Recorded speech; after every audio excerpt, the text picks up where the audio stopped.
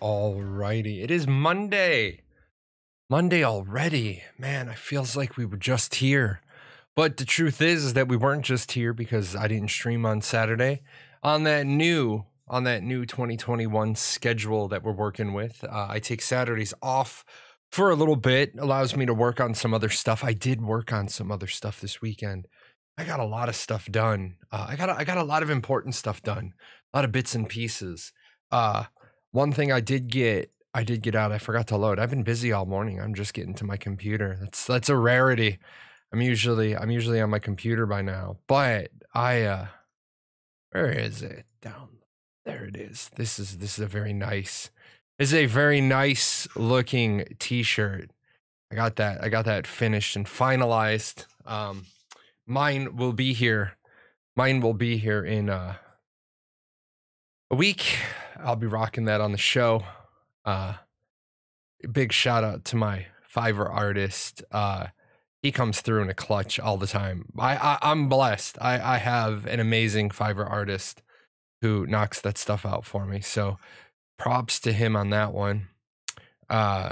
Even though he'll never see this, he'll never see my apology. I did owe him an apology. Back in back in December when he did the steampunk chibi emotes for me, he didn't get a tip. And I felt bad. My uncle had died. That week. And so I got the news and, calling family members, checking on them, making sure everybody, good, got notified. And then on Fiverr, you only have 7 days to tip. So, I mean, he got paid. He just didn't get tipped, but he was cool about it. And then I generously tipped. You talking about origin or art stuff? Yeah, I'm talking like I have a Fiverr artist who knocked out that t-shirt for me. That was, he's awesome. If you ever need a Fiverr artist, let me know. I have an amazing one. Today was, who's here? Which one are you? Hi. Today was a maintenance day around the house. Little bits and pieces needed taken care of. Starting the spring cleaning already. You know how that goes. Got to knock out some bits and pieces. So I started spring cleaning today. The business logo is done already. My business logo is done. All my art, all my stuff is done. Now it's just getting emotes done and t-shirts done and stuff. That's what we're working on now. But I'm excited. I'm stoked, man. I am stoked. My daughter, my little one, goes back to school tomorrow, and I'm gonna get. Oh yeah, that's right. That's right, buddy. She goes back to school tomorrow. I'm gonna get so much done. Hey, Peter Elf, funny. I can almost do that pose. Will you cooperate? Can we do the pose? Can we do the pose? There, we can do the pose. There he is. There he is. Hi. So, I don't know what your problem is. You've been with me all morning. We watched The Expendables. We watched all 3 of them while getting stuff done. He's like, Dad, don't show me off.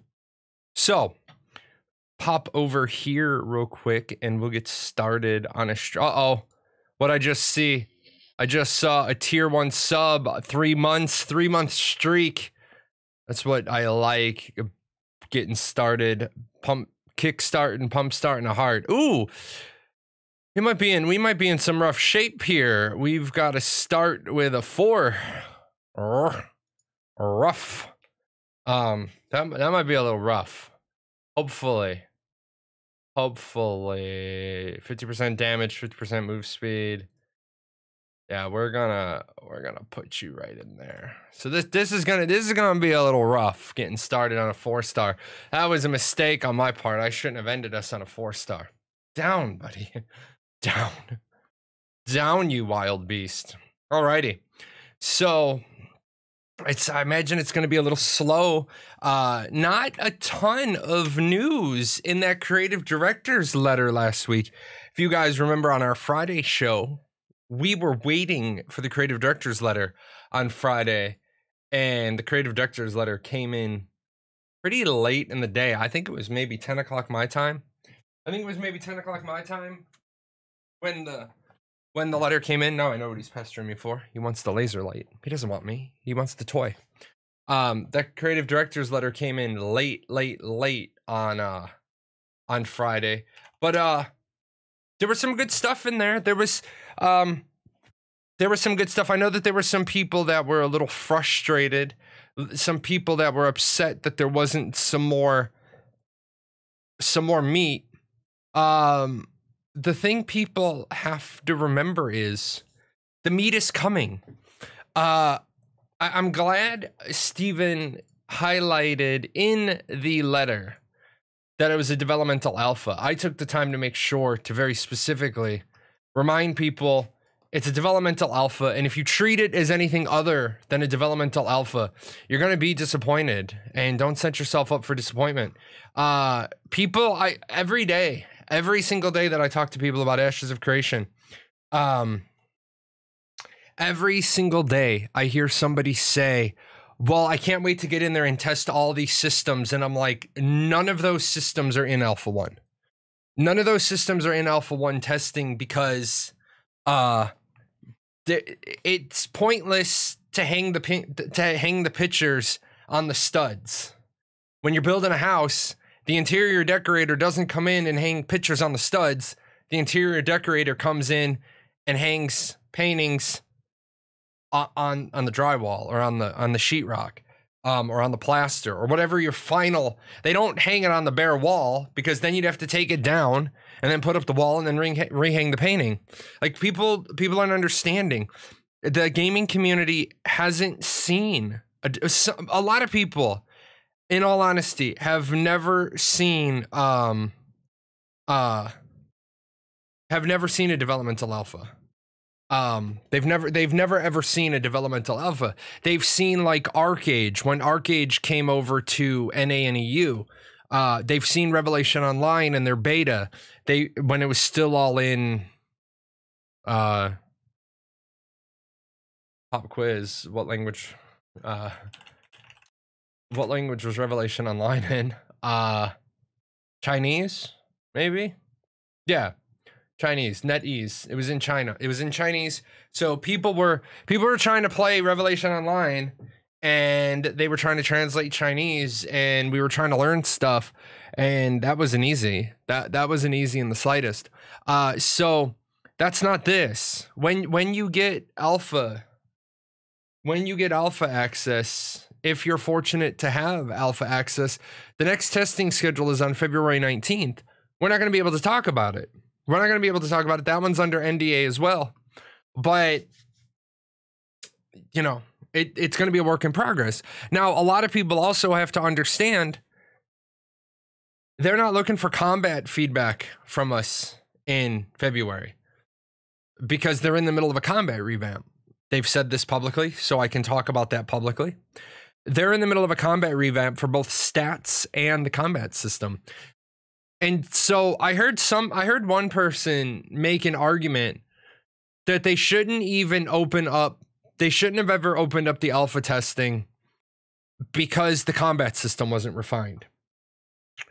And then I tried to have a conversation with this person, and they're one of these people that they don't have any project management experience. They don't have any game development experience. They don't really want to talk about what they do for a living, so you can try to put it in terms they're going to understand.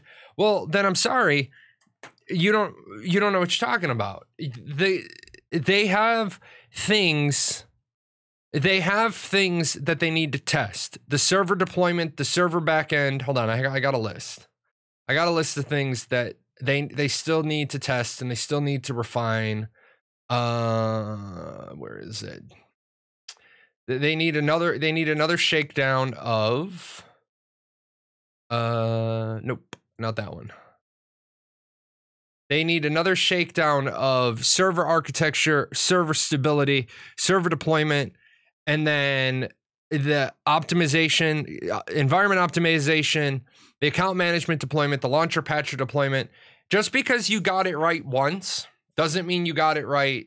You know, you change one thing, you change everything. Now, when you say the combat looks so slow and stiff, how it looks and how it feels and how it plays are three totally different things. Unfortunately, I can't really dive into that discussion because I'd be walking a really fine line, and I'm not about to even approach the line. But combat looking slow, the combat gets its final feel in the last 10%. The last 10% is where the final polish is put on. Like when you're building your house, it's when the fixtures are put in, the lights are put in, the light bulbs are put in, the paintings are hung, the carpet is down, the tile is down. You know, that's what makes a structure into a home. It's that last 10%, 5%, 2%, 1%. The combat is in its base form because they need baseline data from it. How does the server perform with the animations as is? How far down do we got to dial? Now, with that said, is Intrepid behind schedule? Yes, absolutely. There are white knights in the community that try to worship at the altar of the sandal, and they make every excuse in the world. And I say, you're more damaging to this product. Like, I get people who complain about me all the time. I don't care. I really don't care, especially stupid people. If stupid people are complaining about me, I really just disregard stupid people's complaints. I feel a big part of the world is we've begun to tolerate stupid people because it was easier to look at our shoes and say, I need a shine. I'm not going to pay attention to this stupidity. I'm just going to keep walking. Oh, now I put my head up and the stupid is gone. I can't live my life that way. So we get people on the forums, on the Discord, especially the Discord, on the Reddit, that say stupid shit. Well, I'm going to call out people on their stupid shit. Because if I don't, please define stupid people. Stupid people are people who read one sentence of a page that has about 3,000 words on it. They read one line, sometimes only the first line, and then they start talking about how all the things that are wrong, and they haven't done any baseline research. They're not asking questions. Now, I want to divide that into two parts. If someone is asking bona fide questions, can you tell me about this? Can you tell me about this? Can you tell me about this? I will answer your questions. I will give you the wiki. I will give you Ashes 101. And then I will say, if you have any more questions, feel free to ask. I'm not talking about people with questions. I'm talking about people that don't understand alphas, that don't understand game development or project management. Because if they understand project management, you can generally use the project management buzzwords so they understand. But it's the people who say, well, this game is going to die if the combat looks like this. Well, what part of combat rework due to deploy in the April 6th testing is hard? This is really I've said this for a long time. Intrepid shows too much. Intrepid shows too much because the average person can't handle it. The average person can't handle it, and then they just take it to full mental levels. The combat, just to be clear, I don't mean graphics. I mean the feel of the combat. But yeah, how it looks and plays is 3 different things. Yeah, exactly.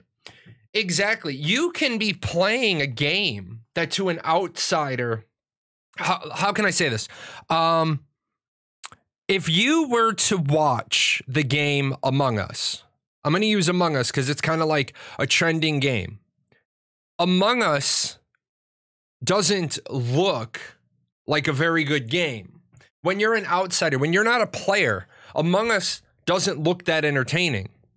Among Us doesn't look like, it doesn't look that entertaining at all. But when you're playing Among Us is fun as shit, okay? Among Us is amazing. Among Us is absolutely amazing. It just doesn't look amazing. WoW looks boring. Yeah, I'm not going to dispute that. I'm not trying to shit in the Cheerios of the WoW players. Final Fantasy, I'm a Final Fantasy player. If you're watching somebody run ordinary or even raid content in Final Fantasy, it's boring as fuck. The only time it looks like good fights are the savage modes and the savage, like the Savage Eden or the Savage Primals. Those look like nail biters, especially if the streamer or the video maker has like their graphics tuned right. Yeah, EVE Online is another one. EVE Online looks boring as fuck, but if you know what's going on, it's more interesting. And then EVE Online is even better when there are a lot of players in EVE Online that just show up for the fight. There's really 2 classes of EVE Online players. There's the casuals who show up when and where they're told to show up, and then there's the leadership that knows that are playing at the strategic level, and they know the value of this system versus this system. There are people in EVE who don't understand that it's not a 2-dimensional map. It is actually a 3-dimensional map, because there are jump points, because they're 3-dimensional dots in space, that even though they're neighboring systems, they're 1 jump gate away from each other, but they're like, these two are right here, and this third one's all the way over here. And so, yeah, you have some players who don't understand that because they've never opened a Sino, they've never owned a jump capable vessel, but you're playing at a whole different level when you're playing at that level. People said Elder Scrolls Online will die because of the boring combat and it's still alive. Yeah, but people are stupid. Let's please cycle back to people are stupid. Most people will say shit like, oh, this game's going to die because the combat is boring. I think the combat in Elder Scrolls Online is atrocious. I think the combat is atrocious. I hate the combat. I hate the combat to a point it's enough that I don't want to play. Because combat is a system that touches every single other system. Now, before anybody's like, oh, you're just shitting on ESO. Number 1, ESO, another reason I don't like ESO, I don't care for their Necromancer class. You guys know I'm big on Necromancers.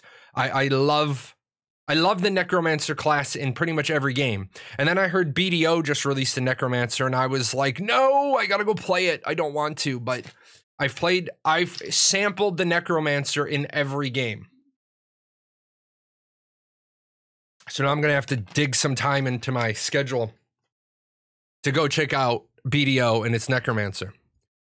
But I don't think Elder Scrolls Online will die because of its combat, but I don't think ESO, I really don't believe ESO is ever going to be above WoW, above Final Fantasy. The other problem is all these game companies bullshit. Okay? All these companies bullshit. Like Elder Scrolls Online, according to Richard Lambert, creative director at ZeniMax, ESO now has over 15 million subscribers. I'm sorry, but bullshit. Okay? But I'm sorry, but honestly, bullshit. I don't believe that number. 15 million people who have ever made an account, sure. 15 million people who have ever made an account, I will totally say fine. You've sold 15 million copies of the game. You've sold 15 million months of subscription time. I'll buy. But I don't believe for a second that they have 15 million active subscribers. Okay? I don't believe that in the slightest. Now, later on in the same article, it says hitting 15 million players, and then because remember, you can say something and make it true. Figures lie and liars figure. You can give me any set of data and give me what you want the data to portray. And without lying, okay, I can look at data, twist it, turn it, manipulate it, change the y-axis, change the x-axis, change which data ranges I'm using, and I can make data say a lot of things. So, keep that piece in mind. But I don't believe that they have 15 million active paying subscribers. That's right. Eve has a very steep learning curve, so unless you know how it looks, unless you know Eve, it looks very boring and what the fuck is going on. Blob 1 versus Blob 2. Oh, I agree with you. I agree with you 100%. Especially when Eve drops into tie-dye. It looks horrible. It plays horrible. Age of Conan's Necromancer was interesting. I didn't like Age of Conan at all. It wasn't for me. It just wasn't for me. I just never. I own it. I should probably drop back into it. I played it a little bit. I just didn't like it. ESO has done a lot of free weekends, which in turn bumps up their numbers. Yeah, absolutely. I really hate ESO, but I can't deny I have 1,000 hours. Yeah. At least you're honest. Did you see the 2M guy in just chatting right now? No. Is there a guy with 2 million viewers? That'd be kind of cool. Playing faction warfare.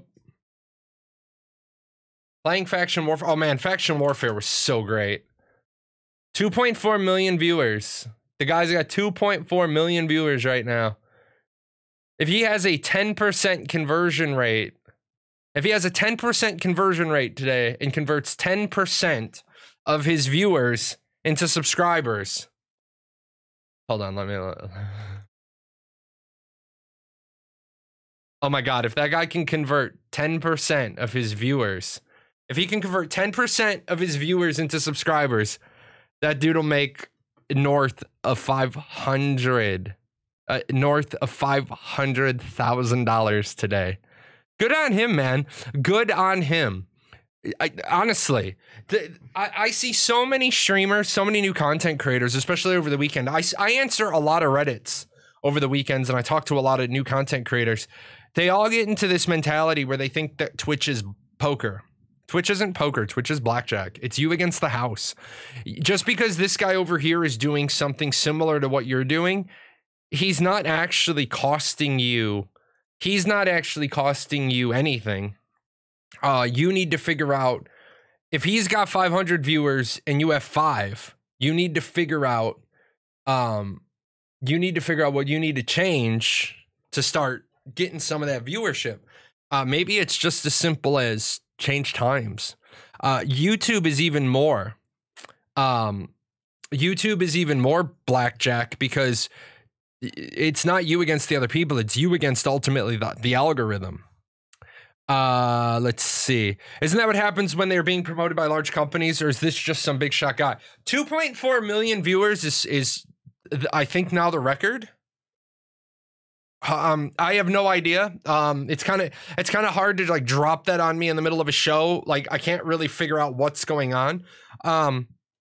But yeah, that will now hold the record for the largest, and that's going to take it by a lot.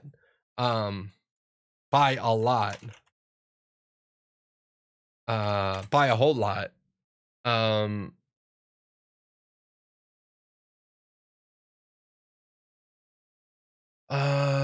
Viewers. Oh no, I take that back. He's not gonna take the record. He's gonna take the individual streamer record, but the all-time Twitch show was 6.1 million when the PlayStation 5 was revealed. But that, I mean, it is what it is, man, and good on him. Like, some people would be like, "Oh, I hate that guy." Oh my God, I hate that guy. I'd be like, I don't hate the guy. I want to be that guy. I want 2.4 million people. I'm gonna be making $500,000 in a day. Have I played the Ashes of Creation Alpha? I have played Alpha 0. I have played Alpha. I have in the Apocalypse. I have played Apocalypse. Alpha testing for December included people that have Intrepid packs. Period. Next thought. I own an Intrepid pack. Period. Next thought. You do the math on the last two thoughts. What? Oh, find. Oh, they're all sleeping. They're all sleeping. You can't find anybody to play with. You can't find anybody to play with. I'm not making fun of you. They're sleeping. He's all in here. Saying hydration check to me doesn't do anything. That's why I have it on points. I'll just ignore them in chat. So let's see. Later today, oh, we've got 10 minutes left before our Stream Raiders battle. Are you allowed to say your opinion, or is that under NDA? There's an NDA in place. There's an NDA in place, which means there's an NDA in place. I saw on the Reddit today, somebody came up with the name change. The name change. You know, every couple of months we get people coming in that they want to change the names of the archetypes or the classes. And every single time I say the same thing. You don't know why. You don't know why things are named the way they're named. So when we get inside of the grid of the 64 names,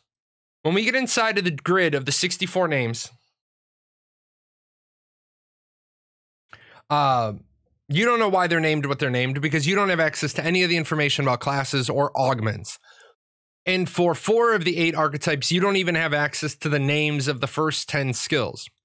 So I tell people politely, and then they get bent out of shape because they wasted, and in this case, it is a waste of their time. They wasted a bunch of time putting forth the proposal before you even seen the class information or the augments. So you're not going to have any idea why those classes are named what they are. You want people to get behind you. You want people to get behind your effort, your campaign, your ideology, your platform, that the 64 class names should change. Well, you have no idea. You have no idea why they're named that way. You have no idea why a trickster is a trickster, or a warlock is a warlock, or a warden is a warden. Now, somebody once said that they didn't like the subclass rogue names because it was Shadow, Knight, Shield, Shadowcaster, Shadowmancer, Shadow Disciple, and I'll grant you that. I'll grant you that. There are a lot of shadows running around, and then across rogue we have Shadow Guardian, Shadow Lord. You know, so I grant you, there's like 7 or 8 classes with shadow in it, but you don't know why. You don't know why those classes are named that way. Now, when it comes to fighter, tank, rogue, ranger, mage, summoner, cleric, and bard, the justification for tank being tank is because tank is its role in party play. And I understand that. I understand that tank is the name for their role in party play. Some people have said then bard should be called support. Okay, and cleric should be called healer. And again, Okay, but there's no medieval fantasy term for tank. There is no correlation, because clerics aren't just healers. Clerics can be damage dealers. Bards can be damage dealers. There is no equivalent for tank. So it's like you're trying to one for one everything. You're trying to one for one everything, and it doesn't work. Barbarians, fighters, paladins, clerics, monks, tanking rogues. There are lots of options in D&D. Defender, maybe. The problem with calling it defender is the same problem with calling cleric healer, because a cleric doesn't need to build into a cleric doesn't need to build into a healer build. They can build into a damage dealer build. If you called it defender, you would be artificially weighting the class to people who don't think that they could be an offensive build. There's not a good word. I mean, tank, then, if people are going to bitch about tank, then they should just call tank fucking meat shield. You know, brute, knight doesn't work because knight, there's too many pieces that go on with knight. Knight has that inherent statement or air of nobility. You'd have to take knight off of the class list. It also doesn't invoke. If you said to me knight and fighter, I would start to get confused with who's who. So in the comments, somebody recommended Juggernaut, which I thought was good. Honestly, it doesn't matter at the end of the day. The problem with Juggernaut is Juggernaut doesn't sound role. Like, it doesn't put them in a role either. Like, you know what you're getting. You know what you're getting when you hear cleric. You know what you're getting. There are some people who don't know what they're getting, that expect that a cleric is just a heal bot. And those people, when you ask them, do you ever play healer? No. Okay, well, remember we said there's stupid people in the world? Don't assume, if you don't play healer, don't pigeonhole healers. And like, you don't know what it's like to be a healer in games where I literally have one offensive spell and I have to sit there with my thumb up my ass for 2.5 hours a day waiting to find groups to clear content that every other class can go clear on their own. So tank is just someone who can hold aggro and don't die that easy. Yes. But the thing is, in Ashes of Creation, the only people who have aggro generating abilities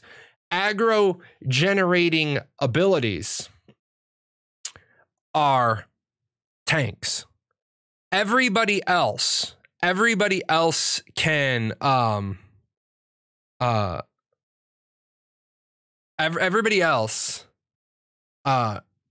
can bounce around for aggro, but only a tank main has aggro generation abilities. Now, it's possible that there's going to be aggro generation augments.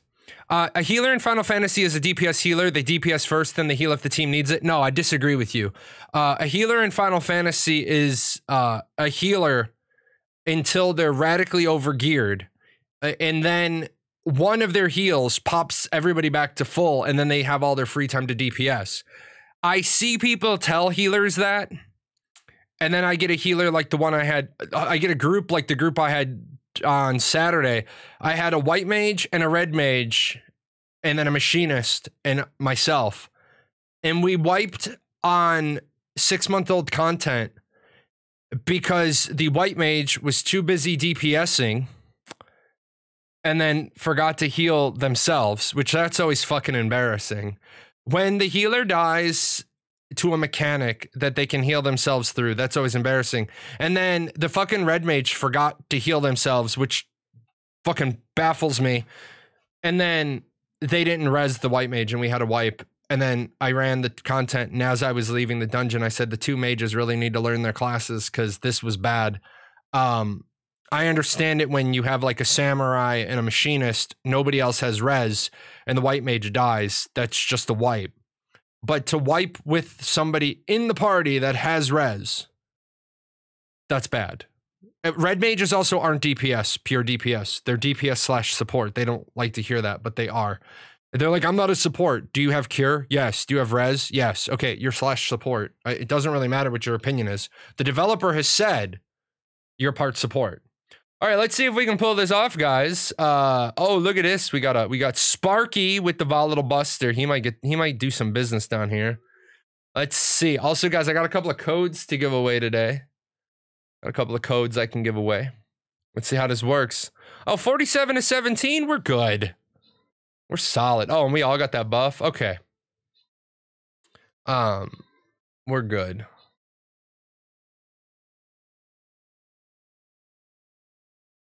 Oh, I agree with you, Instigator. If you're just sitting there, not doing anything but healing in your off times, then you're not giving. Yeah, I 100% agree with you. I agree. I 100% agree with you. As a healer, if you're not casting a heal, you're casting a damage spell. I 100% agree with you. 100%. Too many healers, I sit there and the DPS is just bad. The DPS is just bad, and it's because the healer's not doing their thing. Hype in chat. Oh, they had to take out all their PogChamp ones. But no, I 100% agree with you. If everybody's at 100%, let's be realistic. If everybody is at 90% or above, if everybody's at 90% or above, the healer should be damaging. If the healer's not damaging, you know, maybe they can serve mana for the next time. Some games, yes, not Final Fantasy. You're doing, yeah, mana's not an issue for healers. And well, Astrologian, let's be fair. Mana can be an issue for Astrologians, but it shouldn't be, because Astrologians should have enough downtime mana regen if they're doing their other job and they're throwing cards. I've seen Astrologians think it's better to just spam their AoE, but that's neither here nor there. That's just people not knowing their job, not learning their class. So board healers can create bad games. Like, how low can you go before you die? Fun for the healer, bad for the group. Yes, I agree with you. I do agree with you there. I will not say that I don't do that sometimes as the healer. But I also have the ability to all of my healers are maxed. So I usually don't do that with Astrologian, because an Astrologian's level of oh shit is just slightly lower than a white mage's or a scholar's. I mean, a fucking white mage has benediction, like full. Return your person to full hit points. Come on. You should never die. You should never. The only time the benediction should fail is if the tank uses hyper, which takes you down to 1 hit point, but you can't die right after right afterwards. Let's see.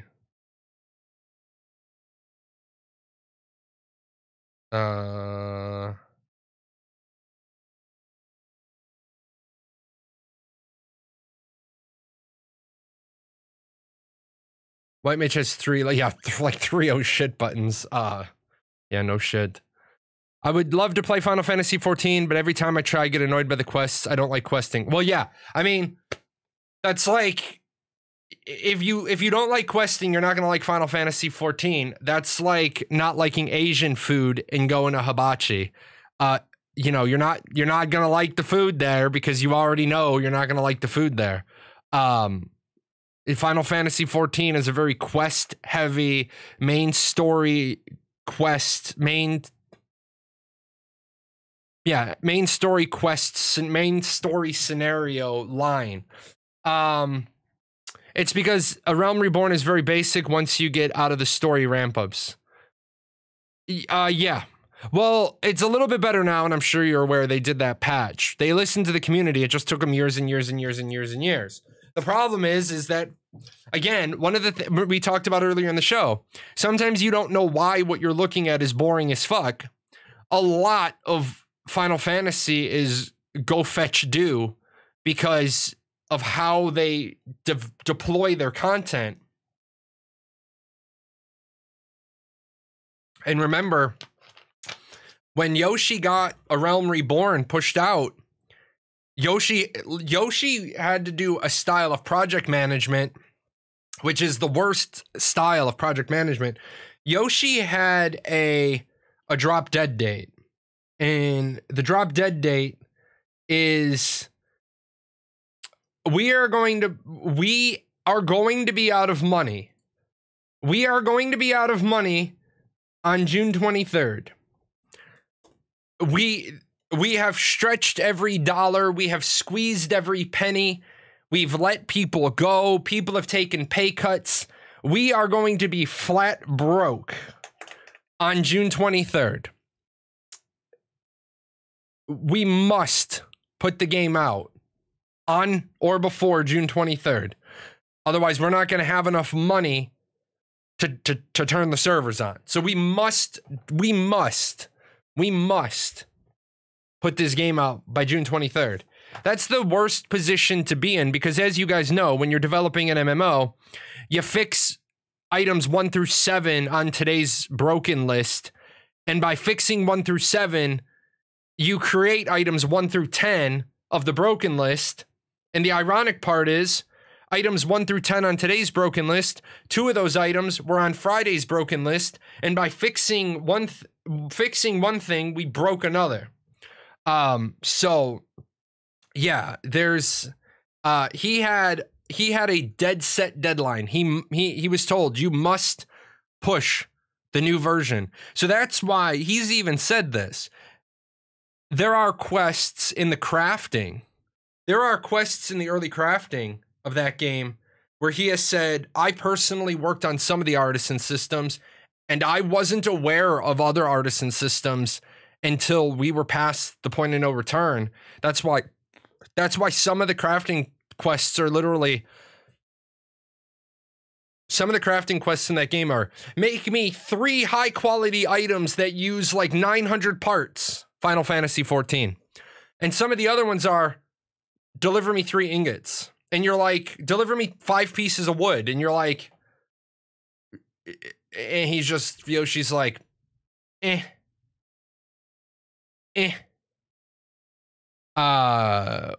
14. The MMO is 11 and 14. 11 and 14 are the MMOs. Oh.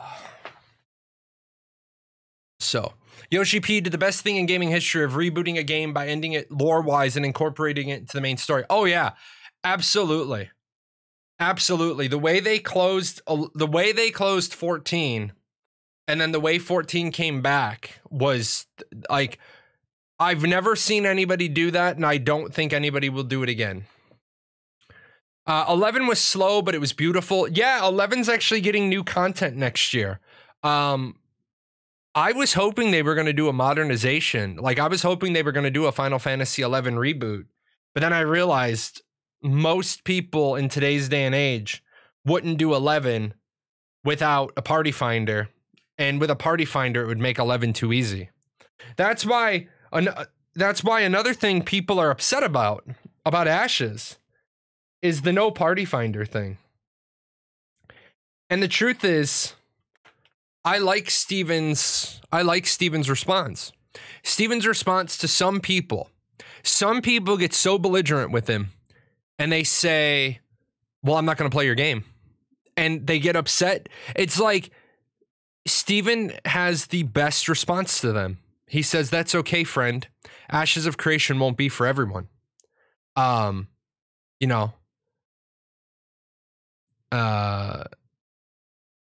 sounds like the I Am Your Father was jaw-dropping the first time, but nobody ever will recreate that. I agree. I 100% agree. Do I ever think there will be a decent mobile MMO? No. The reason why I don't think there's ever going to be a decent mobile MMO is because the amount of complexity you can put into a phone game and the amount of complexity in the controls that you can put into a phone game will pale in comparison every day of the week with what you can do on a console and then what you can do on a PC. Now, I want you guys to hear me here because I'm not shitting on consoles. I'm not shitting on consoles. But unless console players are okay with getting a keyboard and a mouse, I think the PlayStation 5 and the new Xbox are powerful enough to run games, but I don't want to see games watered down. I don't want to see games watered down in order to be played with a controller. So I'm not shitting on the consoles, but I am shitting on MMOs with a controller. I don't want a game that don't like. I mean, I guess you can play Ashes. Some people don't like having. Some people don't like having only 10 abilities. Some people don't like having more than 10 abilities. I like having more than 10 abilities. Because I like the reverse. I like having a bunch of CCs, and I like having a bunch I like having a bunch of CCs and a bunch of CC breaks. There are going to be people who run their Ashes build with 10 abilities. They put all of their skill points into 10 abilities and then passives. So every ability they have is going to hit like a truck. I'm going to have some abilities that hit like a truck, but I'm going to have, I'm also going to have a lot of situationals because I like having solutions to a lot of problems. It's not that they don't want to play with keyboard and mouse. It's they can't really because of Sony. You can't put an external keyboard on a PlayStation 5. I thought you could use an external keyboard on a PlayStation.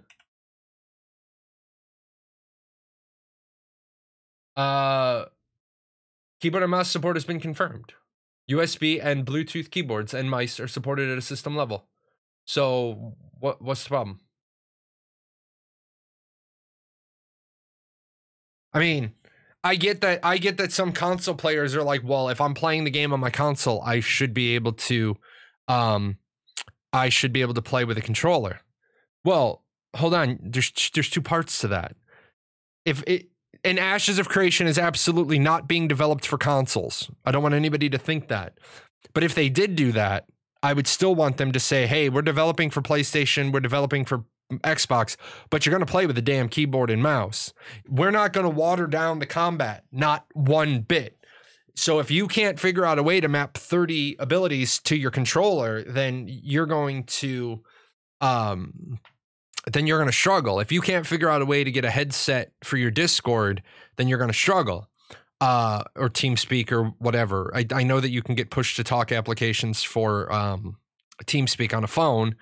If people are like, oh, my group of people require push to talk, yeah, you can do that. By the way, I want to say about phones, I have it written on my list today. I do apologize to you guys. I was always saying stuff like down below my picture, there's this Amazon thing. I was looking at my page through my phone today just to see what it looks like. And I was like, oh, that's why people PM me on Discord and they're like, what the hell are you talking about? There's some people who only ever watch this on a phone and they have no idea some of the widgets I'm talking about. What would I say the pros are for using TeamSpeak over Discord nowadays? Oh my God, so many. There's so many pros for TeamSpeak. For casual guilds, use Discord. It's going to be fine. For serious groups, just the way that you can organize TeamSpeak, where you can put people in channels, and they only hear their raid caller. The fact that you can set up channels where only people with the raid caller tag can talk. So in like a standard, let's Bob Ross it up for a second. And I'll show you a normal, a decent. This is gonna be like no pre-thought. I'm just doing this off the cuff. So you're gonna have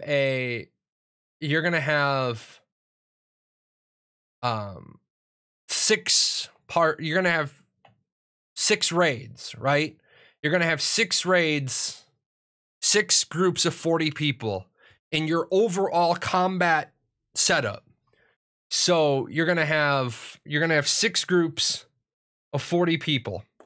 So in there, you're gonna have 2 groups of 3, right? Now, I should probably think this out. So you're gonna have 2 groups, and we're gonna designate them red and green, right?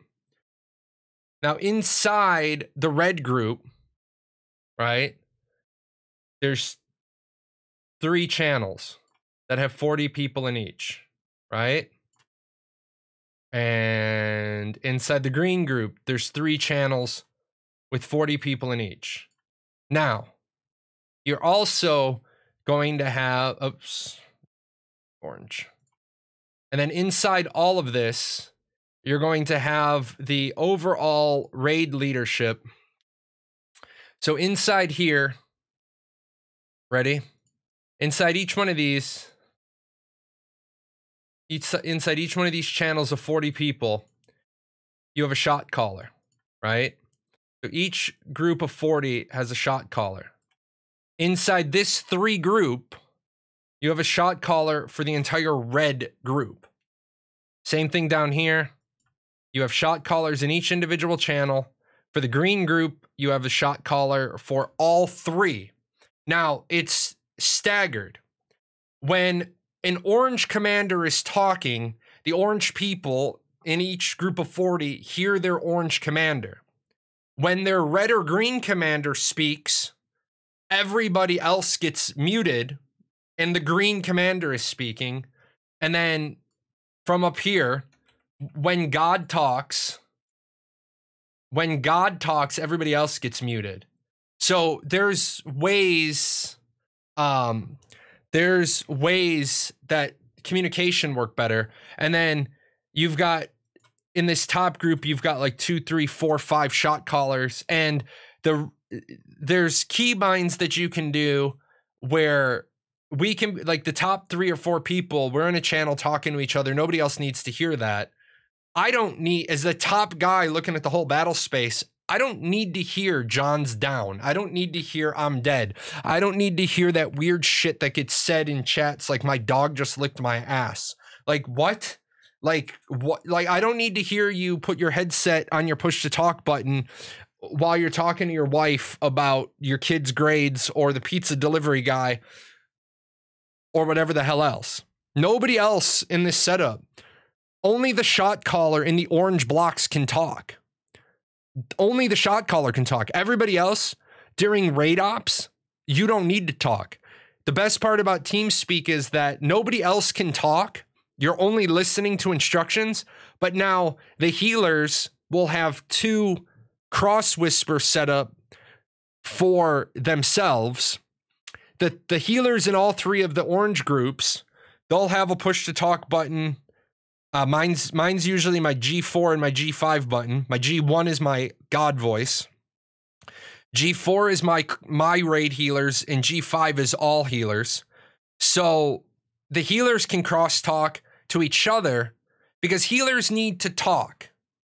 Healers need to talk, but healers don't need to talk over the shot caller. Healers really don't give a shit about who's being called the primary. Because let's be honest for a second. Let's be honest for a second. Instigator said it. A healer's job is to apply damage when they're not healing. Shit has hit the fan Zerg ass PvP, a healer is always healing somebody unless one of two things. They see a target of opportunity that they know they can one-shot, or somebody is on them and they now move into a I need to defend myself. And then healers oftentimes have the ability to talk in channel, and that pisses off DPS. Because usually the shot caller, tanks, and healers get to talk, and the DPS get told, shut the fuck up. You don't need to talk. And the only thing healers are allowed to talk, but the only thing anybody wants to ever hear a healer say is, Jay needs help. Help Jay, assist Jay. And that way, tanks all look at their healer and say, shit, he's on my healer. Or the damage dealers are like, no. Fire at the guy that's on our healer. No. Back to this fucking shot caller's primary target. Damage dealers are usually the ones that are like, woo! Like, shut the fuck up. Nobody cares. Nobody cares that you dropped a 99,000 meteor on anybody. Nobody cares. Show that shit to us on your highlight reel after the raid. I also prefer TeamSpeak because I can have my own. Discord is always going to be running through some company server. True. I never seriously used TeamSpeak. It was before my time. It seems like TeamSpeak equals Windows, Discord equals app. No, TeamSpeak equals hardcore, Discord equals casuals. And like I said, most guilds, you don't need a TeamSpeak. Most guilds, the ones that are casual, laid back, families, like little groups,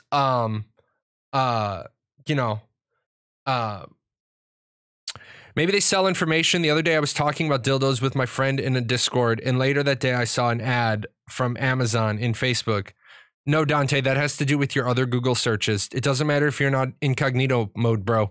They got that on lock. So just keep your Google and your shopping lists on the DL. It's okay. Nobody's gonna judge. Okay, we're gonna judge. So don't say shit like that in public.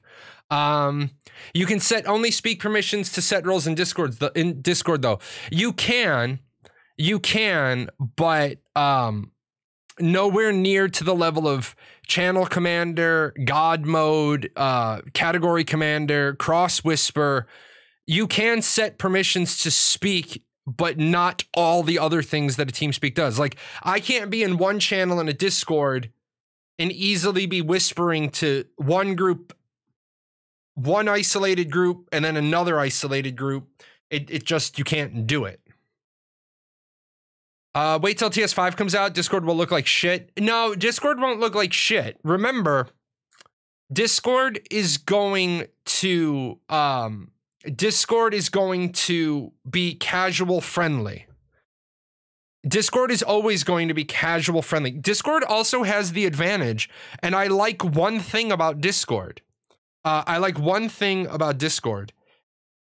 that is, it is a multiple forum.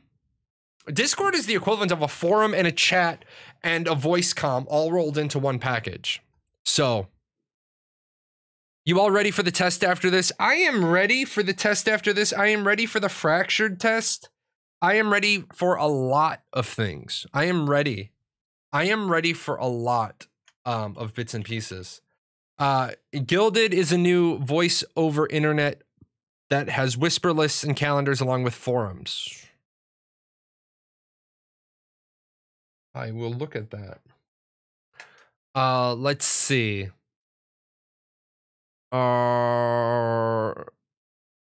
Yeah, they both have their advantages and disadvantages. So for easy things, Discord is fine and works quite well. Also, a lot more complex server is possible. However, very big community or very complex permissions is for TeamSpeak. Yes. What do you think about VR MMOs? One is just being developed. I think that a VR MMO is not to shit on anybody's dream, but I think that a VR MMO is way too early, because I think the VR tech is way too early edition. I think that VR needs, now it pains me to not be able to share some stuff with you guys about VR tech. Because I know some stuff about VR tech that I have to not talk about. But there is some amazing shit coming down the line with VR tech. I think when that amazing shit becomes, yeah, Sparky, that's kind of the realm I'm in, but I'm kind of in a box. I think, because you guys all know that the majority of technology, I don't want to say the majority anymore because that statement's wrong. A large portion of technology that gets developed in-house by the military. A lot of people are under this impression that everything the military uses is developed externally and then sold to the military. And I don't know where they got that. I didn't know where they got that before I was in the military. I don't know where they get that now. There is a shit ton of stuff developed inside the military. Is developed inside the military for certain things, and VR is one of them. And holy shit, okay? Holy shit. Sparky shared a public one with you, but I think when that grade application stuff becomes public mainstream, then I think of VR MMO. And I think of VR MMO. I think a VR MMO is going to be great. I also think that a VR MMO is going to definitely have to have a maximum rating sexually of G.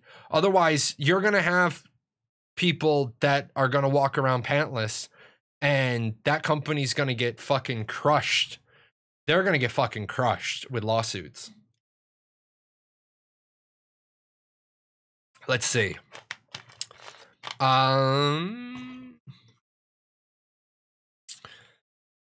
Oh, I typed video. I meant to type battle.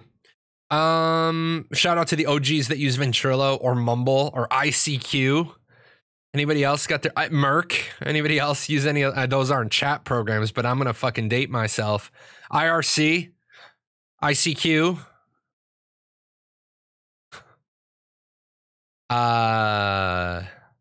Let's see. How do you think they will handle nodes, zones that are unpopular on several servers? In other MMOs, inconvenient zones get less attention. They're not going to handle that. They're gonna I mean, it's player driven. I don't think there's any part of the world. And remember, guys, this is a conceptual map. This is a conceptual map. The map is obviously going to change. I don't think there's any part of the world that doesn't have value. You're talking about nodes or zones that are unpopular on several servers. Well, no two servers are going to develop the same. Every server is going to have its own unique story. If they do their job right, and if they lay out the world properly, then every zone has intrinsic value because certain resources are only available in certain areas. So, and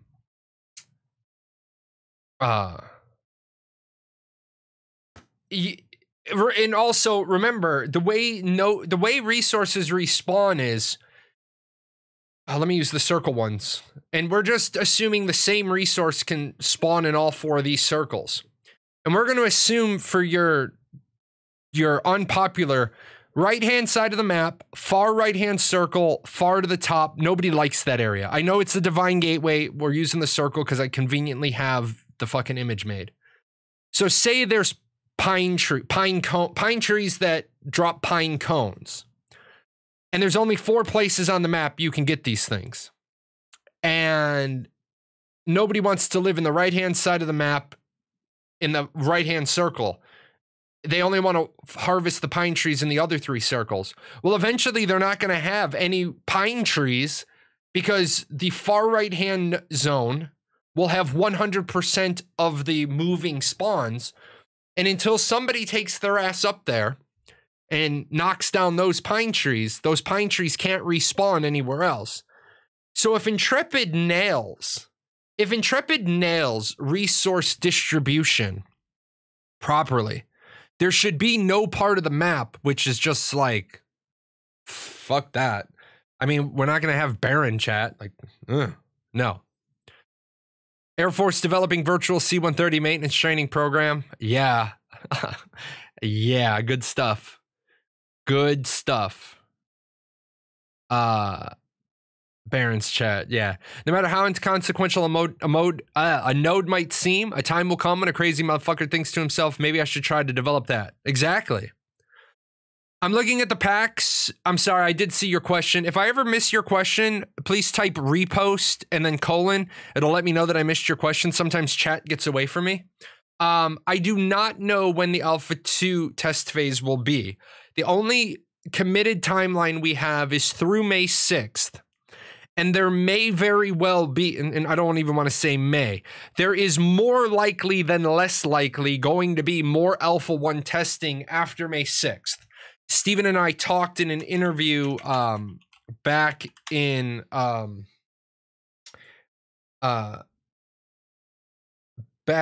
October about the future of the testing, and he said they were committing through May 6th, and then after May 6th they'll line out another timeline. No problem. That's what I'm here for. I'm here for Ashes of Creation, questions and answers. I'm here for a little bit of Stream Raiders. And today I'm trying to be here not at all for anything other than Ashes or Stream Raiders. That's what we're here for. We do need some more footage though. So Steven, oh,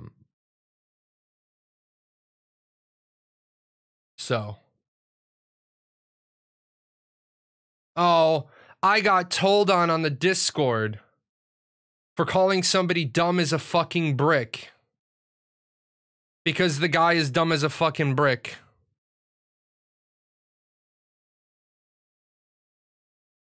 Aw. He told on me. It's also funny. It's also funny. Here's I do have a criticism about Intrepid Studios. It's the 11th. It's the 11th. And I'm being I'm being warned about something that happened on the 10th from the anonymous modbot. Like if a moderator wants to approach me, but when I get told publicly by two different moderators, see, this is the problem. Two different moderators told me I was in line. You are dumb as a fucking brick. It's not even a personal attack because dumb, I use the word dumb often enough.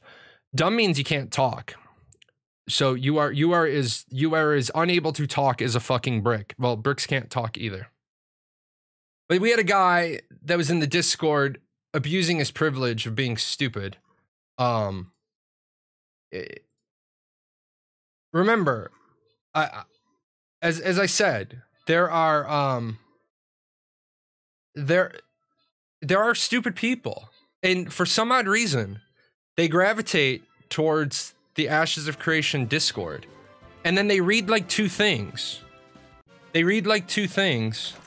And then they think they're subject matter experts. Like, and we had to break it down for the guy like multiple times. And the guy didn't want to. Although the funny part is, I'm actually surprised because I basically called the guy stupid. But what I said was, I quoted Carlos Mencia. You guys know I steal from Carlos Mencia, and I don't feel bad at all because he steals from everybody else. I said, I went to school, I have a degree, I know who is stupid and who is not stupid. And, you know, this guy. What? A free-to-play for $924? What? I want to know what game is free-to-play for $924. Let's see.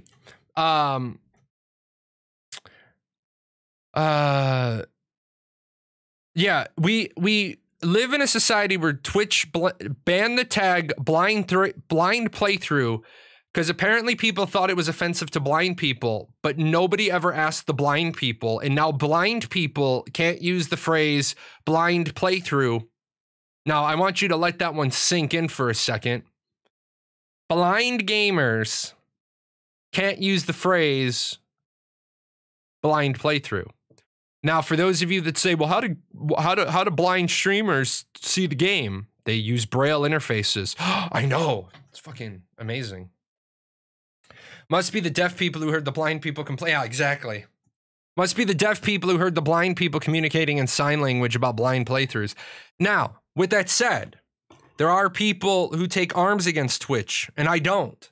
Here's why. And people on the Ashes of Creation Discord, they were like making this big deal about a streamer who got banned, and one streamer got permabanned, one streamer got banned for 3 days. It works like this, guys. There's no such thing as censorship on a private platform. We all have a contract. We signed it with Twitch. Are there some gray areas? Sure. Was somebody on the Discord saying that that it's horrible that Twitch has a contract with gray areas? And I said, nobody came to my house and put a gun to my head and told me I had to sign my contract with Twitch. Guess what? Twitch came along and said, we'd like to offer you a spot in the partnership program. I said, hey, that'd be amazing. They said, hey, sign this. And guess what? I sat down, I read it again. I went for a walk, and then I read it from bottom to top. Because when you read legal stuff, always read it from top to bottom, bottom to top. Are there gray areas? Yeah. Is my signature on the bottom of that contract? Yeah. So where's the problem? I get tired of people being offended for me with my business relationship with Twitch.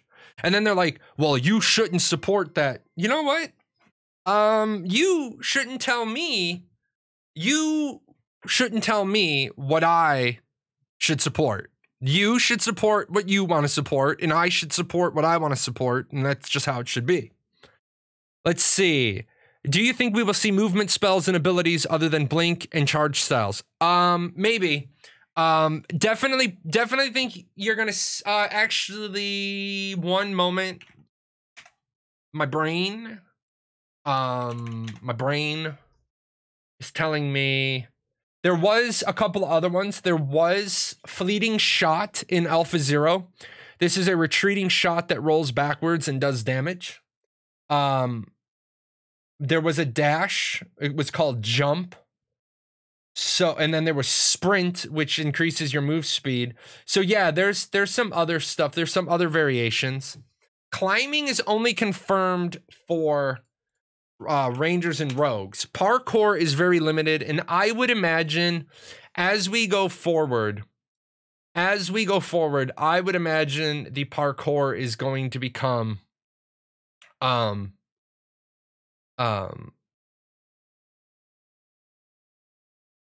and cut and cut and cut and cut until eventually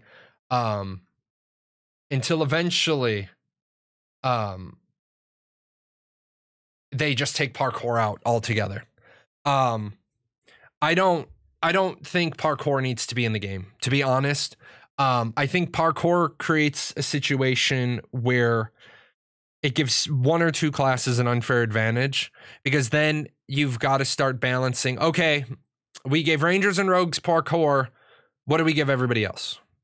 Because you're already giving rogues the ability to find additional loot in dungeons.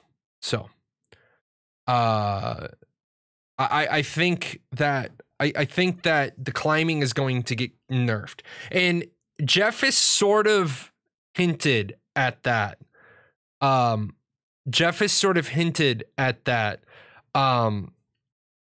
Because he said climbing creates a scenario where you have to spend a lot of time to make sure that, yeah, exactly. People will use parkour to abuse game design and height advantages. So you have to be extra triple sure that if I allow you to parkour into an area that you can't find yourself balancing on a ledge where I don't want you balancing, able to deliver damage down, to unsuspecting people down below while at the same time being unable to be damaged. So I would imagine parkour is going to get nixed.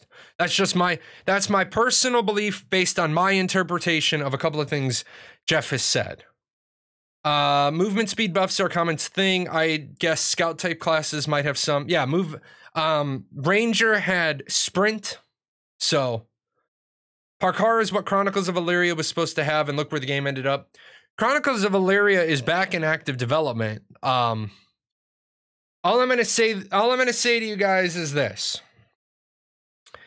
When you are engaging in legal issues, there is something called talking too much. The people that were so angry at Soulbound Studios and threatened to sue them, well, if I know I'm about to get sued, there are certain things I'm going to do very publicly and then very privately things I am going to do if I know I'm about to get sued. And if you're going to sue somebody, get into court, get the case filed, get a whole bunch of subpoenas, get the subpoenas delivered, and get the records you need all as quickly as possible. Because if you say, I'm going to sue you, I'm going to sue you, I'm going to sue you, I'm going to sue you, I'm going to sue you, and then the other people just start destroying records, private companies there's a very, very narrow list of things that private companies need to maintain. They need to maintain full financial accountability.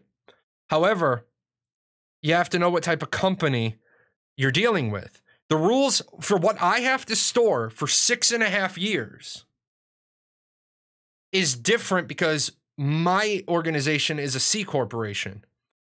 There are other organizations that what they have to store is a lot different. And then a lot of people got caught up with this. Well, Caspian was scamming. First of all, no. And that's we have to dial down. We have to dial down our verbiage and our aggression and all these other things. No, Caspian wasn't scamming anything. Well, he was taking a $250,000 a year salary. Yes. And the fact that he was taking a $250,000 a year salary was pretty stupid to begin with. Both for the amount of money he was taking and the fact that he was taking a salary based off of money that he had donated to the company. That's called double taxation. So people told him that they were going to sue him. Chronicles of Illyria got sued. Chronicles of Illyria is being sued. But here's what in Chronicles, I don't want to go into the one little caveat of Chronicles of Illyria because there is a caveat on that case. However, at the end of the day, incompetence isn't criminal. You're going to sue him. He's going to go into court. Your Honor, here's our books. Here's my forensic accountant's analysis of our books. I'm sure they've had a forensic accountant do their own analysis. Then the judge is going to say, all right, I'm going to retire to chambers and I'm going to review the two forensic accountants' reviews. As long as the two forensic accountant reviews come in close, the judge is going to be like, we don't have a case. Remember, you can file suit against anybody you want, but there are so many pretrial motions in reviews. And then the other thing is you sue them. In a normal situation, again, Soulbound Studios has a little bit of a caveat attached to theirs that makes it a royal fuck up of a case. So you're suing me. Your Honor, they're suing me for $7.5 million. I have $41,000 in my bank in my company's bank account. I guess considering that this case is going to take weeks and my attorney is going to bleed me dry of $41,000, how about I just plead no contest and you can have the $41,000? Because they're suing me for $7.5 million. They're not going to go away they're not going to go away anytime soon. And the judge is like, all right, $41,000. I also order that your company be closed. You're not allowed to do business. I revoke your business license. You're now a business in bad standing. Blah, blah, blah, blah, blah. File your fucking tax form for final tax form, and you're not allowed to. And then the judge is probably going to say something like, and since this is your second failed endeavor for a video game, you are banned from crowdfunding for another video game in the state of Washington. And then what do all the people who are like, I'm going to get all my money back? No, you can't. If he's got his business set up properly, you can't get his money. So people got to calm down. I haven't paid much attention to this part, but I love some of the advanced mobility mechanics. It added a lot to the sea battles and arcade gliders and such. Yeah, but here's the problem with what advanced mobility added to Arcade. What, appreciate that. 5 months. Excellent. Uh-oh.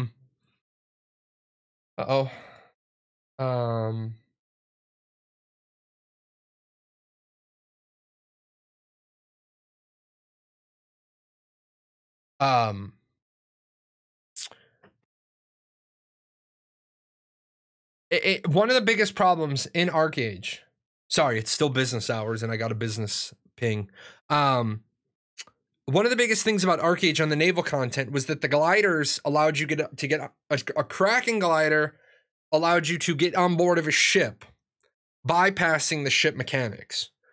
Certain mounts allowed you to get up on top of the ship, bypassing certain mount mechanics or certain ship mechanics.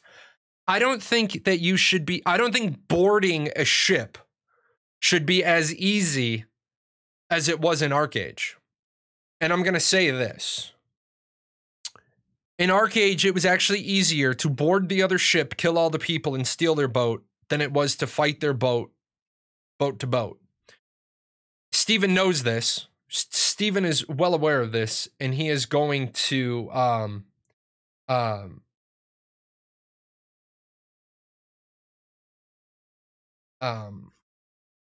he's going to make it so that that doesn't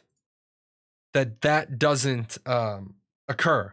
Now, will there be occasions where you do fight yourself, you board, you swing over on ropes, however they do it? Sure, there will be the occasional boarding of a ship where that becomes the time that it was easier to board the ship. But Steven knows. Steven has a ton of experience out at Kraken.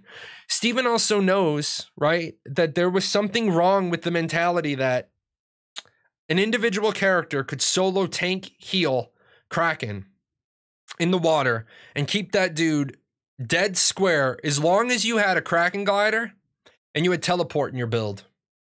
You could straight tank Kraken solo after about the 4th week. As soon as you got, especially if you were doing it the smart way, as soon as you had a certain set of gear with a certain weapon, you could solo tank Kraken as a cleric. There's something wrong with that. There is definitely something wrong with you solo tanking a world boss while all these ships pelt it. Steven knows there's problems with the naval content. He wants to make it better. Boarding was the way to go for pirating until they nerfed gliders, so you can only glide a very short while and then get pushed backwards. Well, that was turbulence was always in. That's why you needed a Kraken glider. I think maybe a Red Dragon glider had no turbulence as well. That's why guilds that were killing Kraken and getting Kraken gliders were such a pain in the ass in water fights. Because once you had enough Kraken gliders, then the glider mechanic didn't play in.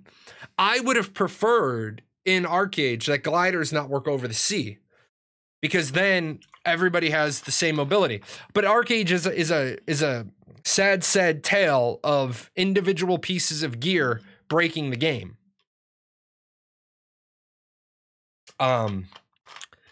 Kraken Scepter, Kraken Spear, Kraken Shield, and Anthelon sets. The guild that we were the guild killing Anthelon more often than anybody else. All of our mages had Anthelon sets. Well, that pull in and damage coupled with a Kraken, like your mage pulls the people in and uses the Kraken Scepter, and then hot swaps back to their normal weapon. And meanwhile, your healers cycle Kraken shields So they're all slowed and they're all stuck in that burning fire. And then everyone, of course, is balled up, vicious implosion. It was just a bad scenario. That stopped being the meta when Anthelon gear was no longer the best in slot. Steven's aware of that stuff too. So that's what gives me confidence that Ashes isn't going to be like all these other what the fuck games, because Steven's played them. Steven knows what works. Steven knows what doesn't work. And that PvP balance leads me into something else that was on the Discord. Or the Reddit. Somebody talks about the PvP balance to avoid zerging. First of all, they're not balancing PvP to avoid zerging. And people got to get this mentality out of their head. I hate to tell people, zerging is a valid strat. And I know they don't like to hear that. Zerging is a valid strat. Numbers, there's a reason why in war, the side with the most numbers used to win until technology became a force multiplier. At the same time, as badass as any elite military unit is badass as any elite military unit is, no military unit in the world, no matter how badass they are, wants to engage 100-to-1 odds in an open field. Have all the fucking military in the world you want. Have all the technology in the world you want. You're not gonna win 100-to-1. Now, if you start calling in like airstrikes and naval bombardment, okay, well now you gotta. That's even worse, because then you got to give them 100-to-1 odds for every person on the ship, the pilot, that ground crew that loaded that equipment. I mean, so you're starting to talk, you're going to have some massive numbers in that field. I don't even think your technology is going to work there. But, right? But, the numbers are huge. So people that whine and cry about numbers need to stop. I understand you want fair fights. Castle sieges are fair fights. Castle sieges are balanced. Castle sieges are balanced. 250 versus 250.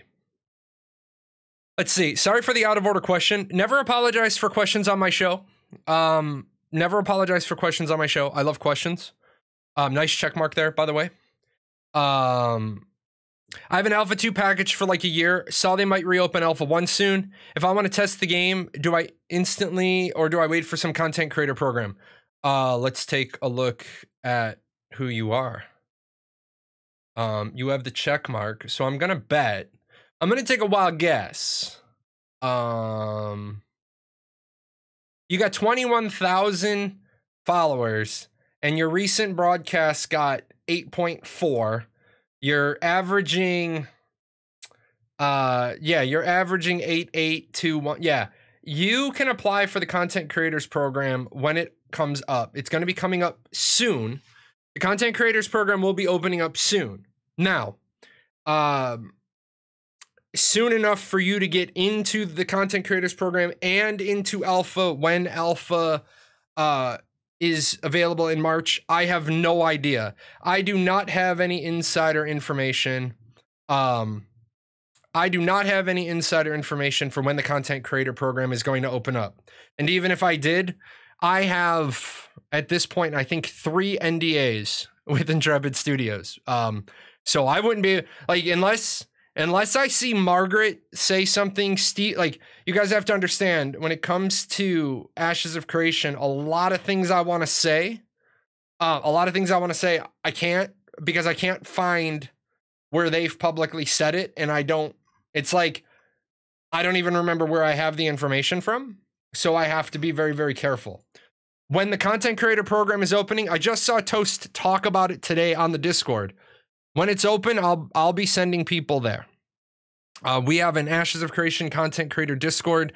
I'm all about helping other people get like Ash's momentum, because the more people that have Ash's momentum, the better my products do. Will there be other PvP activities besides sieges and caravans? Yes, I linked you the PvP link. There will be node wars, node sieges, castle sieges, guild wars, arenas, caravans, enemy of the estate, and the bounty hunter system. Will all cosmetic costumes have their own mesh for different races? Or if I'm a Renkai wearing a costume designed for a human, will I end up looking like a human while I'm wearing the costume? No, it'll have a mesh for its own race. Costumes won't change. Armor will change a little bit.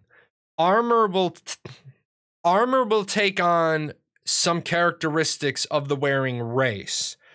A bit of a contentious point for some people. They think that the armor should be made by the race and then hold that rate, should hold the crafters. It should hold the crafters race. So. There are plenty of roadblocks for Zerging and Ashes, most significantly the long travel times. Yes, there are roadblocks that certainly, without a doubt, make Zerging more difficult. However, if I do my homework, if I do my strategizing, if I do my scheduling, and I decide to drop, 500 people on your nightly caravan run, don't run to the forums and cry to Steven, because that wasn't a game mechanic thing. That was a player-driven thing. I brought 500 people with me. I'm Leonidas, and I was out for a walk with my 300 personal guard, and we just happened to run upon your caravan. With that said, remember, when people hear about a large group operating in any particular area, guess what? People looking for a fight are going to start moving into that area, a la Eve. Eve's mentality. Now, in Eve, for a long time, for many years, we might travel 50 jumps in breakneck speeds for a fight, because we knew there was a fight to be had. And then people started complaining and whining, and a lot of 0-0 was vast nothingness, so they put in jump bridges, and Titans could open jump portals, and there were lots of jump bridges and lots of things there. Steven has said the journey is just as important as the destination, so keep that in mind. Will there be crafter signatures? Yes, you will. You will have the crafter's name on the gear that you wear. So the crafter's gear is there. Oh, why did people ping me? Okay. Hold on, I gotta link a meme. Somebody brought me up. I gotta do it. Are spy networks in enemy guilds nodes possible? Yes. What kind of information could they learn? Well, lots of information. Number one, the value of a spy is limited only by how good the spy is. What kind of information could they learn? What sort of builds you're running? What sort of augments you're running? The fact that you'll be able to hang around with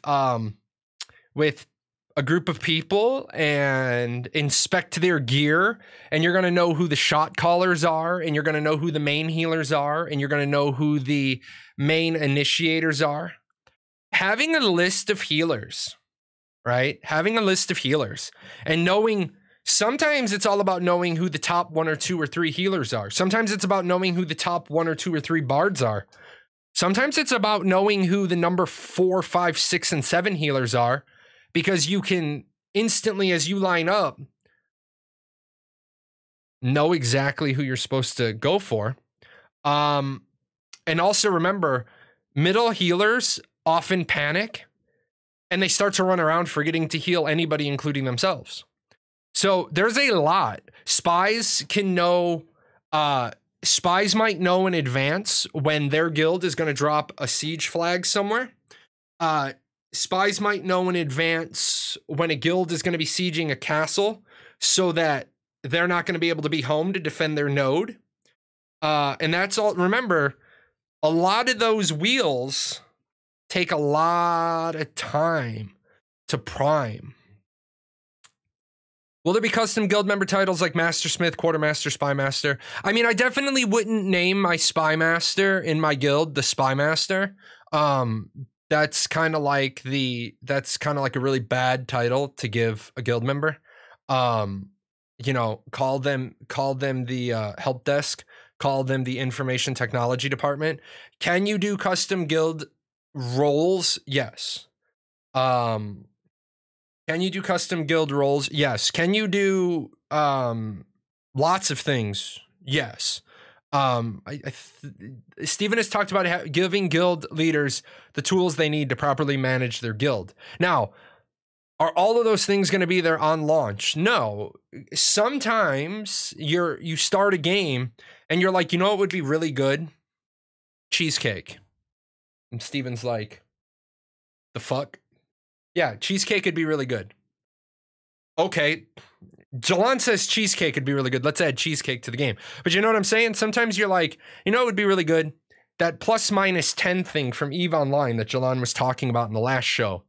Allowing people to individually set guilds and individual members on a blue to red spectrum. Or since certain colors are already used, you'd have to give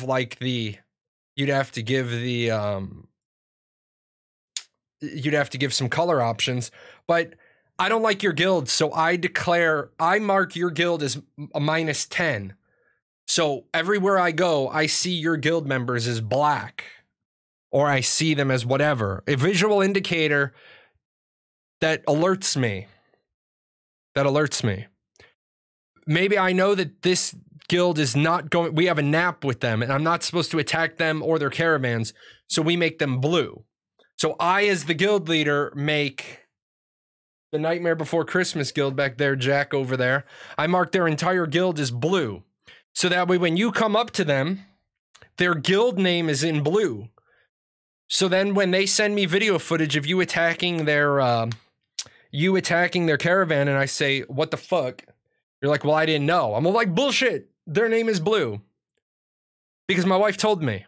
Because Jahlon's colorblind. So blue for me sucks. But blue's a good color. You can't do red. You can't do green.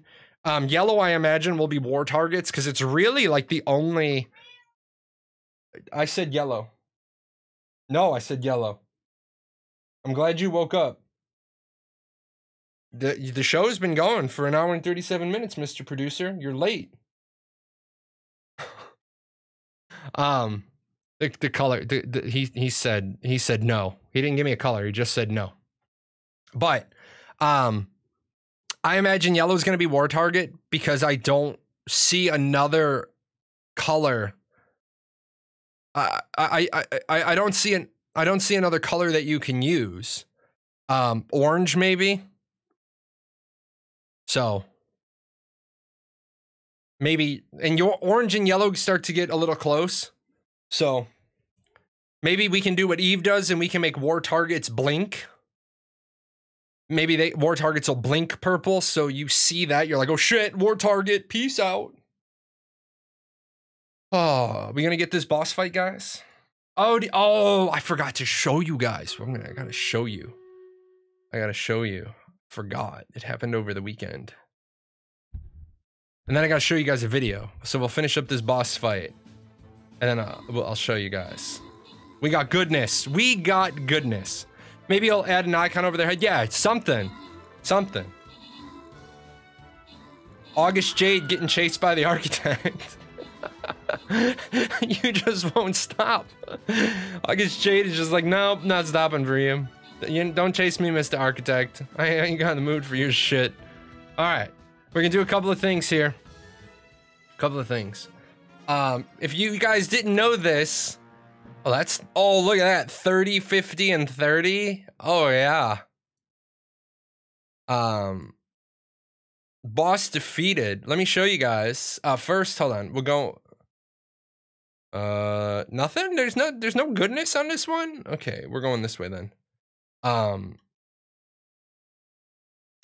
put down the reindeer tank. And then let me go home real quick. Let me show you guys. We got. Look at this. Look at this guy right here. Look at this guy. That is a Paradox Gaming Network pimp in a top hat. But I gotta show this video because you guys can't believe what they said on that show last week. I can't believe what they said. And let me show you guys. Let me show you guys what they said. Because I couldn't believe it. You guys, we all know that I don't have a very good sense of humor. So let's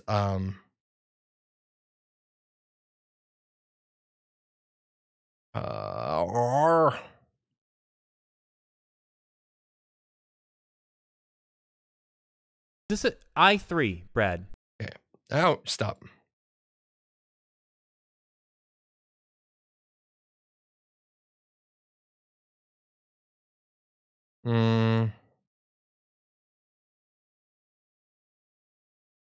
Sometimes my life.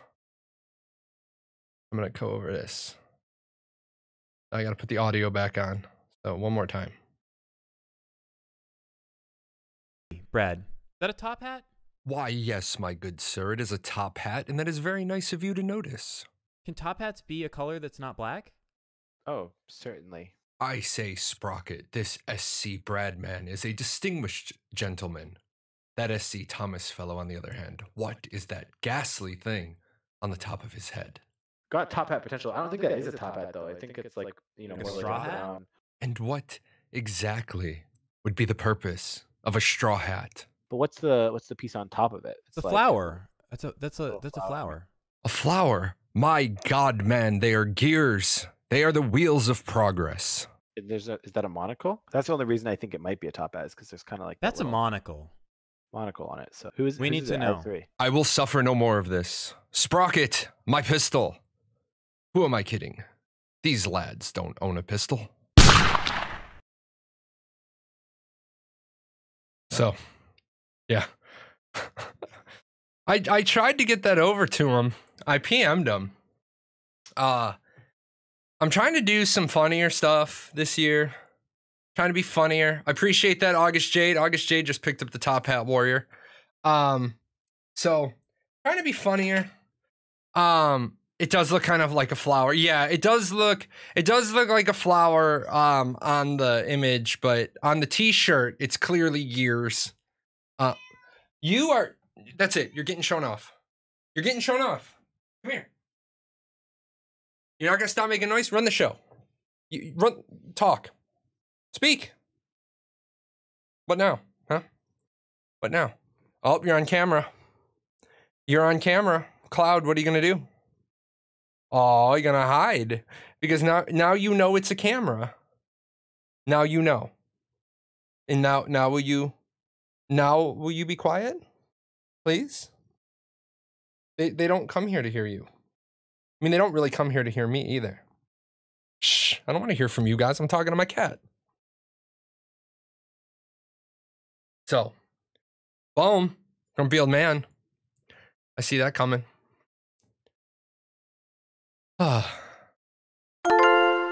Ching. So, where were we? Oh, PvP balance to avoid zerging. Okay, so a couple of things. They're not changing the PvP balance to avoid zerging. What they are doing is, number one, as I use this example, this is a map I made in Incarnate. If I'm say it takes 2 hours to travel down the Orange Brick Road.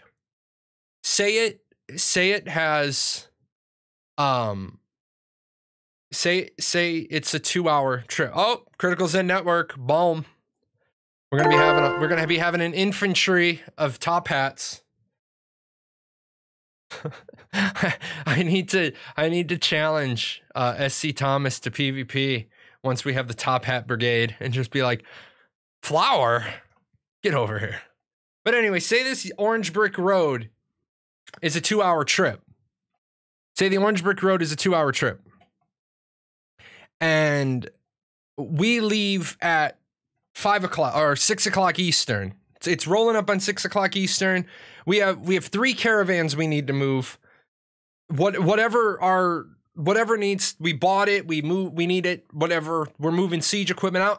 I don't know what we're moving from the sea, but we're moving it down the orange brick road to the little village. We're reinforcing that village, whatever we're doing. Maybe we brought some rare ore. Maybe we brought some rare ore in by boat, and now we got to take it down to where we have ore smelters. There's lots of reasons. But that's a 2-hour trip. We're leaving at 6 p.m. Eastern. Now, we leave at 6 p.m. Eastern with 50 people. And somebody was a good spy, and they got word of our movement. And at the 1 hour in part, where we're gonna go past that town, there's a guild waiting to hit us as we go past that town. Well, it doesn't matter that it's now 7 o'clock Eastern and another 100 guild members have logged on. Those 100 guild members are an hour away. Now, they might be faster than an hour. They might be 40 minutes by their fastest mounts versus we traveled an hour by caravan. An hour by caravan may not be an hour by fastest mount. But if we get attacked 2-1 because they prepped it or they guard this road or they whatever, it doesn't matter that I have another 100 people in reserve. They have to get there. They have to be there with us. That's the anti-zerging mechanic. The anti-zerging mechanic is also a little bit based on how spells work, the ground reticles, the placements. And I need to get a little bit smarter on Ashes before I can talk more firsthand that way. But Steven has said a lot of that has to do with proximity. But then in some places he says you're not. So I need to get familiar. But Steven has a mentality for how he believes the large group versus large group is gonna work. But I got to get smarter on it before. It's like the book Extreme Leadership. I heard what Steven has said, but I haven't had a chance to sit down with him and say, all right, I get everything on this list except number 2. Can you explain number 2 to me? Because if I don't understand number 2, I can't explain number 2 to other people. But Steven's busy and it's not really that big of a deal right now because, like I said, I got to get into Ashes. I got to get non-NDA firsthand experience on it so I can say to you guys, all right, let me show you some footage. We got a little Zerg action going on. Lots of testing needs to be done as well. Exactly. It's like this is broken. Yup. It's exactly. So Steven has realized that with the game being as delayed as it is, he needs to stop talking about some stuff because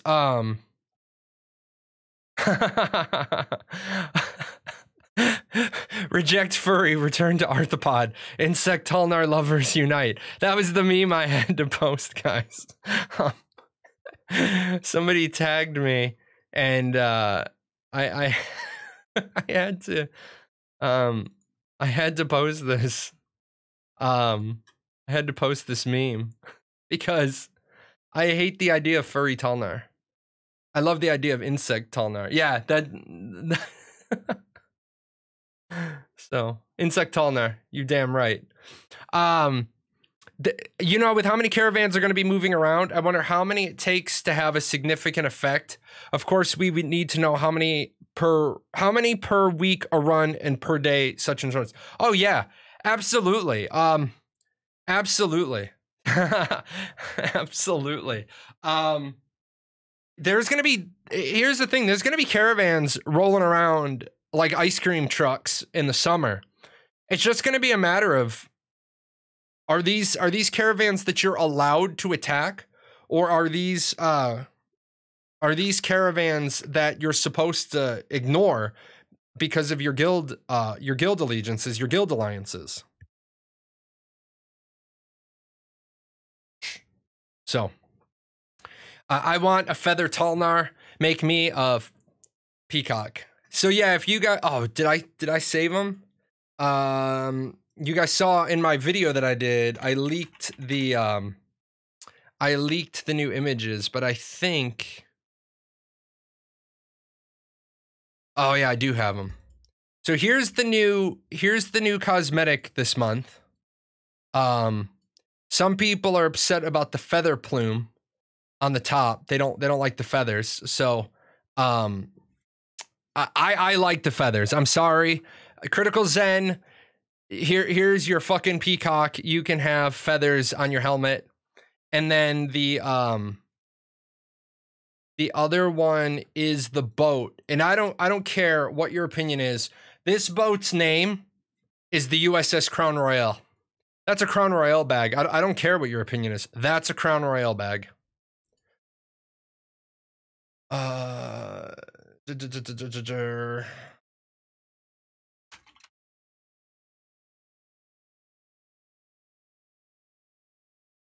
send a message down to the support staff on the first floor. So we've had plenty of edgy armor already. No, I agree. I 100% agree. We've had plenty of, and I'm not gonna lie, guys. I own all this crap. I own all of this crap. I own all of the edgelord, all of the necromancer stuff. I own all of this. So I'm glad that they're doing some stuff that's, I'm absolutely glad to see them doing some other flavors. I don't understand people's like aggression, in anger stuff. Edgelord stuff does nothing for me. You know, here's why I just embrace the phrase edgelord. Because I was an edgelord apparently before that shit was popular. You know, I was doing it before it was a fucking trend. And now people are like, "Oh my god, you're such an edgelord." I'm like, "What?" Because I like black, I like red, I like spicy, I like, you know, gothic. I try to explain to people edgelord and a hipster. Nice. I'm not a hipster. I'm old. Okay, I'm old. I'm old. But you know, I was wearing a trench coat before the trench coat mafia. We were the trench coat mafia before the trench coat mafia was the trench coat mafia. Yeah, I was an edgelord before it was cool. Like I remember, I got the Grave Galleon. I have the Grave Galleon. It's amazing. I'll give you an example. Yeah, it's a swan ship. Oh, I can let that run through again. I went to Walmart once. Grabbed my trench. I grabbed my trench because it was fucking cold. Unlike most idiots that wear a leather trench coat, I have a leather trench coat with a thin sillet liner, right? A thin sillet liner in it. So it's fucking cold, and I'm wearing gloves. And I'm wearing a hat. I'm wearing a black stocking cap. No, I'm wearing a black. I was wearing a black stocking cap. Then when you pull it down, it's the full face mask. And then I have my gloves on, and my black leather gloves, and I have a trench coat. I have a really nice trench coat. And of course, I'm walking through Walmart. I think my wife was sick. This is going on like 10 years ago. And of course, you know, I walked past a group of teenagers, and I wasn't as seasoned as I am now. And one of them says, "Nice look, Neo." And I stop and I turn and look and I said, "What the fuck did you say?" And the 4-pack of them sort of stop, look at me, one steps towards me. I just set my bags down, and he got this like kind of look. I was like, "Oh yeah, there's only 4 of you. I am ready to go." And then it's funny because you let punks be punks, and they're gonna think it's acceptable. You call them out on that shit. Like, look, man, I don't know if I'm gonna win 4-on-1. At that time, what would I have been? 31. So no, this had to be about 13 years ago. It was before my shoulder surgery. Yeah, it was before I got my commission. I never act like that once I got my commission. It wasn't worth it. But I was a sergeant. I don't know if I'm going to win 4-on-1, but I'm taking one of you with me. One of you is coming with me. You just, I wore a trench coat before the Matrix came out. Got these smart ass punk little motherfuckers. They need a bath. They need a bat to the teeth. Yeah, I probably won't win, but I'm going to make it hurt. I'm probably going to the morgue, but one of you is going to the ICU. One of you is going to see your orthodontist because you're going to need some teeth. I may die. Now I've become a little more seasoned. Now I've become a little more seasoned, and I don't do stupid shit. Yeah, they need a baptism in respect. Now I handle delinquent punks a little bit more in a comical way. Delinquent punk that lives across the street. He had this habit of bumping his music, sitting in the street bumping his music. Now, number one, I have PTSD. I really don't like boom, boom, boom. It really kind of fucking starts to trigger me. I don't mind if it happens when you're driving in, but when you're sitting out there with your girlfriend, turn your shit off. I was polite about it. I walked outside and I said, hey man, I do video recording in my house. This is kind of obnoxious. This is kind of obnoxious. Can you stop when you pull in? Fuck you. Oh, okay. Sorry you feel that way. Go in the house. Call the police. Hi, I have a noise complaint. There's a young man well above 80 decibels. Yes, I have a recording of it actually with a decibel meter, believe it or not. Sure. Cops show up. Cops can hear the music when they get in the subdivision. Pull up behind the kid. He gets a ticket. He wasn't very smart with the cop. He gets a ticket. The next day, he does it again. Walked out. Hey, man, this is just your polite warning I have to tell you before I call the police. Are you the guy that called the police on me yesterday? Wow, did it really take you that many brain cells to rub those two things together? Fuck you, I'm gonna do what I want. Okay, call the police. Called the tell the fucking cops, it's the same kid. Cops show up. This time it's a $500 fine. Cop says to him, if I catch you bumping your music anywhere in town, I'm impounding your car. And, of course, dumb shit youth knows everything. That high school law school that he went to, dumb motherfucker. Did it a third time. Got his car impounded. The dad comes over and got the son with him. Now, I was expecting when I opened my door that I was going to get an apology. I'm really sorry for my son's behavior. I'm really sorry for my son's behavior. He's going to apologize. Fucking apologize. I'm really sorry for the inconvenience. I was wondering if you would be willing to drop the charges, drop the complaint on one of these so we can get his car impounded. Now, what I get was I'm there. And I have, if you guys, obviously I can't show it on Twitch because of the weird rules, but if you guys know what a collapsible baton is, I have a 24-inch collapsible baton. When I answer my door, it's on my table right by my door. I usually either pick up one or two things when I answer my door and I don't know what it is. I either grab a lock blade and I pop it and it's in my back pocket for my left hand, or I have my collapsible baton in my right back pocket because I don't know who the fuck you are and why you're at my door, but I got to answer the door. I answer the door. Guy's right up on my glass door, already yelling at me. So I give him the finger, this one. I shut the door, open my closet, put on my steel-toed boots, lace them sons of bitches up real quick, walk out. Can I help you? Are you the motherfucker that got my son's car impounded? I said, no, I'm not the dumb motherfucker who got your son's car impounded. And the guy says, well, my son says that you're the guy that got his car impounded. I said, no. Confusion. I'm the guy that got your son's car impounded, but I'm not the dumb motherfucker who got his car impounded. Of course. What are you trying to say? I'm saying your kid's a dumbass and he's rude. And the guy takes like one step towards me and it's just thump. I was like, I feel intimidated and you need to leave my property immediately. And he takes like 3 steps back. He called the cops. Cops show up. Can you tell me what happened? I said, yeah. Guy showed up at my door. Started yelling. Started using profanity. Took a step towards me. I felt intimidated. It was 2-on-1. I whipped out the collapsible baton.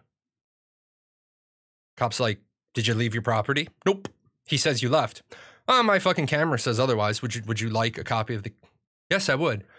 Guy gets a fucking warning ticket for intimidating the complainant on the original 2 tickets that the kid got. Telling you, man, dumb people. Don't be dumb. Don't be dumb. Don't be dumb. Let's see. I call it the B style. Everybody wins versus a B, but you don't want to fuck with her. She's gonna hurt you. It's not worth it. Oh, you gonna make me do it. I gotta do it. I gotta share this one. Here it is. I love this one. If you guys want this, I will share it with you after I read this. I love this one. You should post this as an example of problem solving in your work environment, but this is one of my favorite things ever. Do you see this? Do you know what this is? This is a wasp. Its mission in nature is to fuck shit up wherever it goes. It does not pollinate things. It does not make honey. It is not a bee. It is a motherfucking wasp. You cannot battle the wasp. The wasp is never alone. It is always accompanied by other, even more violent and aggressive wasps, all of which are in turn accompanied by even more. When you see a wasp, do you know what you do? You stand the fuck still. You chill the fuck out. And you hope the wasp doesn't put you on the list of shit it wants to fuck up today. You stand right the fuck there, and you wait for the wasp to finish its business and move on with its rampage. And then you go the fuck home. No, I can't share that link. I'd have to get this somewhere else. That link was like 97 pages long. But, I will tell you, man, wasps, this is the wasp. You gotta respect the wasp. They're not scary at all. No, wasps are scary as shit. A single wasp is not scary. However, for people like me who are allergic to the little black and white or black and yellow no bros, I won't even try to kill a single wasp. It's the one thing in life I don't try to kill. I go outside, I see wasps around our hot tub, I go right the fuck back in. We have 14 cans of wasp killer. Honey, Tamir, there's wasps. She's like, yeah, I'm on it. Because if I get stung, man, not good. My daughters get stung. We've got EpiPens for them. So yeah, no. Bees, I'm cool. I'm cool with bees. I'll stare at bees. I'll look at bees. As long as bees aren't trying to make a hive in my backyard, I chill out in my flowers, little bumblebee, little honeybee. You guys are welcomed. You other motherfuckers? No, you gotta go. Although we had the cicada killer wasps for every year for I think the last 3 years because we've had cicada cycles. And everybody freaks out. Oh my God, there's all these wasps. Oh my God, you're not a cicada. They don't care about you. Don't piss them off. Like everyone's like, oh my God, that sound is so horrible. Yeah, guys, you know why that sound is so fucking horrible? Because you're killing all the damn cicada killer wasps. And then every year we get these huge fucking swarms of them. So,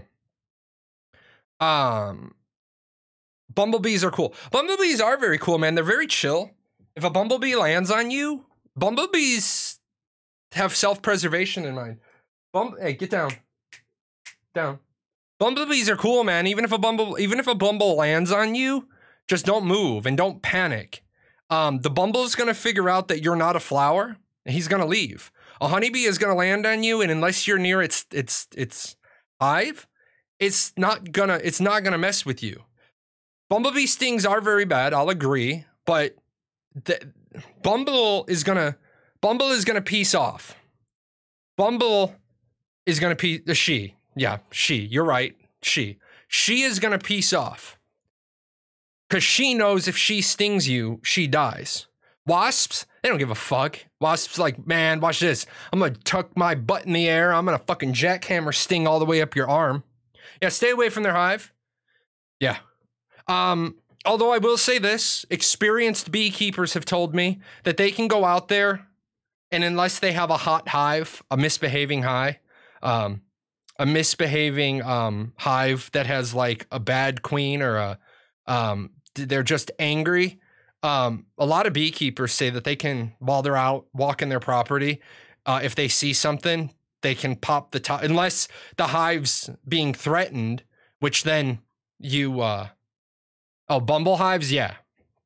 But unless, if you're honeybee hive, these beekeepers, they say, unless something's going on where they see like the swarm, then they'll go and get their hood and their veil and their smoke.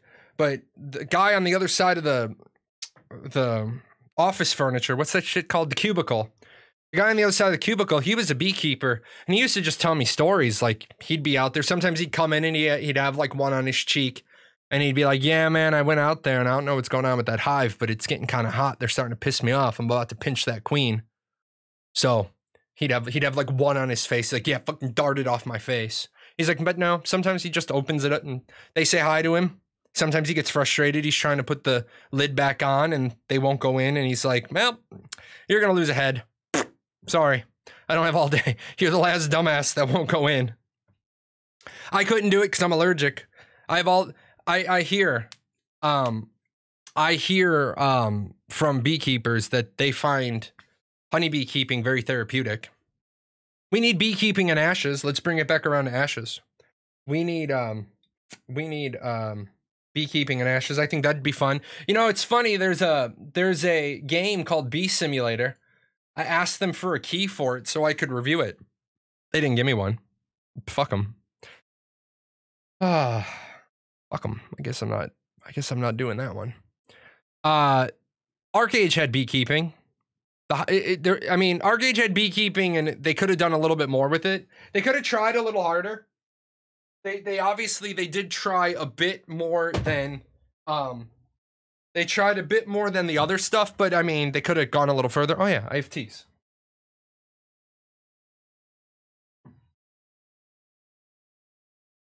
Oh yeah, guys. Sorry. I gotta show you the this is a authentic, autographed Ashes of Creation limited edition classic snapback hat. We're gonna auction this baby off in a couple of years because this is authentic. This is original. That was the Potty UK. Thank you, man. That was the reward from the contest, the wiki anniversary contest. So that was kind of cool. Steven's really cool about that. Be worth money in the future. Yeah, I've got the mouse pad in the lanyard as well. In the box. Eventually raffle that shit off and give it away. I think we can probably start. We can start a few seconds early so we can get back on another topic. Where are they?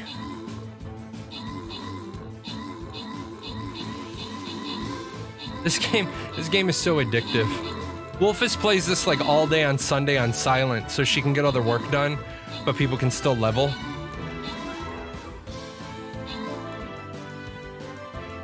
We're gonna drop a we're going to drop a oh, look at that. Tank scrolls. Oh, we needed them.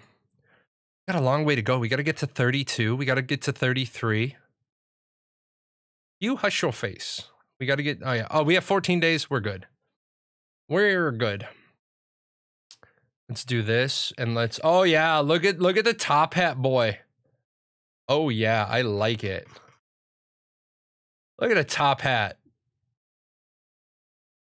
He's definitely doing some work. I definitely see why it was a flower, but I mean it's 8-bit graphics, so I mean, what do you what are you expecting? There's not much they can do. I mean, they do an amazing job with the skins for the limited space that they have. You better keep that in a safe with 24/7 armed security. Yeah, it's funny because I have the one I actually wear. I mean, I have the other one, so it was kind of cool getting the white one. I have the black one, and then I have my hoodie, of course. Unfortunately, my hoodie, they didn't have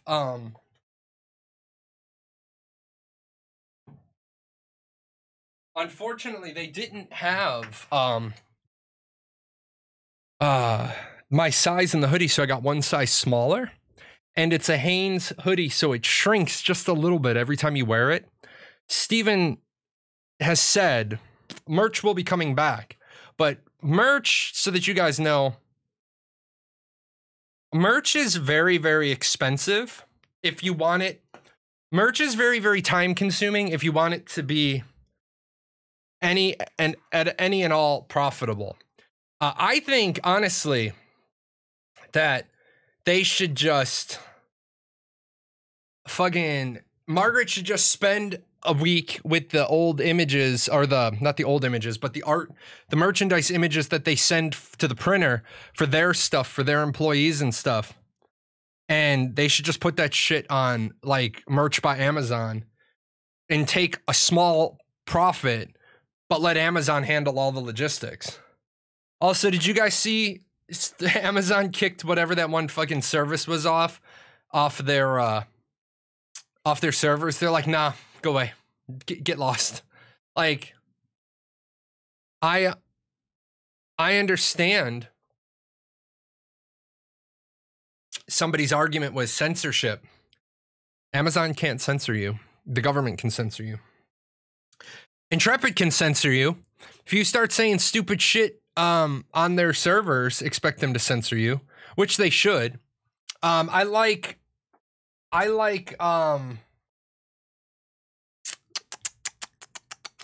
Final Fantasy, where they will start they will start slapping you for your silliness.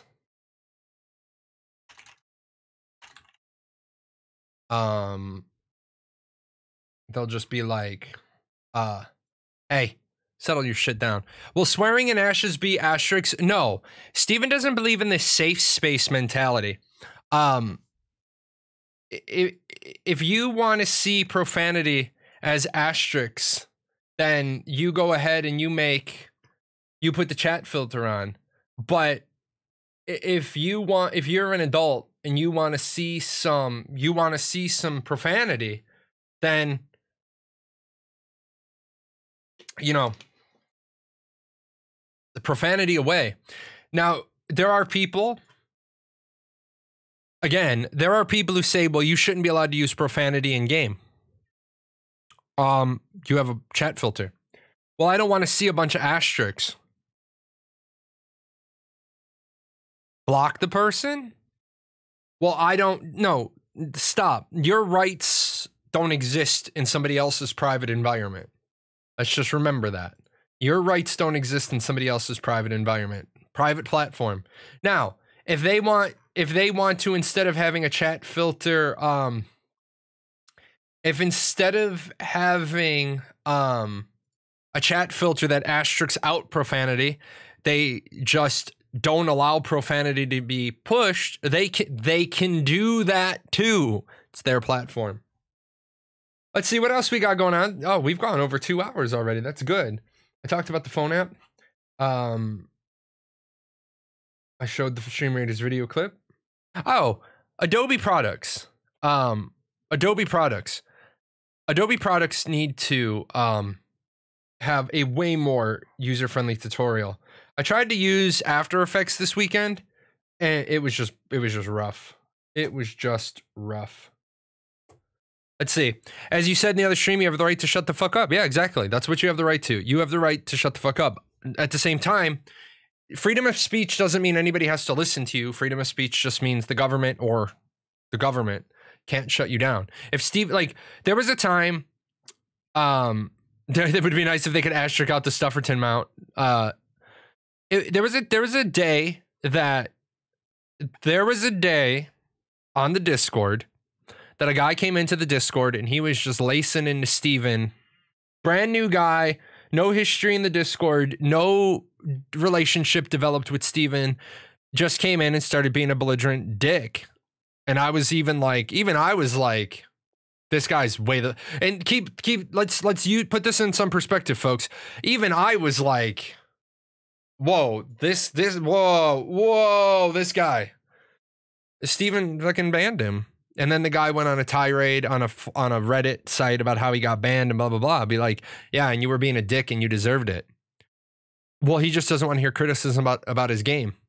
That's one of the reasons why I honestly believe Steven keeps me around in the content creator program, because nobody can legitimately say Steven doesn't want to hear criticisms about his game, because Steven gets to pull the Will Smith and be like, but Jahlon is an official content creator and we don't kick him out of the program. We give him interviews. Sometimes he goes a little too far. Not often. I admit, I sometimes I go too far. Sometimes, especially streaming. I will say in videos, I don't usually go too far, because videos, I usually script, write, record, edit. I usually hear it like 3 or 4 or 5 times. Yeah, there's criticism and there's just being a dick. You know, Steven will accept criticism. In fact, Steven blew my damn mind in October during the interview I did with him. And I got to update the link tree. I made a note of that. I have to put the updated stuff on it. Steven blew my mind during the October interview I did with him, because I've always, in my community, as the leader of the Paradox Gaming Network, I tell people feedback from my community members shouldn't just be this sucks. It should be this sucks because. And then even better would be, these are some things I see that aren't enjoyable because here are some potential solutions, blah, blah, blah. And here are the flaws in my own suggestions. Steven, I approached Steven with that in an interview, and I said, yeah, and people just giving feedback like this sucks. He's like, no, this sucks feedback is fine, because I need to hear that. Even if they don't put a why this sucks on it, I still need, if people think it sucks, I need to hear it sucks. However, if I don't get enough this sucks, then I can't really action it, because I don't know what to change. And that's what I try to explain to people all the time. Steven doesn't get up every morning, make some decisions about the game and be like, you know what I want to do today? I want to get up and I want to piss away all the work my team has done for 3 years by making some shitty decisions. And I don't think John, the COO, gets up and says, you know what I want to do today? I want to make some really bad fucking decisions. And then I don't think Jeff or Akil or any of the other leadership, I don't think Margaret, I don't think any of them get up, go to work and be like, how can I fuck up my organization today? Now, as Sparky will tell you, as any of the other military people will tell you, as a leader, you have had people that showed up and they were like, man, I'm going to fuck my job setup today. John, the COO and CFO. Yeah, he's the fucking titles, man. Titles are fucking. You're the executive administrator to the you're the executive assistant to the assistant executive. John is the president and chief operating officer. He's also the chief financial officer. He's also Steven's husband. He's also got some other stuff going on. So partner in crime. Yeah, did you know there's a group of people who won't play Ashes of Creation because Steven and John are married and it offends them? And I said, that is one of the dumbest reasons I've ever heard for somebody to not play a video game. Man, it's fucking 2021.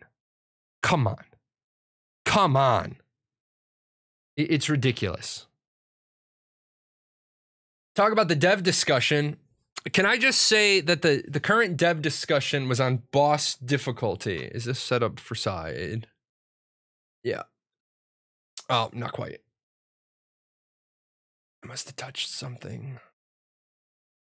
I'm Dr. Grant from Jurassic Park. Oh, by the way, let me just say this. If you haven't seen the movie Jurassic World, don't watch that fucking movie. Don't watch that movie.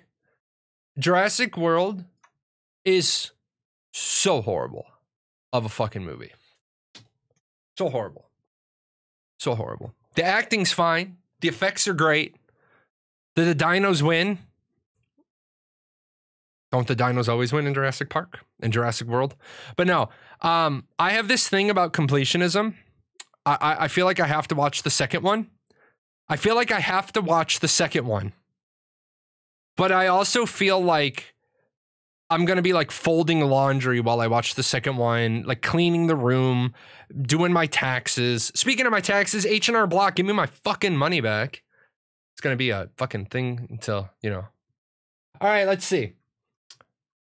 Discussion number 25, boss difficulty. Glorious Ashes community. It's time for another dev discussion. Dev discussion topics are kind of like a reverse Q&A. Rather than you asking us questions about Ashes of Creation, we want to ask you what your thoughts are. Our design team has compiled a list of burning questions, and we'd love to get your feedback on that. We'd love to get your feedback on regarding gameplay, your past MMO experiences, and more. Join in on the dev discussion and share what makes gaming special to you.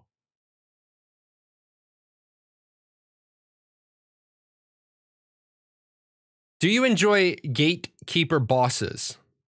A boss that is very difficult right at the start of a dungeon, followed by a few easier bosses. Or do you prefer linear dungeon difficulty and boss scaling? So can we just be honest for a second?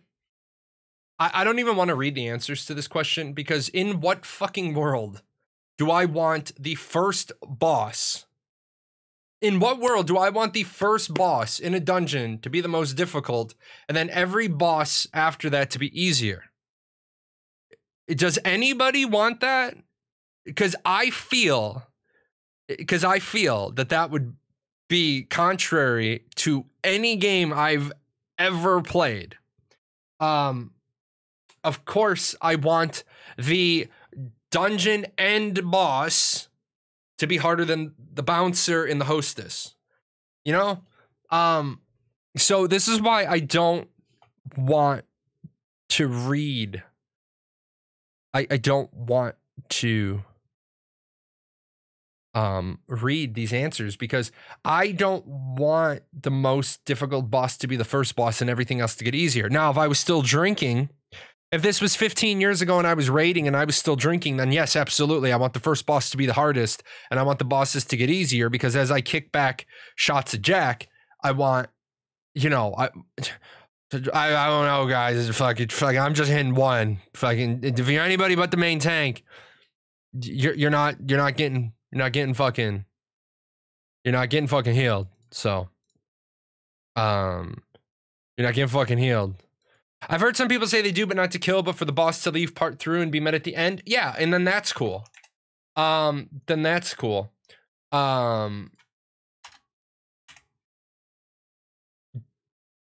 Which Faust are you talking about? DC Universe? Who are you talking about? I feel a strong boss in the middle end would be interesting, with maybe a less strong but more mechanic heavy. Oh, Faust and Alexander. Okay. I feel like a strong boss in the middle end would be interesting, with maybe a less strong but more mechanic heavy that makes the difficulty increase that way. Could be interesting. Yeah, but let me say this to you a different way, Sparky. I rate boss difficulty based on everything. A boss fight that is long is not good. This fight that we've been watching for a couple of weeks because it's the best footage we have. In fact, I'm tired. Well, after this, I'm going to change this because I'm tired of seeing this. This fight being long is long because they're doing it with 7 people instead of 40. However, comma, if this boss was this long with 40 people and was this long of a tank and spank, I would probably gouge my eyes off. Gouge my eyes out, drive to Steven's house, knock on the door, and be like, the fuck? And I say that because a 40-minute tank and spank can just as easily be an 8-minute tank and spank. If there's not going to be anything more difficult with the boss from minutes 9 to 40, then you might as well just make the boss fight an 8-minute fight. Now, you said with maybe a less strong but more mechanic heavy, and the difficulty increases that way. Well, then I think the fight itself is more difficult because it's mechanic heavy. Like the other day, I don't remember what I was doing in Final Fantasy, but I did a roulette. And it was a fight I hadn't done in a long time. And I'm usually the main tank, right? I'm usually a main tank in roulettes because I have like endgame gear. I have like max endgame gear. And I dropped into this fight and I had like 35,000 more hit points than the other tank. And I was like, ooh, shit. I don't remember this fight. And I'm like, oh shit, nobody's viewing cutscene. I don't even have time to Google. I'm like, all right, brain, fucking figure it out.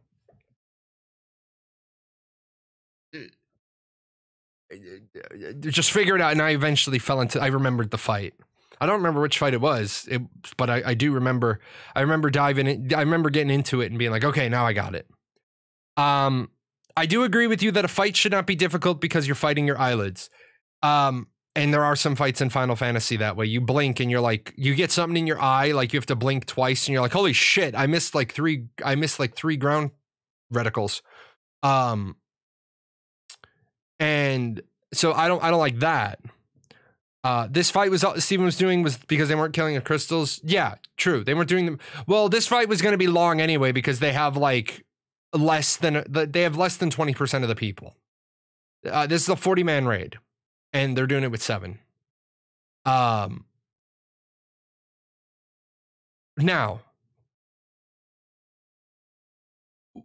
will this fight be more difficult with 40 people? Yeah. Because there's also, now, let me pause. Let me rewind and pause. So I think I went too far. As this boss starts doing this shenanigan. And did I go too far? It's so hard to move. It's so hard to move with the bar. No. So as you see, all of this shit popping up on the screen. If the number of pops is based on the number of people fighting the boss, that could be like a lot.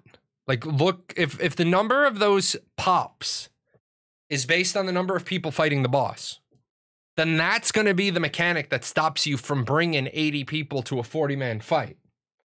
Because all you have to do is, if that boss registers that it's being attacked by more than 40 people,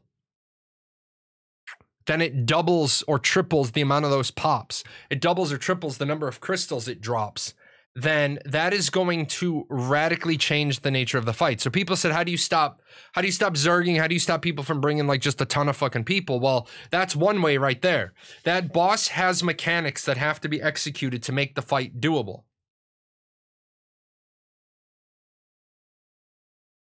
if you don't do the mechanics, or it starts dropping a disproportionate number of those crystals, and then you have more and more crystals to kill, and you have more and more mana being lost to mana drain because there's more and more crystals there, then that's how numbers are going to be affected.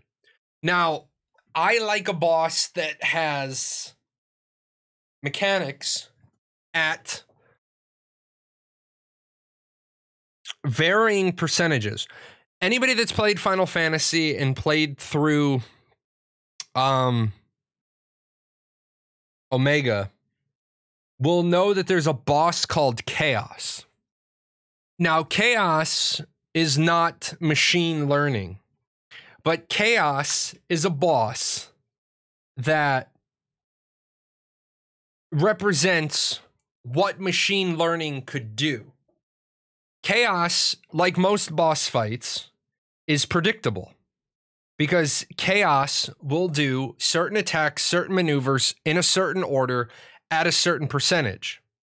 The thing about Chaos and what makes Chaos, well, what made Chaos annoying when that content was fresh, is that Chaos doesn't do this mechanic at 92% and this mechanic at 85% and this mechanic at 71%.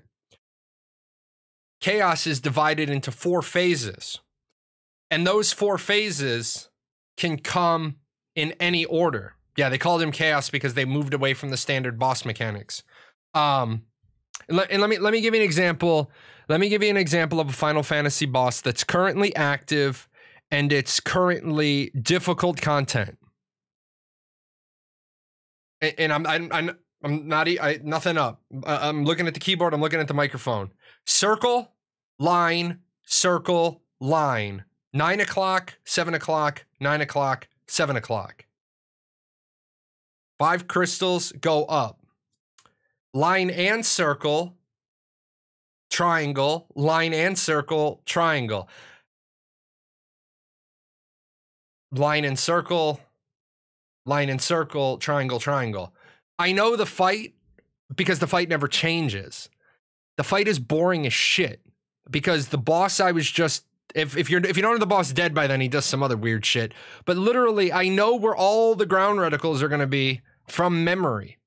Chaos was at least interesting in that he did his phases out of order. So at first you were like, all right, so here's how this is going to work. And you're explaining it to people and they're like, no, that's not how it's going to work. And we were like, what the fuck are you talking about? We were just in here. And they're like, we were just in here. It took us a couple of days to figure out what Yoshi had done. That is what the future of machine learning AI bosses are going to be able to do. You give them, because you guys know that there are, like you guys have all heard the 50 DKP minus rant for WoW for Anoxia and the whelps. Left side, many whelps. But you guys all know, like DPS, slowly get him to 59%. All right.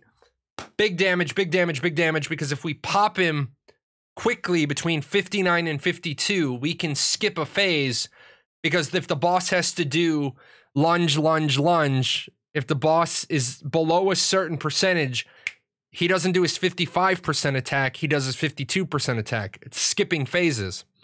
Well, what if the boss said no? What if the boss said, instead of me skipping my 55% phase, I'm going to instantly lunge and then pulse? Now you're like, shit, we can't do that. What if the boss decided, I'm going to save that pulse until the healer's at less than 50%. And then no matter what else has gone on, I'm going to send that pulse out. The problem is eventually the machine would be killing the party all the time. You'd have no chance. How am I doing today? I am doing great today. I got a lot of stuff done and I'm excited. My kids go back to school in person. My little one starts school again tomorrow.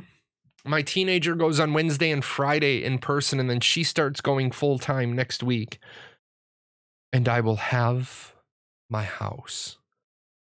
back to myself and my wife, and we'll be able to talk in the morning and not have Zoom teachers and chaos and other shenanigans. And my cat and my 4 cats. My 4 cats. My 4 cats. The other one's in his bed now.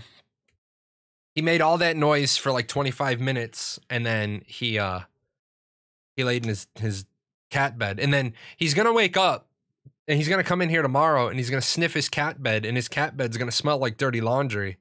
And then he's gonna be like looking at me like I put laundry in his bed. I'm gonna be like, no, stupid, that was you because you got in my dirty laundry basket. Dude just walks up to it today. Dink, dink, dink, dink, jump right into the dirty clothes. It's like, of all the places in the house you want to hang out, it's in the dirty clothes. Whatever. You're a fucking cat. Give yourself a bath.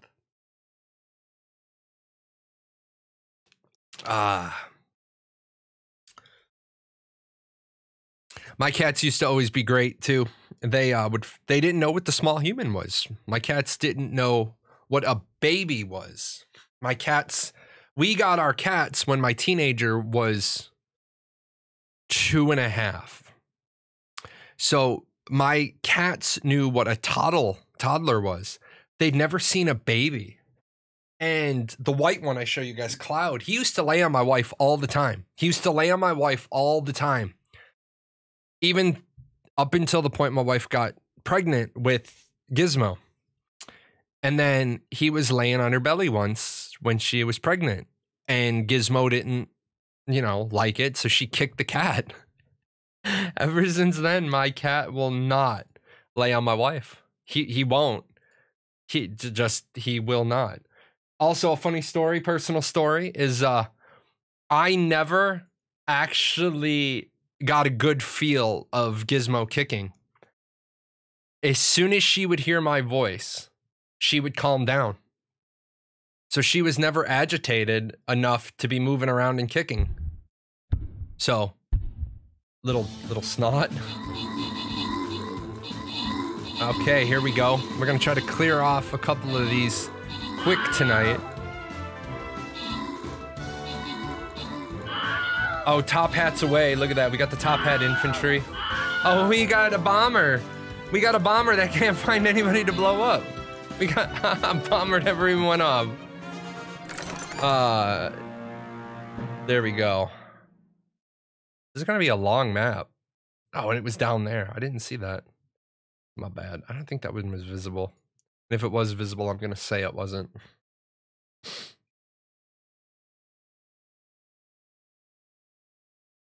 Okay. Let's go back to go back here. What else we got today? Oh yeah.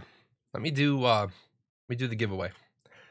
This is for my Stream Raiders players. Let me get these. Let me get to who gave them to me. Was it Thomas that gave them to me? Yeah. These are for the like buffalo looking things. The War Beast Tatanka. Yeah, the buffalo. So if you're a Stream Raiders player,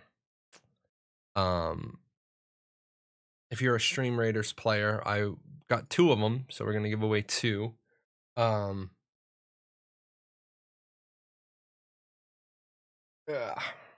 see. Giveaways. Keyword. Your keyword is going to be Tatanka. Because that's what it is. It is a Tatanka. It is a buffalo. I'll show you guys. What it looks like. Put it up on the screen. Got 2 of these. These guys are cool. They give away free codes and stuff. For the streamers. And it's really for you guys. Because you guys make this happen. I don't make this happen. You guys make this happen. You guys make this happen. So we've got ourselves a War Beast buffalo. So Okay, I'll let that run for a couple of minutes because there's only a couple of you that have thrown in Tatanka. Now I hear the word Tatanka and it makes me want to go watch Dances with Wolves. Buff boy, he's a swole turkey. He is a swole turkey, but he's not a turkey. He's a swole buffalo. Ah.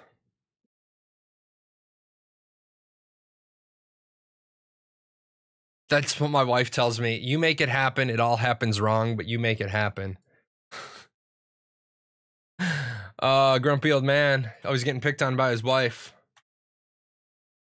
Spouse from the ancient Latin, one who annoys. I got yelled at once. I said spouse from the ancient, or I said wife from the ancient Latin, but and then I got. You guys have no idea how often I get like hate mail. Like I get like hate, shenanigans. People are all like, I can't believe you said that. I'm like, it's like, I can't believe that you can't believe that I went there. Like, I can't believe you can't believe that that would come out of my mouth. So in Lakota, it's what Tonka. Yeah. I can tell you that I have dated one Native American in my life, and it was when I was a teenager, and she was a Kickapoo.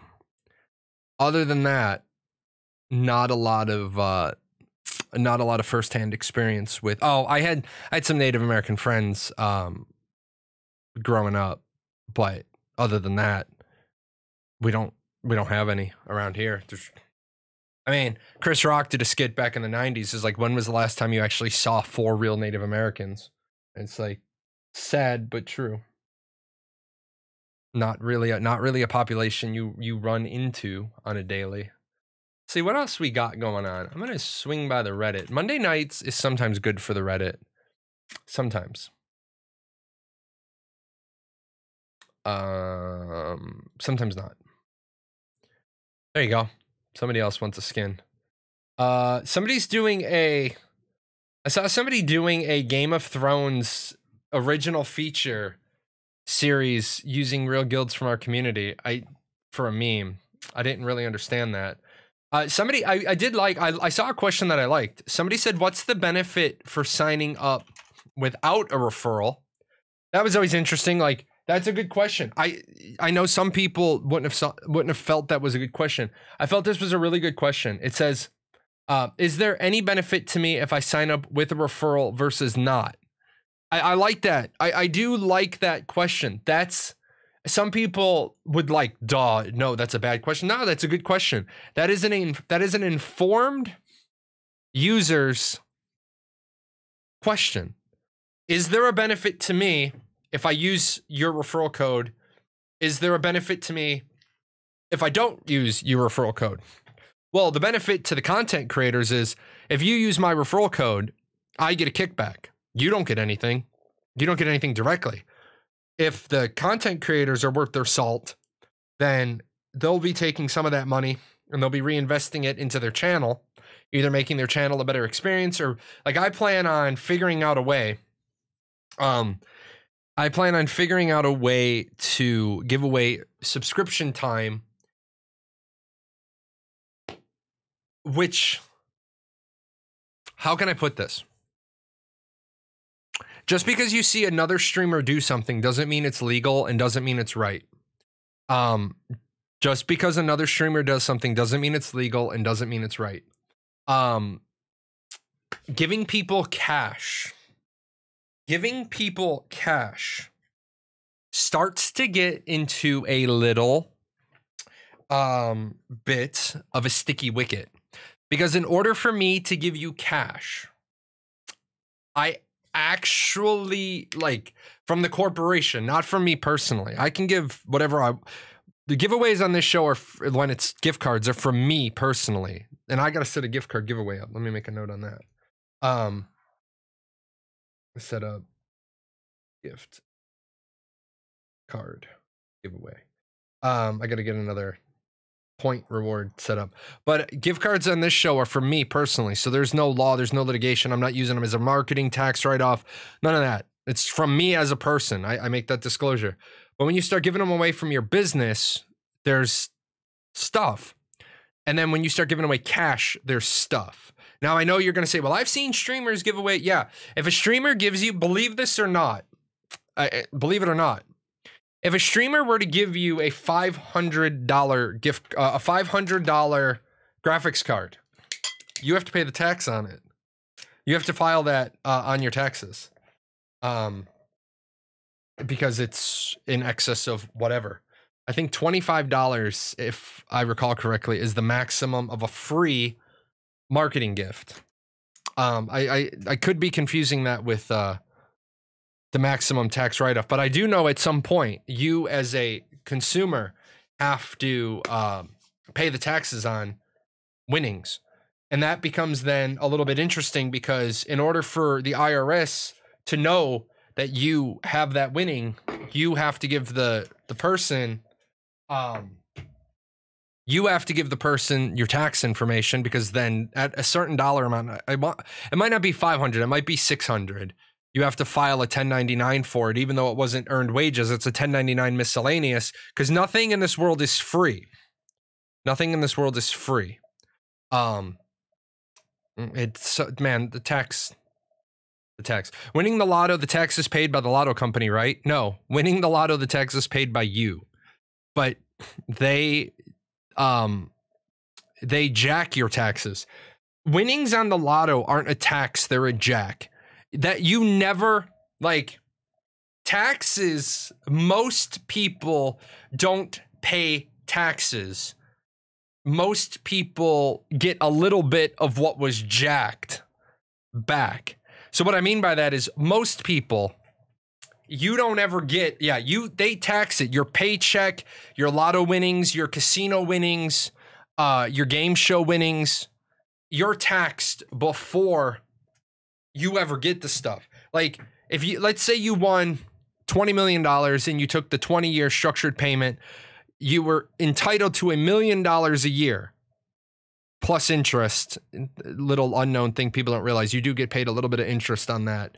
But they don't give you $1 million and say, oh yeah, make sure you pay your taxes on it. No.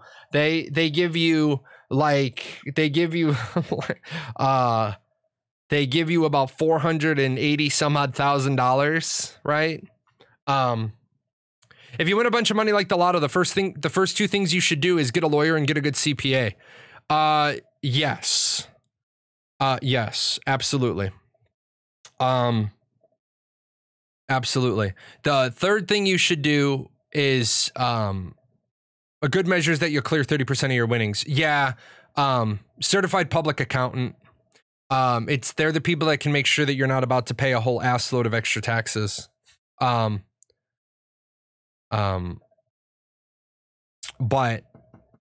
I'll tell you right now, if you ever do win money, claim it anonymously, never tell anybody that you won it, and then have all of your money go into a trust fund and have the trust fund disperse on a structured payment to you. If you're the if you don't know what to do with that kind of money, if you don't know what to do with a $500 million winning today, if you don't know what to do with a $500 million winning today, then you want to sit down with a lawyer, a CPA, and you want to make sure that money goes into a trust and then disperses to you. Because then you could never be, so far into debt that you fucked yourself. Did you guys ever do the study that most lotto winners are actually broke within a couple of years? All right, we're going to roll it. Theater Elf gets one.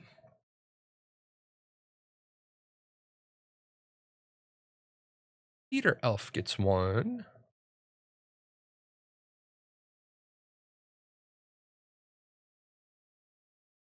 Please don't share your password or other personal information. Well, I don't want to do that. Let's see who's going to get the other one. Void Doc gets the other one. Where are you, Void Doc? Am I late to the party? No, you're not late to the party. Well, you're late. You're late to the party because we have been Tatanka on the screen a while ago. Void doc, right? Void doc, void doc, void doc, void doc. So, yeah, don't forget to pay the taxes on it. I already whispered you. You're good. You're good. You're good. Yeah, a lot of winners go broke because a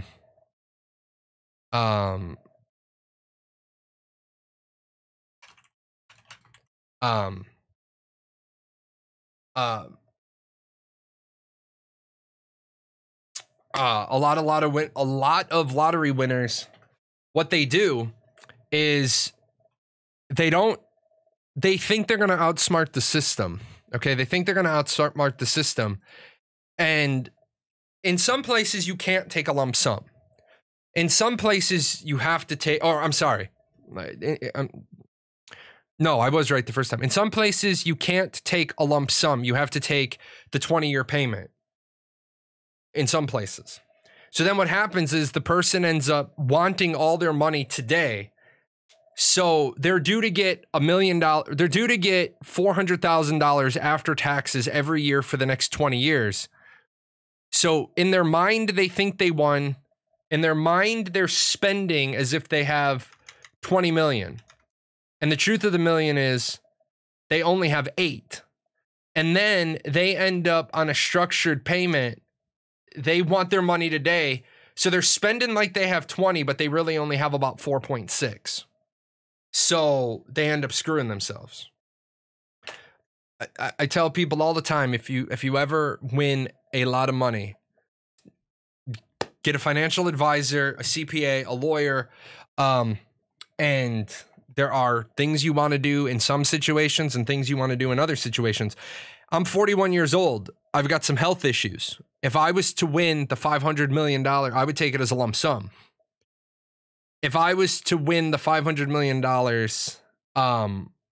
after my teenager turned 18, I would have my teenager as an 18-year-old be one of the 3 claimants on the ticket. And then we would take the structured payment, because if we take the structured payment over 20 years and I die, the likelihood of all 3 of us dying within 20 years is minimal, and then it works out better for you in the end.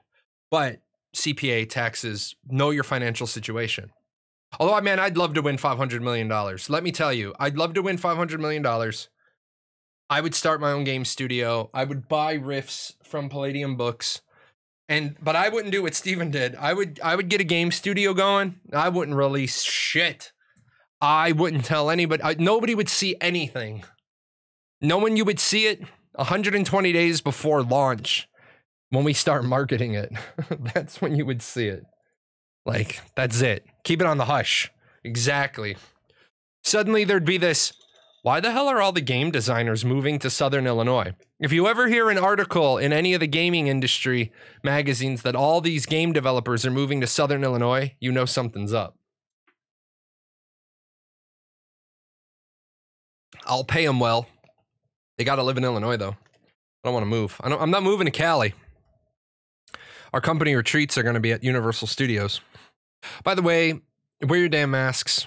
I want to be able to go to Halloween Horror Nights this year. I missed Halloween Horror Nights last year, and it was the 30th anniversary of Halloween Horror Nights. I want to go down. I want to hang out with my daughter. My daughter is amazing. I love hanging out with my daughter at Halloween Horror Nights. I love it. She's so scared in the haunted houses. She's so scared in the haunted house. It's like the only time it's like, Daddy, I need you. Because she's 15. She doesn't need me. She's 15 years old. What does she need Daddy for? Daddy, I need you. Daddy, don't let go of my hand. It's like the only time my kid holds my hand in public anymore. It was cute when she was like 2 or 3 or 5. We'd walk around. She'd hold my hand. Now she's 15 and we're in haunted houses and she's clutching my hand in a death grip. And I love it. It's like the best. It's like the best time of the vacation. Like the 10 haunted houses is the absolute best time of the vacation for me. I'd pay off both my houses and my wife's doctorate. She's working out right now. Then take a quarter of what's left, put it in a 5-year bond, another quarter in 10 years bond. Then I would sit down and figure out what to do with the rest. Yeah, good plan. The need to be needed. Yep, the need to be needed. It's amazing how quickly they grow up. I was just looking at pictures the other day. She was so little. She was so little. She was so small. And now she's so badass. My kid is so badass. She's... Okay, so imagine a little me. Imagine a little me. Way hotter, okay? Because this is doing nothing for my career. Imagine a little me, but like twice as vicious. So imagine like you take the T-Rex size of me, you take all of the T-Rex aggression and you put it down into a velociraptor. That's my daughter. She's cool. I said the other show she's a strange duck. And then my little one, man, you guys are gonna meet my little one soon. If Ashes takes much longer to come out, you guys are gonna meet my little one because she's gonna be playing Ashes with us.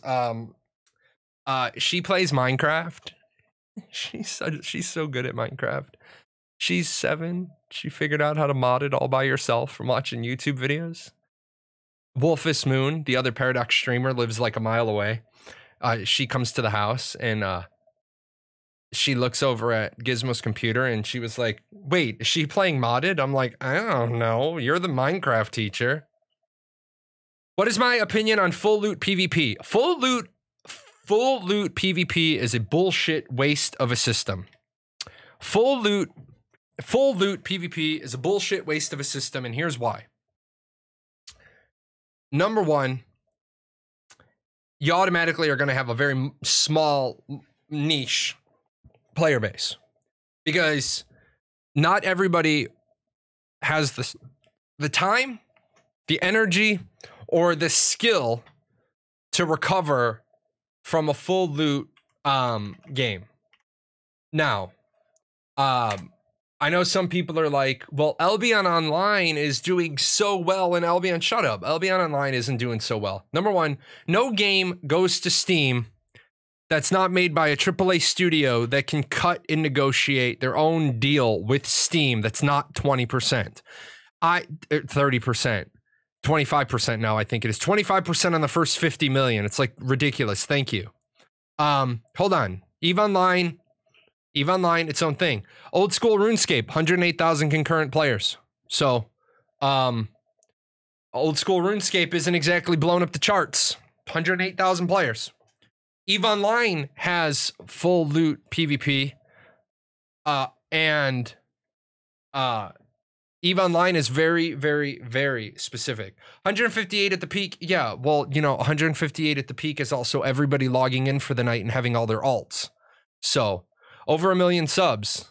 Can you please give me an official, quantified, internal number that there's over 1 million subs? Because the last time somebody did this, it ended up falling pretty flat. That they didn't have over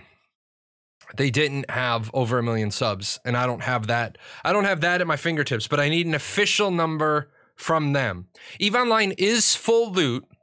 The ship is destroyed. Not what they said at a RuneFest. I need a document. I need something official, because we just talked about it earlier in the show. ESO says they have 15 million subscribers, and ESO says they have 15 million subscribers, and I call bullshit because I highly doubt ESO has more. Yeah, I need like an investor's report or a hard statement, something, not just because over 1 million subs means what? We talked about it at the beginning of the show. I can say I have over 1 million subs. Let me give you a completely factual statement. I'm going to give you a completely factual statement. Okay? Every single video that I make and I publish on YouTube is the result of 5,001 people's hard work. That is a completely true and factual statement. Every single video I put on YouTube is the result of 5,001 people's hard work. I'm going to let that one sit for a minute, and then I'll explain why that's a full statement, or why that's a true statement. Now, EVE Online has full loot. You do get reimbursed for the... it does get reimbursed for the ship if you're carrying insurance. You do drop everything off of the ship. It's not full loot, which is Mr. Rotten is correct, because not every module on the ship drops. So it's full destruction with minimal loot drop. The other items are destroyed. Albion Online has zones without full loot, and Albion is doing good. No, it's not. Define doing good. Because if Albion was doing so good, why did they move to Steam? When you move to Steam and you owe Steam a cut of everything, okay? I don't think Albion it was doing great. Albion averages 7,000 players on Steam, and I don't know what their numbers are. I don't know what their numbers are, but I know that they average 7,000 players, and they have a peak of 10,000 players, and that's not good for an MMO. Now, Albion, I would want to know. Good means a lot of players playing it and the server is crowded. That doesn't mean good. That doesn't mean good. It means it's a free-to-play game, and so good for a free-to-play game and good for a pay-to-play game are different metrics and different numbers. Are we talking the game is doing good, the population is doing good, financially the game is doing good? What good? We got to slice good into something. By which metric are we saying good?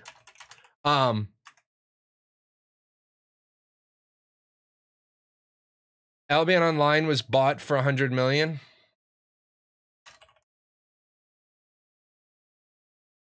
Let's see. According to this press release, the company bought out 100% of Sandbox shares from the 4 co-founders for $130 million, with $100 million or roughly $122 million payable in cash and the remaining $30 million payable in shares. Okay, they didn't buy the game. They bought the studio. So keep in mind, the game didn't get bought for $100 million. The studio got bought. There's lots of parts that the technology may be there. The purchaser may want the technology. If you say good means a lot of people playing it and the server is crowded, okay. They are one game studio. That's fine. They bought everything. Lock, stock, barrel, engine, servers, technology. They bought everything. They bought absolutely everything, which is different from when Tryon got purchased by Gamigo. Tryon did not get purchased lock, stock, and barrel. There were some assets left over that Gamigo didn't want. They bought Glyph. They bought most of the games, but they didn't buy everything in the library. But what defines good? Stable player base and income for the devs for new content, or massive successes thanks to loot boxes like in other MMOs. That's why when people that's why you'll notice I always challenge people's statements. What do you mean by good? What do you mean by good? A game being populated doesn't mean the game is doing good. Doesn't mean the game is doing financially well. ArcAge was forever populated with a fuck ton of people. Very few of those people were spending money. The whales were spending a ton of money. I have no data about Albion's financial score, but the game is crowded, the game is fun, game is exciting, and that's what I need from an MMO. Okay, so your personal opinion is the game is good, with no empirical data, and that's fine. You can simply say, I think it would be more accurate to say that you enjoy Albion Online, and that's perfectly valid. You enjoy the game. I don't enjoy the game because the founders are scumbags. The founders lied, and they're one of the companies that I know of that had a PayPal full chargeback floodgates opened on them because they lied, and then they wanted to deny they lied, and they didn't realize they were denying they were lying while the lies were still on their website. I I have never engaged with Albion Online since it was in alpha in like 2015, 2016, wherever it was in alpha and they sold alpha packs. I haven't engaged with them since because they lied. They said that the only and it was a statement, the only housing available in Albion Online will be open world housing. And then about 2 hours into the alpha testing, I get led by a quest to my instanced housing. And I was like, nope. And I walked over and I said, I need a refund because your website says there's only going to be open world housing and you have instanced housing. And they were like, we're denying your refund. I said, cool, thanks. I'm going to do a chargeback. Did a chargeback. They denied the chargeback. PayPal literally said, because I know how to write a chargeback. I wrote up the chargeback. They denied it. PayPal looked at it and they said, we're looking at your website with the link he provided. And it literally says what he's saying. We're giving him the money back. And then everybody else that did a chargeback got their money back. That's what happened to Tryon. It's what happened to Revelation Online. It's what happened to Albion. Don't lie. If you're a game developer, don't lie.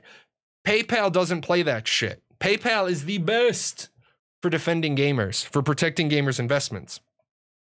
Anyways, back to those numbers things. How is every video that I do, every video that I produce, is the hard work of 5,001 people? That seems like a lot of people, except 5,000 of those people work for YouTube, and one of those people actually works on the video. But my statement was 5,001 people. I can't make my videos without the platform. So you see how you can like spin some shit and make a true statement, but it's not really true. But it's true. That's why when they say, let's look at how many subs.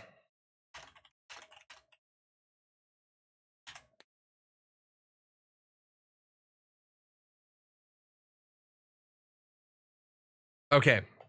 So let me do two things. So old school RuneScape right now has 95,000 players as of January 12th, which is in the future for me.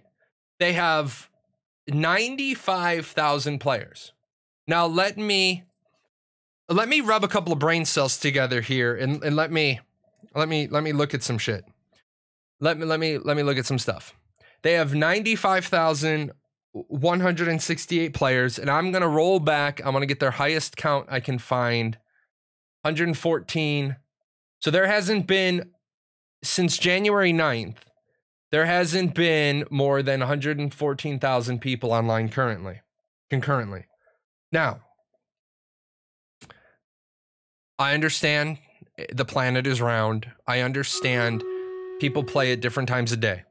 But I'm going to just say that I find something a little odd. Okay, I find something a little odd that you're going to claim that you have 10 times as many subscribers as your concurrent population. I'm not saying you're lying, but I'm saying that is an anomaly. That's an anomaly. You have 10 times the number of subscriptions as you do concurrent players. Could it be that those players have multiple accounts? That they have multiple subscription accounts? Because saying that you have 1.1 million subscribers, but only having 110,000 concurrent players, those are two radically different numbers that have radically different implications. I wouldn't say your game population is healthy if only 10% of your subscriber base is playing it at any given time. So while it's great to offer up that piece of information, give me the next 10 words and give me the 10 after that. EVE Online, you can tell how many accounts are logged in at any given time on EVE Online, but you don't know how many players there are. They never tell you how many players there are. Do they not scrub old unused accounts just to claim numbers? I have no idea. That's what I'm saying. Numbers are great, except when there's an anomaly with the numbers, and then you start asking some questions. So Savior says that the game is crowded, the game is fun, the game is exciting. Those are fine things. The game is crowded is empirical. The game is crowded can become empirical if we do a little data gathering. If we do a little surveying, we do a little spit, a little this, a little of that.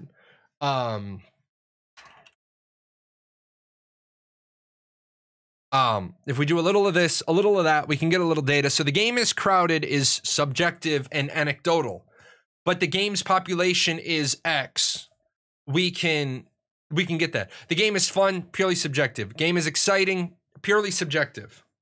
But the game is crowded. We could go with that. We'd have to work at it. But that still doesn't mean the game is successful. That still doesn't mean the game is, and that's the next question. No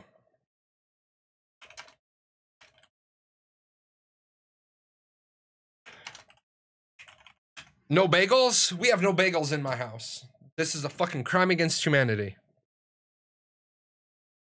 Hold on. I gotta deal with this. I can't. We cannot.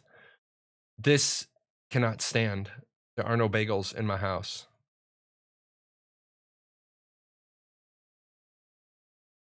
So, did I read your last message? No, not yet. Easy. Relax. It's still on the screen. It's still on the screen. Give me a minute, man. Give me a minute. Going back to the full loot success argument, if you Google Jagus Financials 2019, the first link shows a 20% jump in revenue year on year. Subs over 500,000 compared to the previous year and 11% growth in team. All from a full loot MMO. Okay, hold on. Let's take a look. Let's take a look here.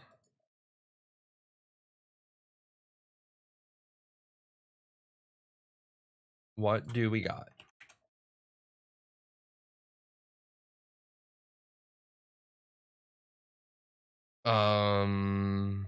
Let's see.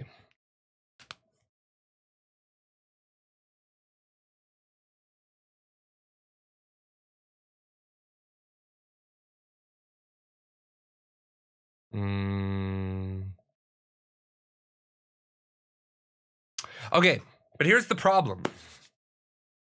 This is a press release. This is a press release. I need the actual financial data. Revenues jump almost. Okay, let me explain this phrase. Revenues jump almost 20% year on year. Okay? With revenue increasing by 19.4%. Operating profits also grew to just over 48.9 million, representing an annual increase of 4.5%. Okay, so let's cut all of the bullshit numbers that they've shown there. Operating profits also grew, representing an annual increase of 4.5%. That 19.4% number is fucking great. It's a nice media bite. It's a nice shell game, 3-card Monty. Let's make our numbers look good. But the piece that they disclosed was operating profits grew to just over 48.9 million, representing an increase of 4.5%. 48.9 million, successful game. Increase of 4.5%, great. Don't let the 20% fool you. Ignore the 20%. Focus on the important line there. Profits grew to over 50 million. That's great. That's great. But now I'm looking for something that I'm not going to see here.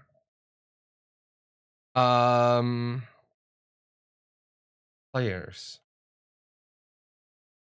Welcomed more players. Well, more players to our living games of RuneScape and old school RuneScape. Well, that's they hold the Guinness Book of World Records record for the most accounts created on a game. I think when they won it, they had 110 million accounts made for their game. However,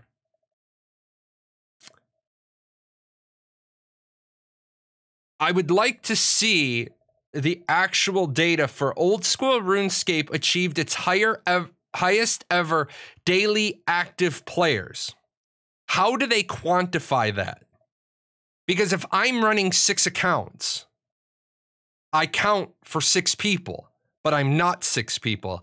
If I'm logging, and this is, it's not semantics. This is the shit that matters. If I have 6 accounts, and I don't know old school RuneScape. I don't know what, I know somebody on the Ashes Discord was complaining about alt accounts in old school RuneScape. But if I'm logging in and out accounts like people did in ArcAge, and you log in 5 or 6 accounts, I'm not 5 or 6 players. So when you say that old school RuneScape achieved its higher ever daily active players, by what metric? Concurrent or total per day? Again, I also find it odd that they're talking about having 1.1 million active subscribers, which is a great number, but they only have an average concurrent user base. 158 concurrent users was the highest. I don't give a shit what the highest was. I give a shit what today's is. And because that number I can get, I can tangibly put my hands on that data today. And then the data today is 95,168. So I can put my hands on data that says 95,168, and in the last 3 days, their highest number was 114,000. So I find it very odd. I find an anomaly in the data, an anomaly in the information, that you tell me you have 1.1 million subscribers, but you only ever have 114,000 online at any one time. And even tripling that number to account for the world, the 3 major time zones, Oceanic, European, and North American, I'll give you a ×3 without question. I won't even quibble a ×3 multiplier. So on your best day in the last 3 days, I'm gonna say that 342,000 people logged in on your best day this week, and that still only represents a third of your subscriptions. And now Romsil Gaming says, and people who sub for the full year, they count all those numbers. Remember, those are the sort of numbers that that an authentic, genuine, like real financial data report would have. It would have, this is the number of annual subscriptions we have, and then those are minused off of each month's running total. It would also, correct me if I'm wrong, Old School RuneScape is one of the games that I can buy sub time for people, and I can sell that in game. So don't they have, yeah, RuneScape is one of those, right? RuneScape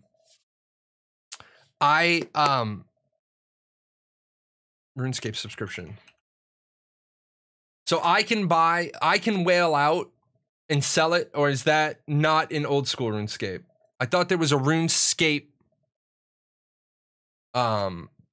token, or isn't it a RuneScape token? RuneScape bonds. So yeah, you also have to keep that into consideration. Of that 1.1 million subscribers, that's not 1.1 million people opening their wallet and subscribing to the game. That's 1.1 million people getting credited as having a premium subscriptioned account. However, some of those people are the results of me wailing the fuck out, and they have a subscription. That was like one thing I called Tryon out for. I called Tryon out for it once, and they responded. Because I said, you're claiming that you have this many paying subscribers, and we know that to be bullshit. We know it to be bullshit because you sell Apex in game into Apex. Yeah, and then is the 1.1 million individuals, or those people with 10 accounts? So I'm not saying, when you notice, I'm not saying that Old School RuneScape isn't financially successful. $50 million in profit, up 4.5%. 4.5% is impressive growth. But don't start letting a bunch of irrelevant data. Don't start letting a bunch of irrelevant data points or a bunch of non-empirically proven data points bolster other numbers.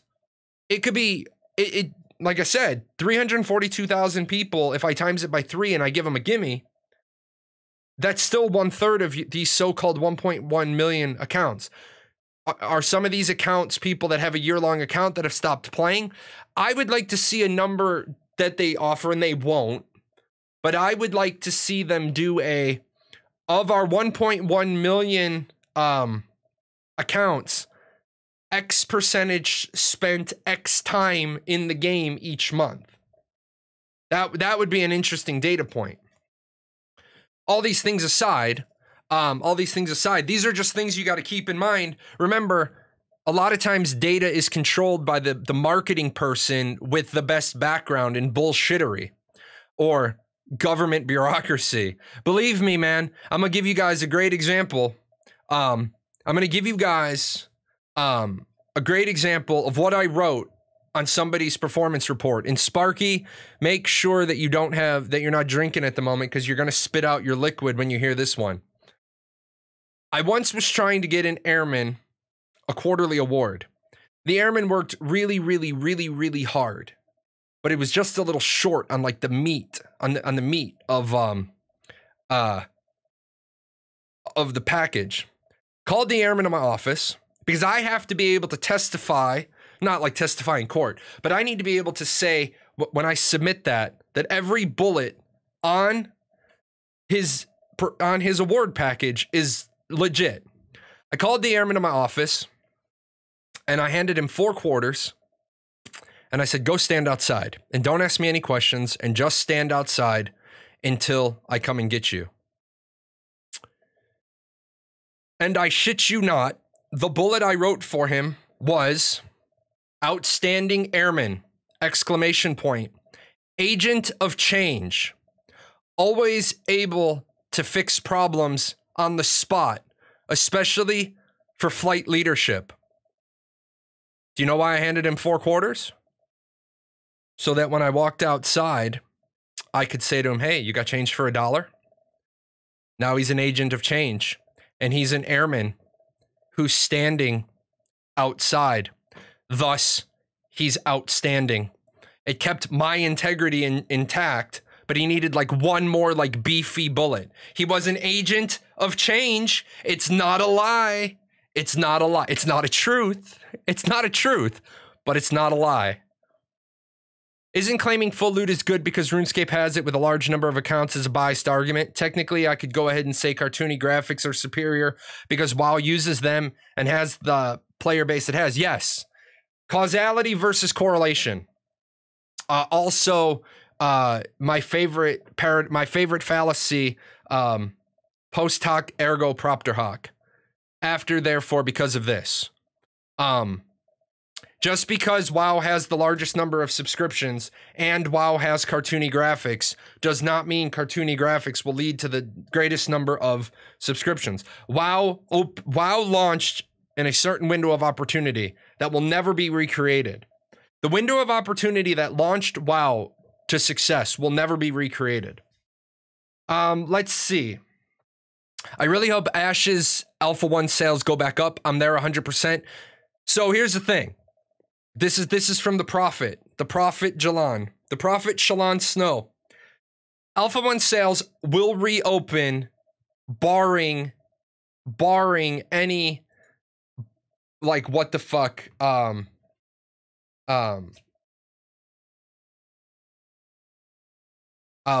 any any what the fuckness. I will be able to take care of that. Hold on 1 second. We have a problem with the codes I gave out.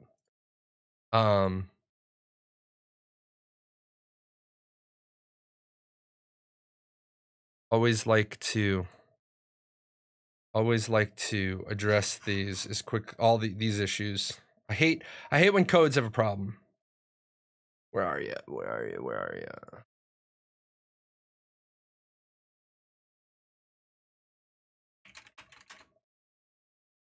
And let me double check.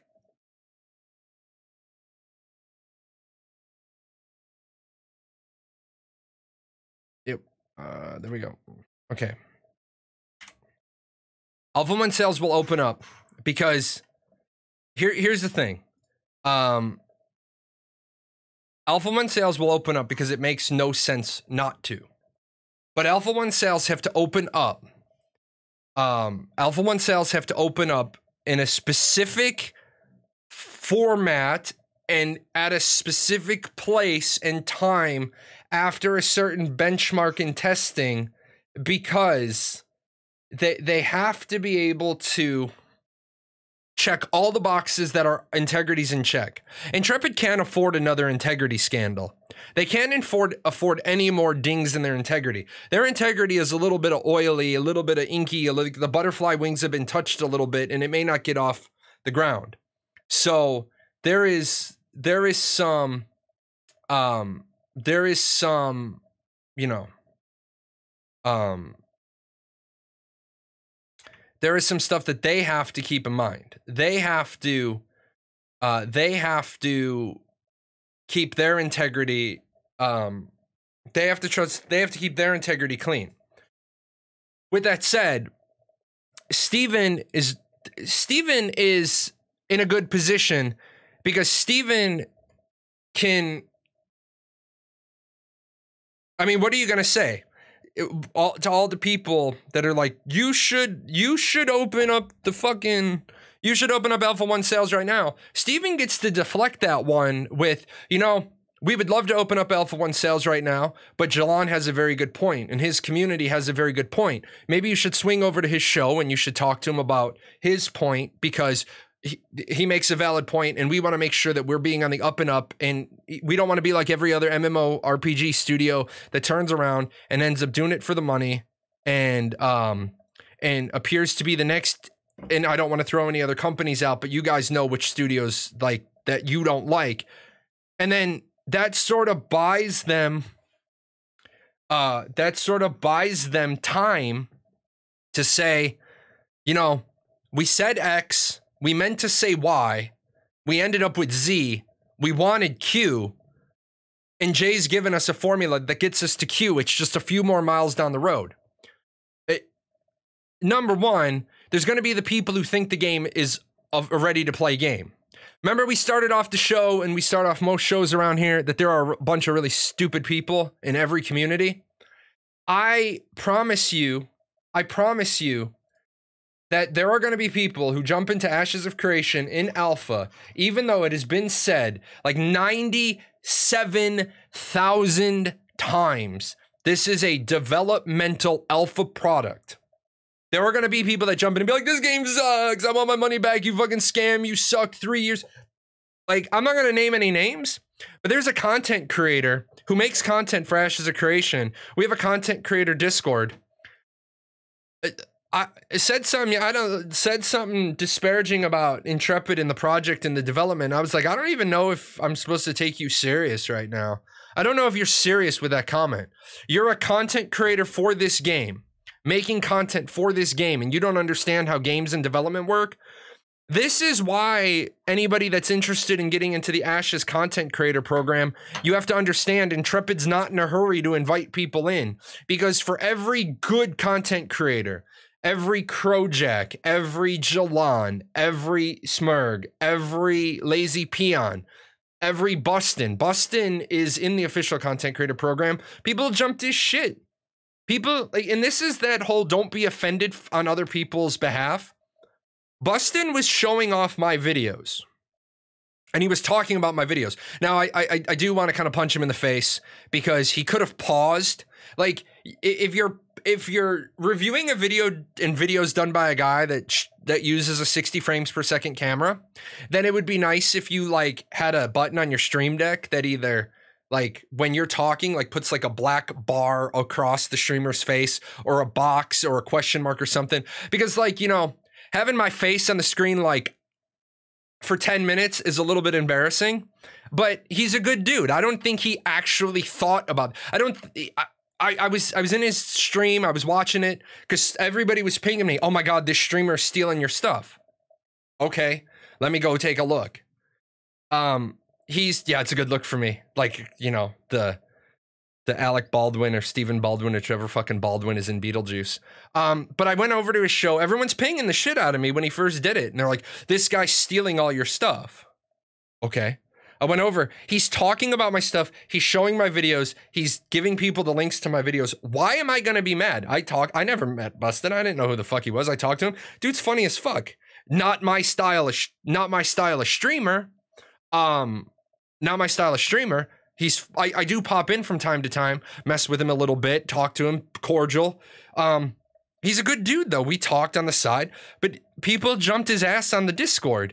He's like, the fuck is wrong with you people?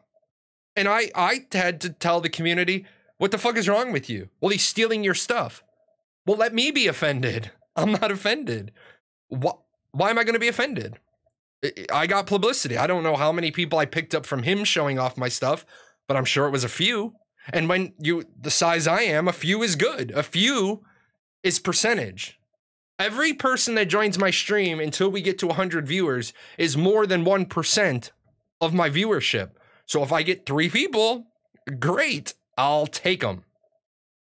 So we got a lot of content creators that honestly, they're jumping on Ashes of Creation because what they want to do, and I'm going to be vulgar and I'm going to be crude and I apologize, but there are content creators who are jumping on Ashes of Creation's bandwagon because really they want to fuck that Ash's dick and they want to make money. Then where's your work now? Where is your hard work, your blood, your sweat, your tears now? Where's your content now? So there's all these people that are like, there was one guy earlier, Twitch partner came in. He's like, should I buy my own Alpha 1 or should I get into the content creator program? 20,000 people, 8,000 average views. Yes, you should apply for the content creator program.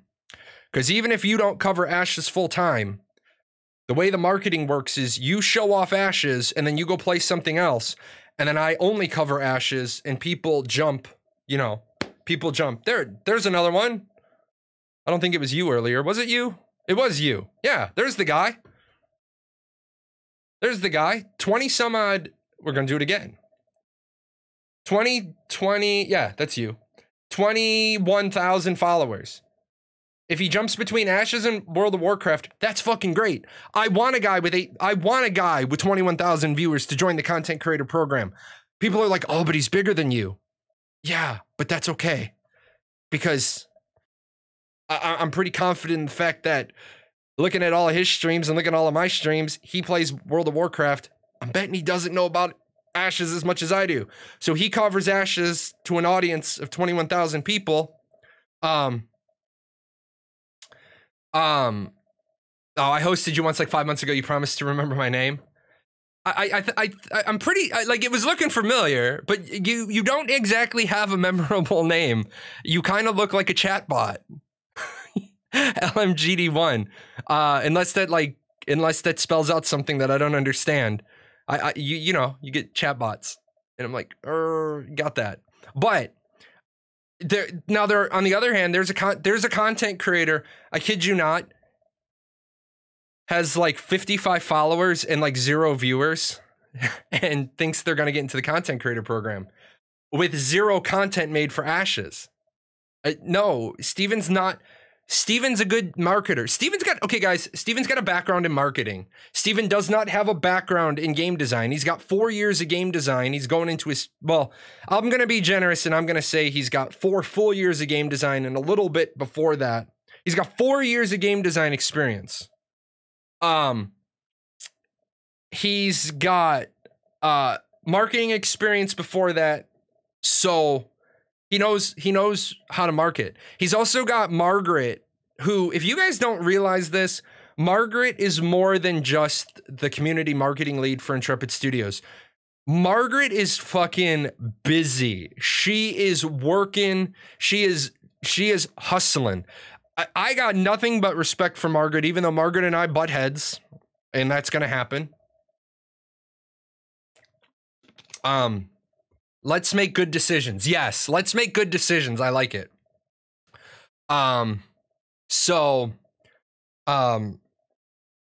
Margaret is everywhere. She's on streams, she's on panels, she's on like cosplay. Her streams are amazing. Her streams are on point. She's got an amazing stream setup. She's fucking hustling it. If you guys want to see a textbook definition of one of my motivational phrases that I stole, benchmarked, borrowed, live your life, spend a couple of years living your life like others won't, so you can spend the rest of your life living your life like others can't. She's fucking working it. She is working like the industry. And keep in mind that right now the industry for her is really shut down. She's a Twitch panel host. That's impressive shit. I don't want to be Margaret when I grow up because I'm older than Margaret. So I'm stuck between putting a backing to Camelot Unchained or Ashes of Creation. I've decided I want to get back into a guild heavy MMO again. So of course, obviously, I'm biased. But it's okay, because when you're biased and you declare you're biased, it's all right. I'm an official content creator for Ashes of Creation. I am nothing for Camelot Unchained. I have concerns about Camelot Unchained. Number one, Camelot Unchained is just dragging ass. It's just dragging ass. Number two, Camelot Unchained is working on a side project because the new investors wanted the side project worked on. Number three, Camelot Unchained is a faction-based game. Now, it starts off good because it's 3 factions, but at the end of the day, a faction-based game is still a faction-based game. It walks like a duck, it quacks like a duck, it dresses like a teenager, it must be a duck. So I got problems with Camelot Unchained. I don't think Camelot Unchained is ever gonna come out, and I don't think when it comes out, it's ever gonna do well. I could be wrong. I could be wrong. Any updates on that scam MMO Illyria? First of all, I gotta slap you. It's not a scam. It's not a scam. It's a bunch of shit, but scam's not one of it. And an example of incompetence, a failure. Unfortunately, when we start throwing words around that aren't the appropriate words, we start throwing emotionally charged words around that develop emotional responses, not logical responses. I know people that don't understand the way business works tried to say, well, the fact that they were selling land titles up until the day they said they weren't in development was a scam, and it wasn't. And let me explain why. They had 2 outstanding $500,000 loans. Now, they had 2 outstanding $500,000 loans. Now, keep in mind, a business is an entity. You are a person, and never shall the two intertwine unless you want to pierce the corporate veil and you want to fuck yourself and lose all your personal holdings. That's why my channel is owned by a corporation, and my corporation officially invites me to use the channel as a performing artist. I am a performing artist. I am on this channel. This channel is owned by a corporation. My money is my money. The corporation's money is the corporation's money. To start the corporation, I loaned it several loans. I gave my corporation several loans because it needed to have money to form. It needed to have $2,500 to open a bank account. As the company made money, I, as a person, talked to myself, and it's actually really funny. And I sent a copy of the loan paperwork to myself as director of my company. And I said, I, Jahlon, as a private individual, would like you, Paradox Gaming Network Incorporated, to please pay this loan. They withdrew the money. They handed it to me. They said, please sign here. Da-da-da. Chronicles of Illyria did nothing different than that. They had 2 $500,000 loans that were outstanding. They were selling land because they were broke, and those loans were coming due. Because remember, when you loan any money to anybody, you have to put a payback by date in it for legality. Otherwise, the person can just never pay you back and say, yeah, I'm getting to it. So, Chronicles of Illyria, Soban Studios. Is it going to tell me, is it going to give me that shenanigans? Oh, Wood Chip, blowing it up in 2021. And yeah, Woodchip got gifted a subscription from Carbohydrate.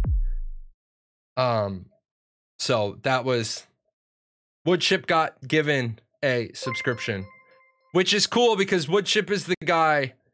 Woodchip is the guy that gives out all the subs on all the Ashes of Creation channels. So that's always cool. I'm trying to see if I can do this fight. It might be I might have to wait a minute. You just got back from out of town and you got back from out of town and back. Cool. Anyway, getting ripped off is going to cause an emotional response. Even if they weren't scammed and named, the feeling they were is still there, and therefore that's how they're going to feel and react. Yes, exactly. And the Chronicles of Illyria fan base are going to respond with, I got scammed. When the truth of the matter is, you didn't get scammed. What happened was, we're selling land. We've made $500,000.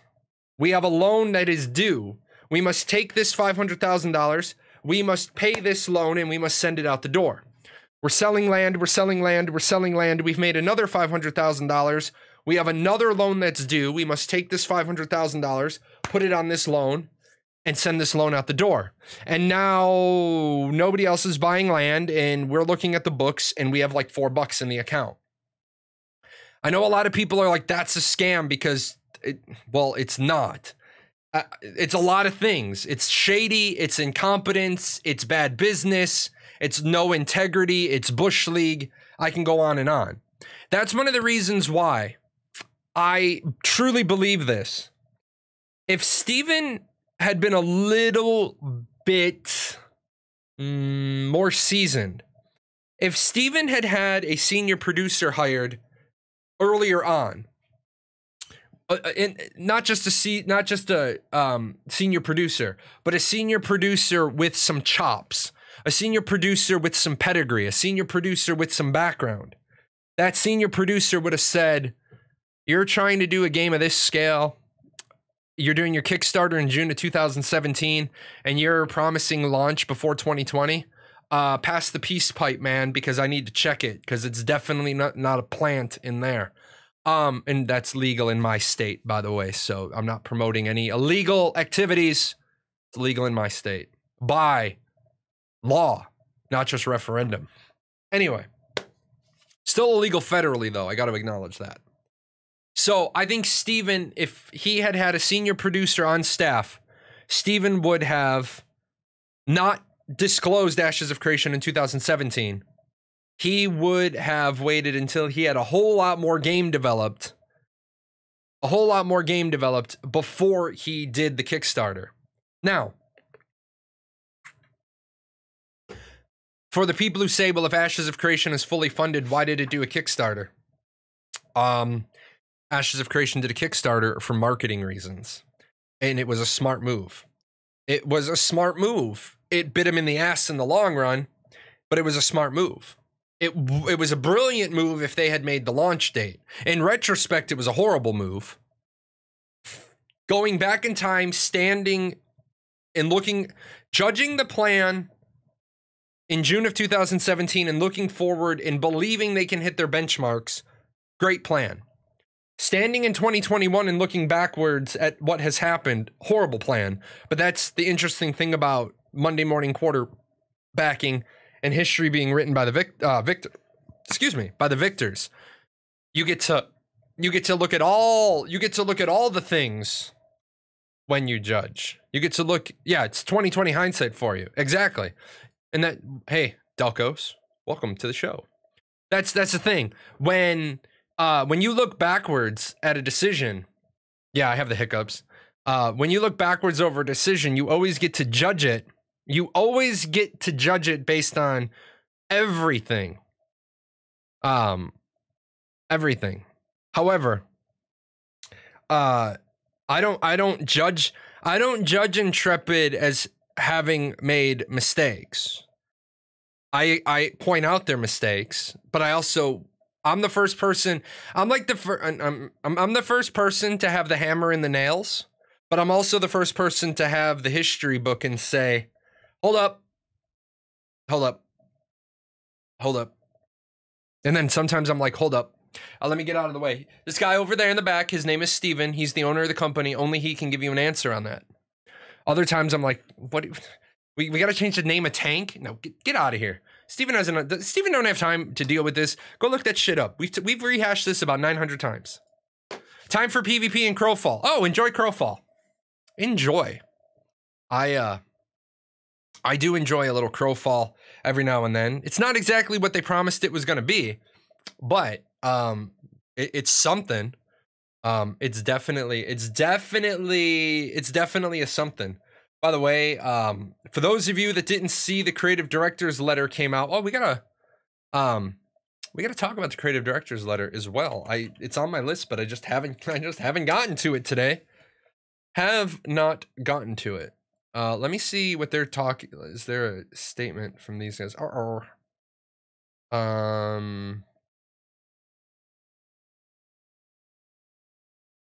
Okay. Let's see. We're going to talk the creative director letter. You guys see, I did a video on the creative director letter. I do a video on pretty much all of the stuff Intrepid puts out. I will say this. Let me bring this over here. Whoa.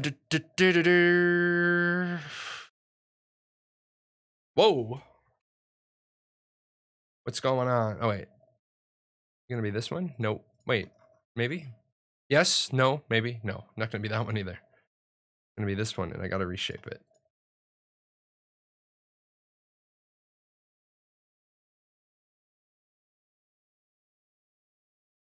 So, oh, still too big. Let me turn off that. Let me turn off that in the background. There we go. So, the letter. Why does that? I cannot wait till they update the website. I cannot wait till I cannot wait till they update the website. All right, I'm gonna cover chat for a minute. That's just gonna be the easiest way. All right, so the CD letter was kind of not that informative. No, it wasn't informative. It wasn't informative. And then Critical Zen, I will get that in a minute.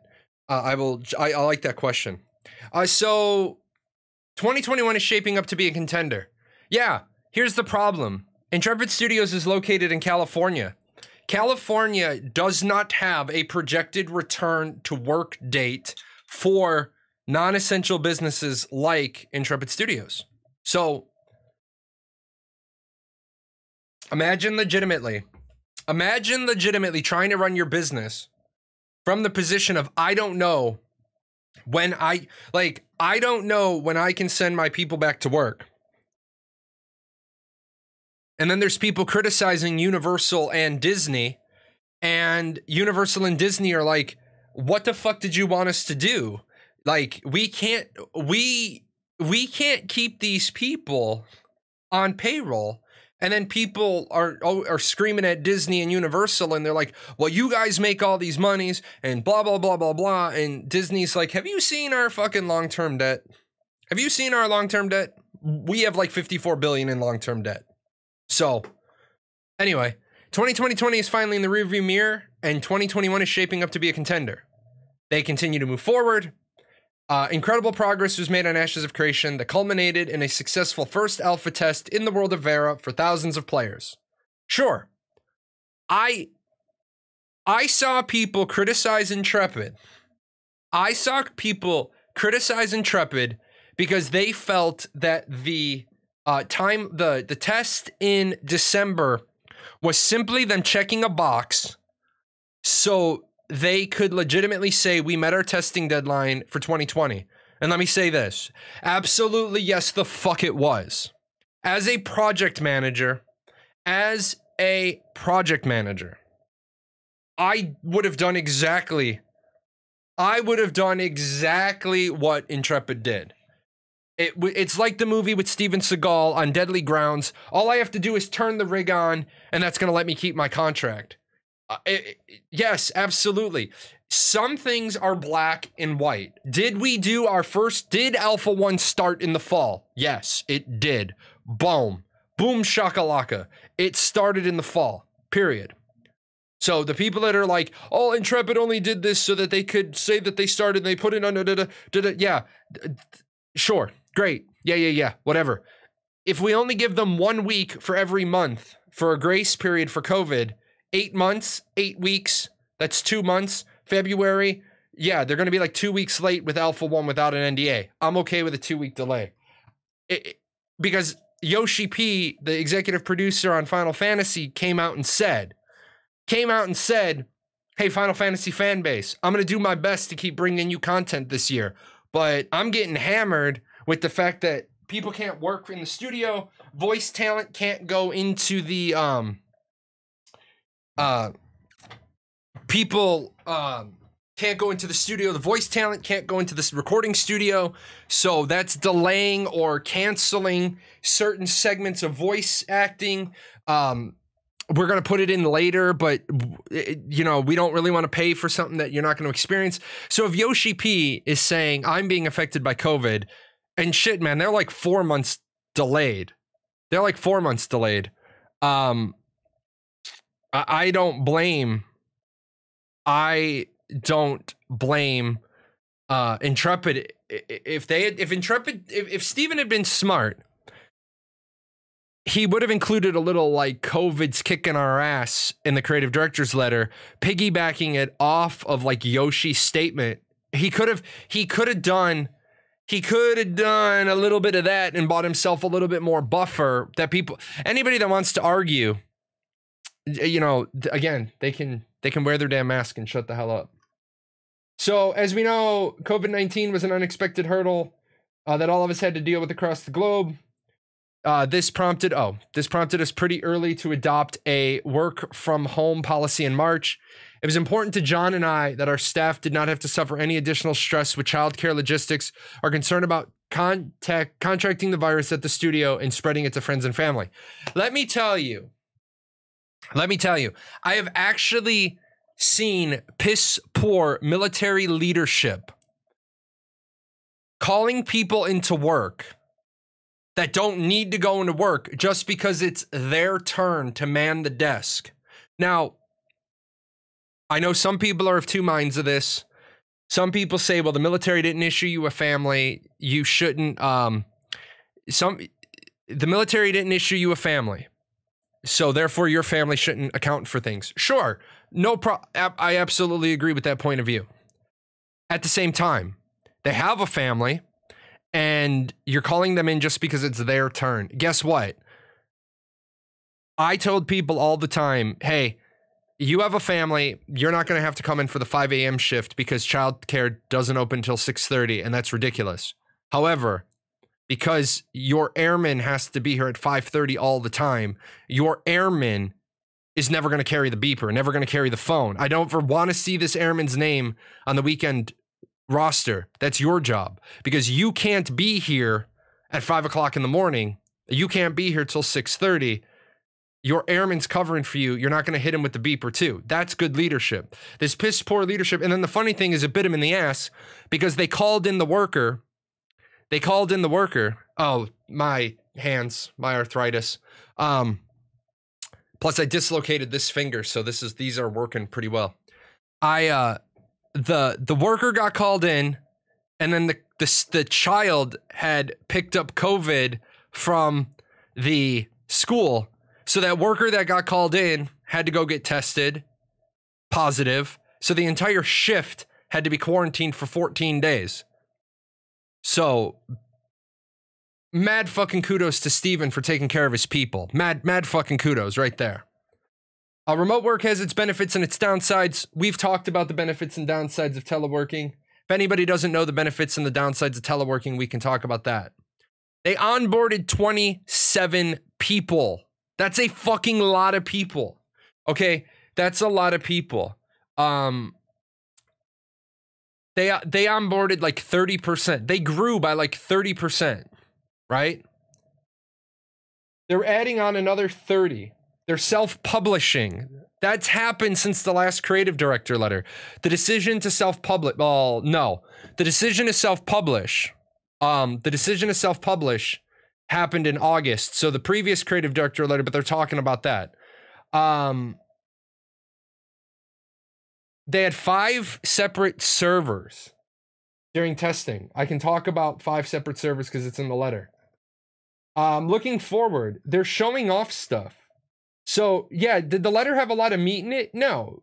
Here's the Alpha 1 sales stuff. As a warning, however, our alpha is a true developmental alpha. This means our testers experience a very buggy and incomplete game. So the letter didn't have a lot of meat. The letter had a lot of cool looking art. The letter had a lot of cool looking art. I like that guy. I like this guy. I love this guy. I love this guy. I'm a huge dragon fan. So, all right, guys, I'm going to jump. I'm going to take a real quick break, and then I will be right back.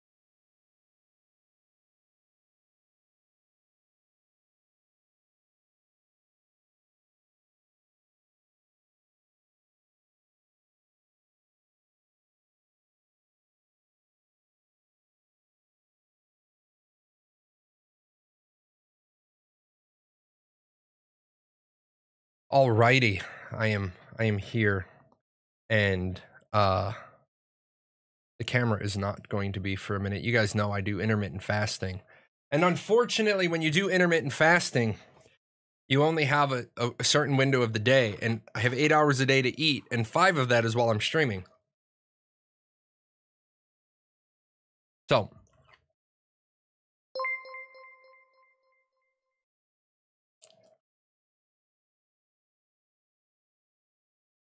How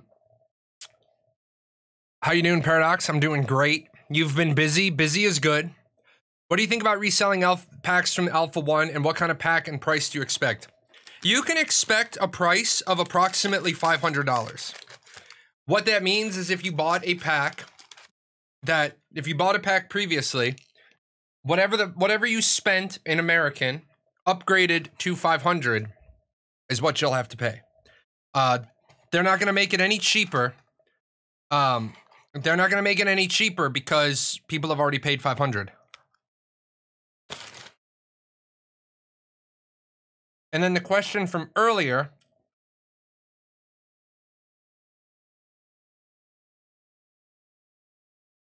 Is there anything that you don't see inside Ashes of Creation that you would really like to see in development or more info on? Okay, so that's a 2-parter. What would I want more information on? Absolutely everything that they're developing. I want information on absolutely everything that they're developing. Everything. Did I say everything? Because I literally mean every single thing that they're developing, I want more information on. Now, they are never going to sell lifetime memberships again, nor should they. Because a lifetime membership, a lifetime membership isn't going to help. I won't need to upgrade my pack from 475 because I got key in the charity stream. Yeah, but remember your key is for Alpha 1. Oh, and then you already have Alpha 2. So yeah, you're good. So you are covered.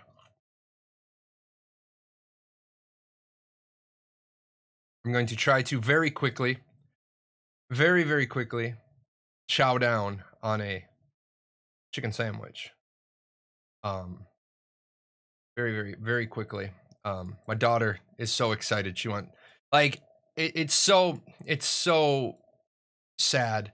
My daughter was so excited. She raced home from driver's ed. She came up and she actually almost walked in and she realized I was streaming. She wants to talk about she met me at the door to talk about it, and I was like, I love you, honey, but 8 o'clock. I'll talk to you at 8 o'clock. But the second part. Is there anything Intrepid's not doing in Ashes of Creation?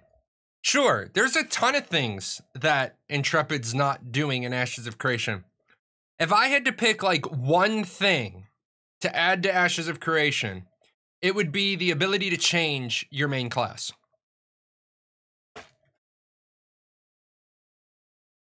Sorry, your primary archetype.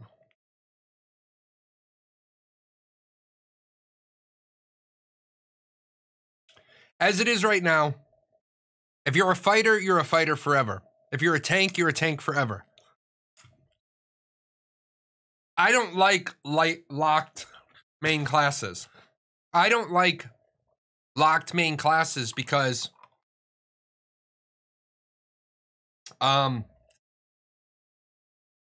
decisions do matter. But in a game like Ashes, where I have to do all of the side content, all of the horizontal progression as well, I don't want to have to do that horizontal progression multiple times. Even just to switch level, even just to level 25 to switch with alts to secondary. No, the thing is that, if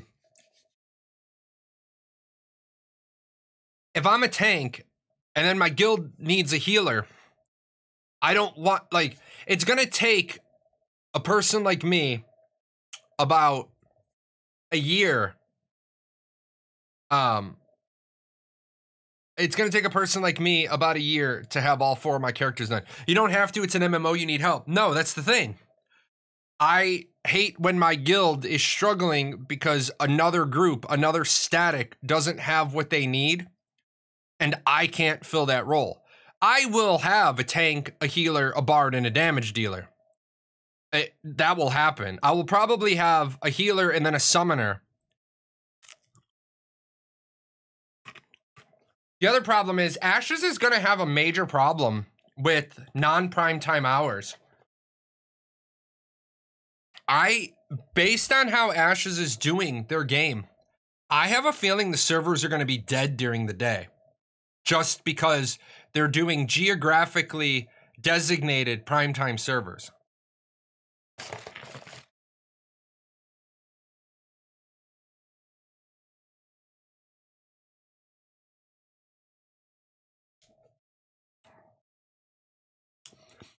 Hey, Jahlon, I appreciate how like a week ago I saw some troll randomly dropped into the chat and said, obviously looking to start some stuff, but you and everyone else just ignored the guy and he never said anything else. So it depends on the level of stupidity. Depending on the level of stupidity, when people come in, sometimes I jump on board the stupidity and then they very quickly either get corrected or banned. So you think that they should include, say, 5 world servers? No, because a world server's not gonna work. A world server absolutely cannot work with the Ashes design concept. Because if you did it, well, could a world server work? Sure. However, you would have to set some very interesting rules for a world server to work.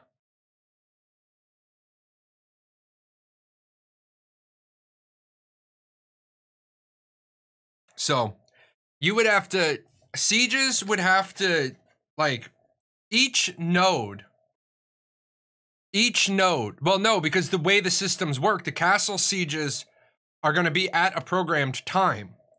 You can't, I mean, you could put each castle on a different programmed time, but then you run the risk of one guild holding multiple castles. No, they shouldn't consider it at all. They should consider having good servers in each region. Because if you ever played EVE Online, one of the biggest pains in the asses was the 2 a.m. wake up calls because you had a pause that was coming out of reinforced, and you had to have everybody online to get that to get that pause online, or the station was coming out of reinforced, this, that, and the other. I got a phone call once on the day I was going to take an endorsement test because they needed my Sino network. And real life friend called me on my home phone number because my cell phone was off, because we had capital ships and Titans in trouble, and they needed an emergency Sino lit, and I was the guy on the board as I had Sinos in that area. And my home phone rang. I picked up the phone, and there was hysterical screaming on the other end. And I said, dude, you know damn well I'm taking 3 endorsement tests for teaching in a couple of hours. And you know I'm a chronic insomniac. I don't give a fuck. And my corporation got mad. And I said, fuckheads, no means no. No means I'm at home. I'm asleep. Am I online? No. Am I on TeamSpeak? No. I hate to tell you, but I don't kick boxes for a living. I don't have a fucking bullshit job. I have a career. I got yelled at in comms, and I said, no problem. I packed up all my shit, jump freighted all my shit out, and left. I'm not taking that shit from anybody.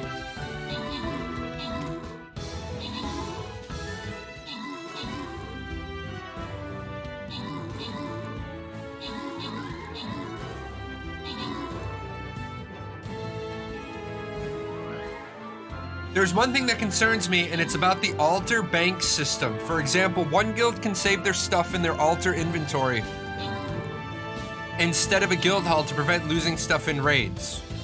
No. That's not how that works. All storage, all points of storage are locked during a siege. All points of storage. If there's storage at the guild hall, then yes, there is if there is storage at the guild hall, then that storage is locked as well. All points of storage are locked when a siege is declared. But I can always save it on an altar and take him out to craft when the guild needs it. No, you can't. Your backpack of stuff is small. Sure, you can have an alt. You can have an alt with like 100 iron ore in your backpack. Sure, absolutely. I don't think. No. See, that's all bullshit. That's all bullshit. Your solution is addressing a symptom. Also, why would I give a shit if a low-level character has high-end mats? Because as soon as I know your low-level character has high-end mats, I'm going to flag, I'm going to kill your low-level character, and I'm going to hope those mats drop so I can scoop them and run my ass off. Like I said, your character can hold 1/10 of a mule and 1/100th of a caravan. So, who cares? And again, they can't lose their shit. Like, you can't directly attack a guild's member's storage. You can siege the node. Absolutely. But do you really believe that guilds are just going to be stockpiling? You believe, honestly, guilds are going to be stockpiling crafting mats and not using the crafting mats. I mean, this isn't like other games where people are going to be having 97,000 items in storage. No, because the items are limited and drop.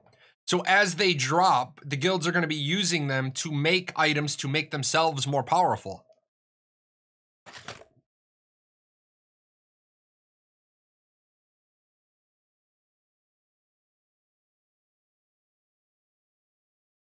It's only mats that drop in a successful siege. It is anything in the production timeline. It's gatherables, boss drops, processed goods.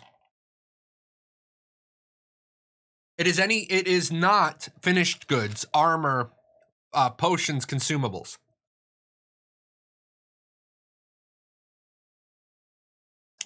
I have an odd question. Do you think communication within the game will be facilitated within the game, or will Intrepid put that on us through Discord? I don't understand. Woodchip, I don't quite know what you mean. I don't quite know what you mean. Do you think communication within the game will be facilitated within the game? Do you mean between players, or do you mean from Intrepid to from Intrepid to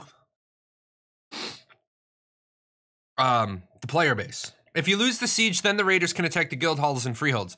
Okay, so get guild halls out of there. Okay, get guild halls out of there. Because there's two types of guild halls and you're going to be crossing the streams. If you lose the siege, then the raiders can attack freeholds. A guild hall is nothing more than a guild leader's second freehold that they put the guild hall on. And yes, if you lose the siege, then the raiders can attack the guild halls and freeholds. That is true. Again, do you really believe that guilds are going to be storing a bunch of mats, or they're going to be turning those mats into finished goods, and those finished goods can't be stolen? Finished items cannot be stolen after a siege. Only raw materials. Well, bad guilds will do it, surely. Yeah, but I don't want to change a bunch of fucking rules because of a bunch of stupid people. We started off the show with stupid people, and as you can see, stupid people continue throughout the whole theme of the show. I don't want to make rules to cater to stupid people, because when you cater to stupid people, they keep getting more and more stupid.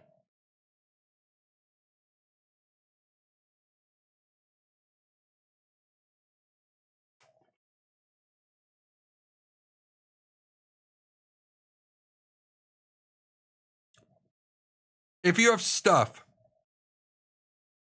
stored in your mule, do you drop the percentage of stuff according to PvP rules from that mule if you die? Or is it only stuff on your character's person? Well, you don't have to die for your mule to drop stuff. There's a reason why we call mules loot pinatas.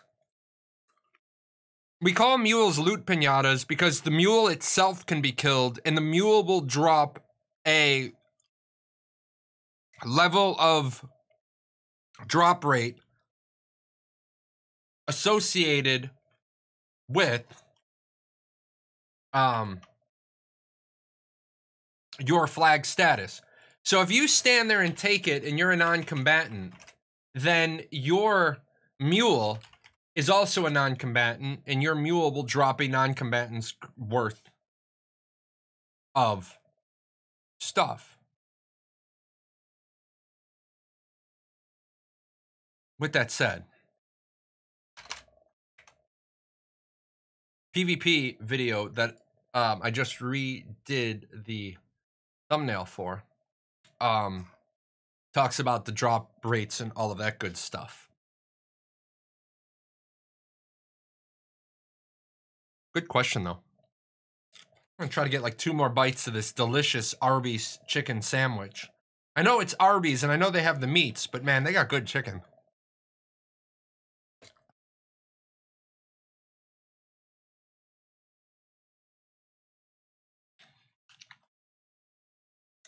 Everything in ashes is dangerous, even crafting.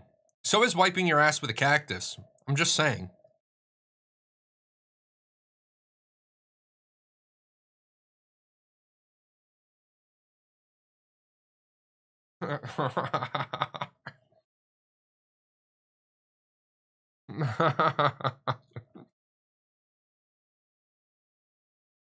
No, mounts don't. Mules do not disappear if they're loaded with goods. Mules are a type of storage.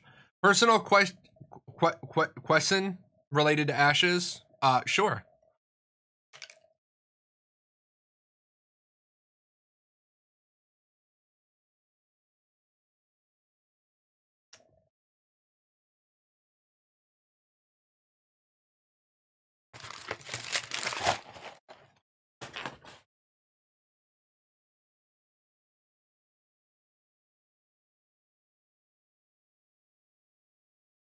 What if they are not loaded with goods? Can they be stored like mounts? Yes, I believe so. I believe that if the mount is not encumbered with goods, then it goes away. Have I figured out if I'm going tank primary or not yet? Or are you going to finger wiggle in the back? I don't know yet. It's a guild sort of thing. You know, time slips away from us. Time slips away from us when we don't have a good game. And my guild is like the movie Armageddon. They all got off the rig. We stopped playing and then they all scattered. And I threw up the Paradox logo in the sky. And not a lot of people responded. So I started like calling up people and pinging them. And one of my officers, I was like, where the hell you been? Oh, I didn't tell you. No, you didn't tell me. What happened? Oh, I had a spinal tumor removed.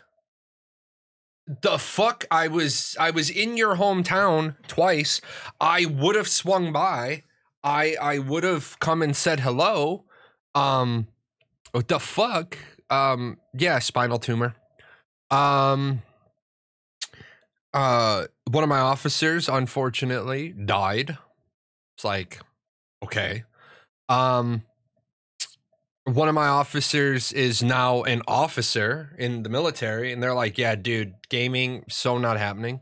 So I gotta start rebuilding the ranks. Here's the problem. Most guilds that are pre-formed years in advance, don't survive. Now, what I'm waiting for is I'm waiting for a game. Any game. I don't care. A game. A game that we can play together. It can be Elyon. It could be New World. It could be whatever. I just want an MMO to come out so I can start rebuilding the ranks. The problem is everything that comes out is like shit. You know. Feel it. Guild needs what it needs, and Father Time is a dick bag. Yeah, man. You know, absolutely. Intrepid Studios needs to stop showing flying mounts. It's not a true feature of the game that is achievable for 99% of the player base. Yes. I actually was on vacation at Disney. I will actually tell you the date. I was in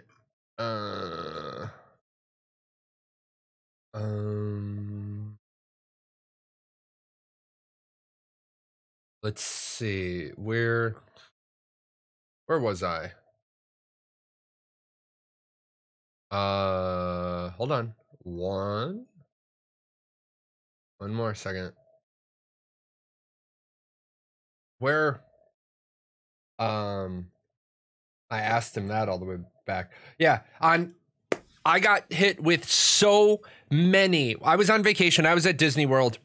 I got hit with so many complaints about the flying mounts. I was on vacation on the bus headed to one of the theme parks, and I sent Steven a message and I said, hey, you're overusing the flying mounts in the developer footage. Because you keep overusing the flying mounts, and although you say at the beginning of the footage, like, flying mounts are really rare, you have to present material on a live stream and in video footage as if every second somebody is just joining you. So there's a huge problem with that. The good news is that Steven on a couple of occasions has done that. And you'll notice, let me flip off this one and let me go back to the Twins fight. And then let me fast forward. You will notice that when Steven gets punted right here, and this was really good on Steven's part. This was really, really good on Steven's part. Because he's a GM. He has the royal status as a GM account. But Steven's about to get punted, and then he's about to take splash. So he doesn't take a flying mount back up there, as he could have. I mean, he could have just jumped a flying mount and been back in like 2 seconds, but he's showing you on a land mount. Now, yes, people, I understand. The underwater looks like busted ass. Water and Unreal Engine will look amazing, but they're coming up with their answer. Bad Tidebreaker. Bad Otter. Stop it. Stop it. But they, yeah, he took fall damage. There is fall damage. Did I just kick a cat? No? Okay. Yeah, I got yelled at from my video. Because they were like, oh, my ears are bleeding. I was like, a little ear bleeding is okay. It clears out all the wax. Like, shut up. Like, stop your whining. If you, yeah, my cat, oh, there you are. Hi. He was running underneath my feet. He knows better. They all know better. They all have gotten their paw at one point stepped on. I have a posture board underneath my desk because of my blood clots. So while I'm sitting here all the time, I'm doing, man, I got some fucking crazy calves because of my blood clots. I'm constantly doing like calf raises, like just sitting here passively. So mine just decided to plant his ass on my keyboard. I'm now out in the garage on an iPad. Yeah, my buddy has been doing that to Tamir. My buddy's not doing too good. My buddy, his kidneys are shot. I love him. And it's a good thing it's a good thing this house needs about $25,000 worth of renovation already from him pissing on stuff. Because if I was in my forever home and he was pissing on stuff, he would get put in a kennel at night. Because now his nickname is Mr. Piddles because he pees on everything and he pees blood. So, because of his kidney problems, but he's not long for the world. So, when he's in pain, he's not in pain. So when he is in pain, yeah, we have one with a thyroid problem. Our orange tabby has a thyroid problem, but the orange tabby is 12 and she's got no teeth on the left side of her mouth. So, we give her the thyroid medication. There's no point. My Bubba, who's peeing on everything, is 13, and there's not a lot that can be done. He had an infection at some point in his life and got scar tissue in his kidneys, and then he had some kidney stones that got into his bladder, and he's got sand in his bladder from the kidney stones breaking up. So he's oof. He's oof. He's a big goof too. Hi. You're the other one. Go find your sister. No, okay. He's growling at me. My poor Cloud. Come here. I want to show them you because I feel so bad for you. So this is Cloud. I show you guys Cloud. Hold on. This is Cloud. And Cloud has a dog bed. Yeah, this he won't hook me. The other one will bite me and hook me. This is Cloud, and he has a dog bed right behind my desk. Well, unfortunately, when I'm not streaming to you guys, this is ultimately how the office looks. I don't like a lot of light. I have a candle on my desk, and then I've got like the Edison bulbs back there. I like low light. In fact, I don't even have these. It's more like this. Like this is more like what I work in, because I don't have those floodlights up either when I'm not with you guys. So occasionally stuff gets shifted around my desk.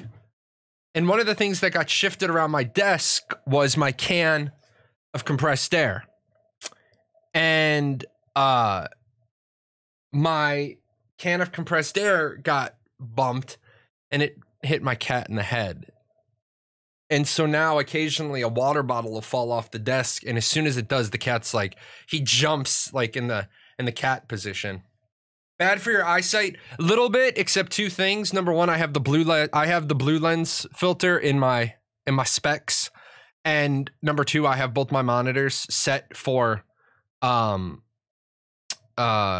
strain reduction. And then I spent like 5 years in my military career and in a dark facility and a no light facility doing contingency operations. So yeah, it's why my eyes got so jacked so quickly. I do 100% admit that it's bad for my eyes, but it's what is most comfortable for me now. I've already said, once my prescription changes again, if my eyesight gets worse, I'll stop doing it. But with the glasses, my eyesight has been locked down and stable for a couple of years. Let's see. My mini mountain lion keeps trying to give you the high five paw to your face when she sees you on the screen. Aw. Aw. I am a huge cat person. I absolutely am a huge cat person. I did a video. You guys know I have another channel. It's called Jahlon On. It's just me, my ramblings on life. It's like a vlog. I can't believe I'm 41 with a vlog. But I talk about pets, Christmas pets. I was talking about it during my charity live stream, and then somebody said, no, you should do that for a video. So I did. I love my parents. My mom's passed for 20 years. I love my dad. He's fucking old, and he's still around. My fucking dad is in better shape than most of you. He's 80 some odd years old, and the dude lives on a 20-acre piece of property that a botanist owns, and was doing arborist owned, and it was doing tree research. And so now there's trees that are dying because they're planted too close together. Dude's fucking 83 years old, and a tree will die or get in the way or fall or whatever, and he will straight chop, split, and stack 30-40 foot tree in a day. I have no problem saying that he is in much better shape than I am, and he is in much better shape than most of you as well. This fucking dude is a swole turkey. I call him, his wife is back from Europe now. She couldn't come back from Europe because of the governments wouldn't communicate and wouldn't cooperate, and they needed she's not my stepmom, because I don't view a step parent as, like, I was above the age of 18 when my mother passed and my dad remarried, so I don't view her as a stepmom. I don't know if that's weird, but it's like she never was my mom, so calling her my stepmom is weird. It's my dad's wife. You know what I'm saying? She couldn't come, but she's my brother's and my sister's mom, biological mom. And my dad remarried his first wife. It's really interesting tale. No, not bonus mom. My dad's first wife. He remarried her. And so she was over in Europe taking care of my nephews. And she usually, like, is there for a whole bunch of weeks and then comes home for a whole bunch of weeks and then goes back for a whole bunch of weeks.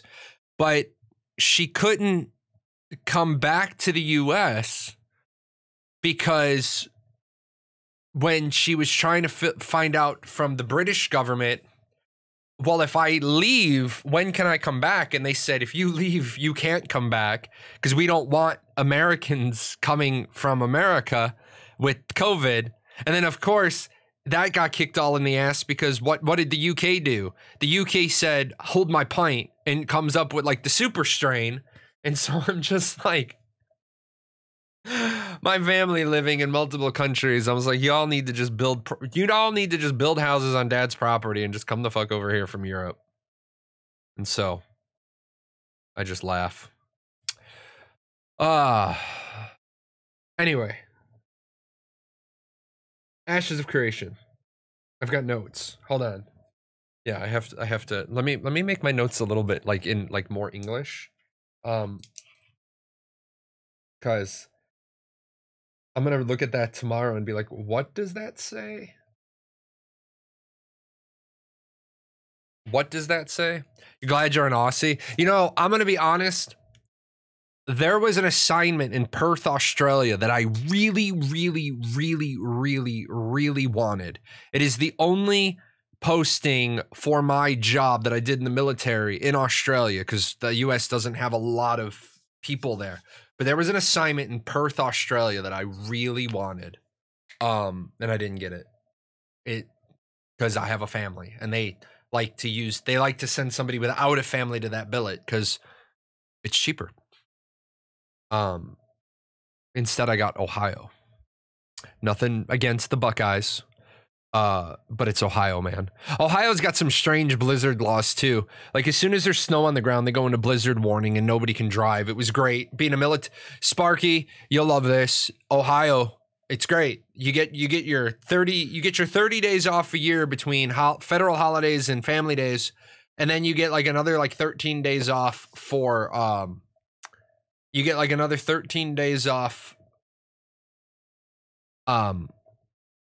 for all the snow days and all the blizzard days, because as a tenant unit, I'm not mission essential at their base, and so I can't drive to work.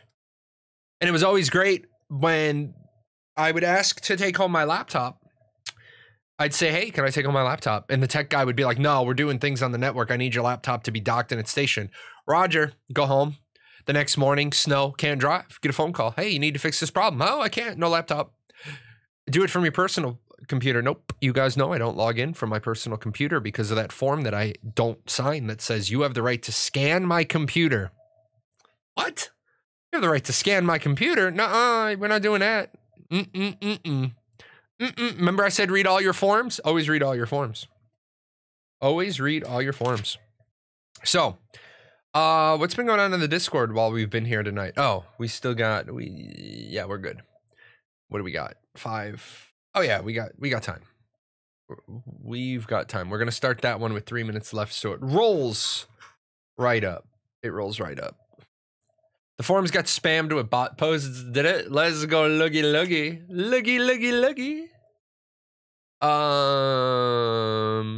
Oh, they all cleaned up now? Building and destroying a metropolis in the underworld. See, this is... Remember I said there are stupid people?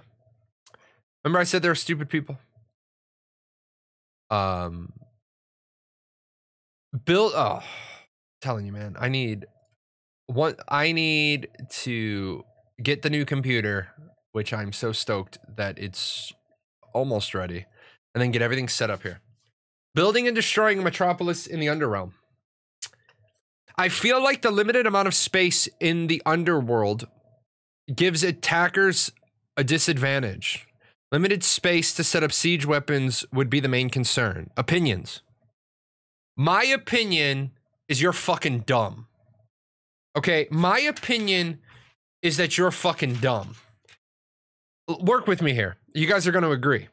The Underrealm is 100,000 square kilometers. Okay? 100,000 square kilometers. A metro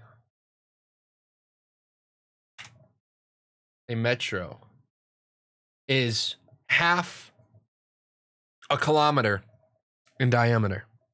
Half a kilometer. So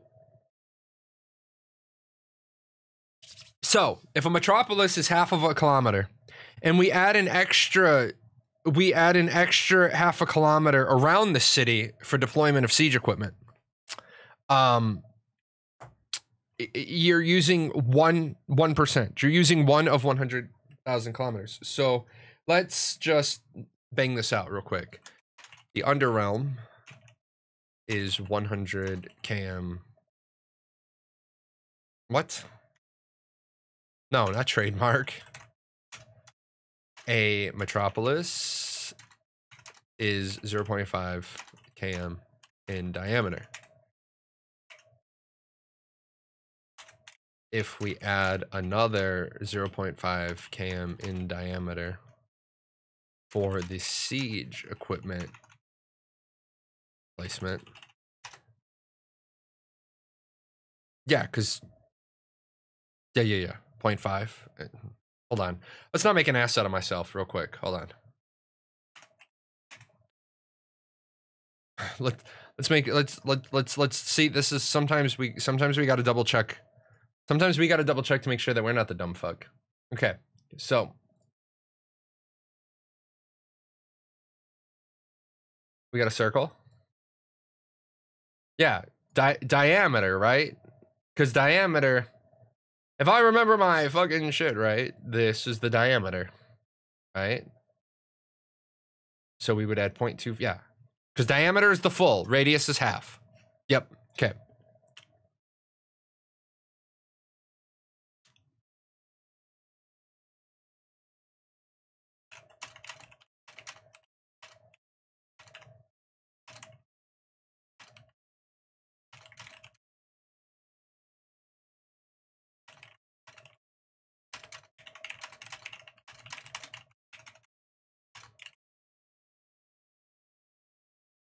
So, I think some people want to have a complaint before they do the research.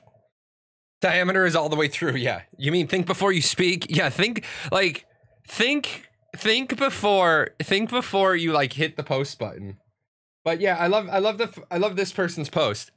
That this is great. Since the developers have full control over how much space there is in the Underrealm, they can open it up so that there's as much functional space for a siege as there is above ground, if they so desire. It's circumference that is the length of a circle.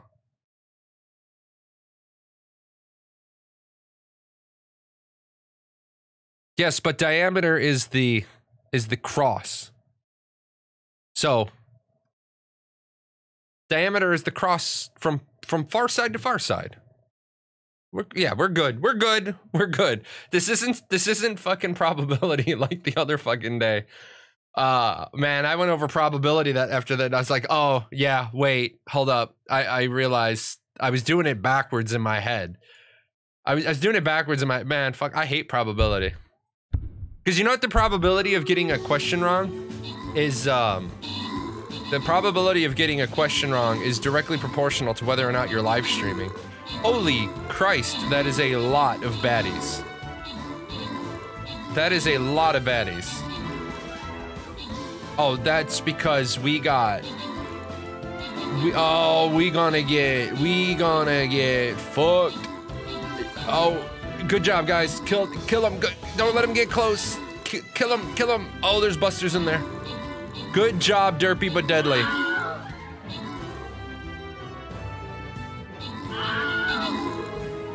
Oof. Our bottom contingent. Who's this one lone Centurion? Void Doc.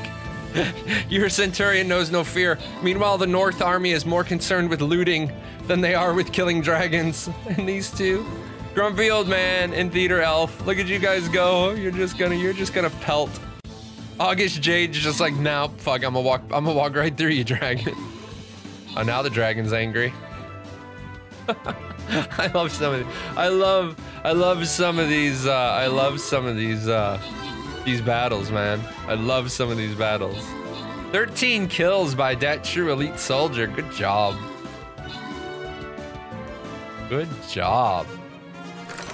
We're gonna do one more tonight. Well, hold on. Let's make sure we check the map. Yeah, we're gonna do, yeah, because then we can do 2 on Wednesday morning. We can do a 2-star on Wednesday morning. Yep, I like it. Don't forget, we got the badass in the hat now. I'll show you guys that video one more time tonight because that was funny as well. In fact, we'll do that right now. So if you guys don't know, Stream Raiders is the company, or Stream Captains is the company that makes Stream Raiders, and they did a live stream last week. And my new top hat guy, my top hat guy came out, and they didn't know what it was. So let's watch a little humor. Why, yes, my good sir. It is a Hold on. I don't know why that did that. I3, Brad. Is that a top hat? Why, yes, my good sir. It is a top hat, and that is very nice of you to notice. Can top hats be a color that's not black? Oh, certainly. I say, Sprocket, this SC Brad man is a distinguished gentleman. That SC Thomas fellow, on the other hand, what is that ghastly thing on the top of his head? Got top hat potential. I don't think that is a top hat though. I think it's like, Like a more like straw a hat? brown. And what exactly would be the purpose of a straw hat? But what's the piece on top of it? It's a like- flower. That's a flower. flower. A flower? My God, man, they are gears. They are the wheels of progress. is that a monocle? That's the only reason I think it might be a top hat is because there's kind of like that That's a little monocle. monocle on it. So who's We need to know. L3? I will suffer no more of this. Sprocket, my pistol. Who am I kidding? These lads don't own a pistol. So, yeah.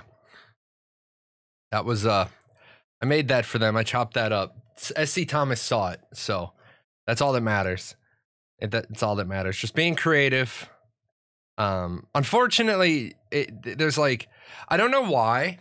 I don't know why, but for some reason, YouTube Shorts and Instagram and all these places want you to use your phone when you make all the shorts. TikTok and all those places, they want you to use your phone.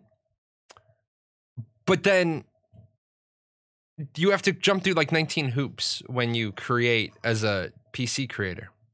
So I do like this answer though. I really do like that. I really do like that answer where they say the developers have full control over how much space there is. Like, yeah, it's like, did the developers think this through? Yeah, I'm pretty certain. I mean, call me crazy, but I'm pretty certain that the developers can control what happens in their game. So, yeah.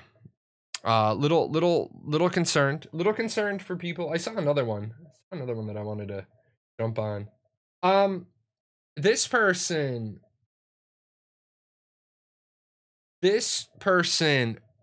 is a dumb fuck as well. If you do not want your game to die from the inside, if any Blizzard developer, particularly WoW devs who were in the upper decision making such as PvP or class design or had any final say in game development, do not hire them or this game will rot from the inside. You know what will make a game rot from the inside? A player base like you.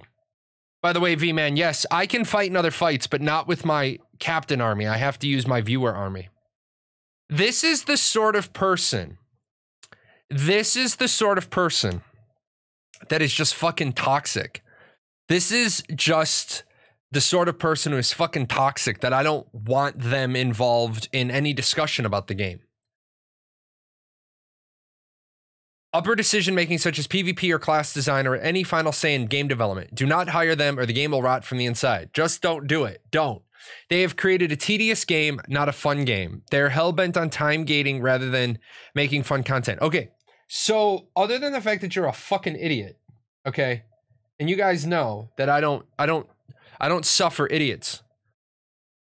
I don't think this person knows what the difference between a developer is, okay, because everybody who works on a game's development is, pop quiz, phone a friend, a fucking developer. Developer is such a broad statement. And then this is what I get from people. They're like, no, man, developers are the people who write the code. Do you mean engineers, software engineers? Do you mean coders? Do you mean programmers? Yeah. Okay, they're all developers. Well, no, they're not. Yes, yes, they are. Okay, every single Lieutenant Toast is a developer on Ashes of Creation. 1 second.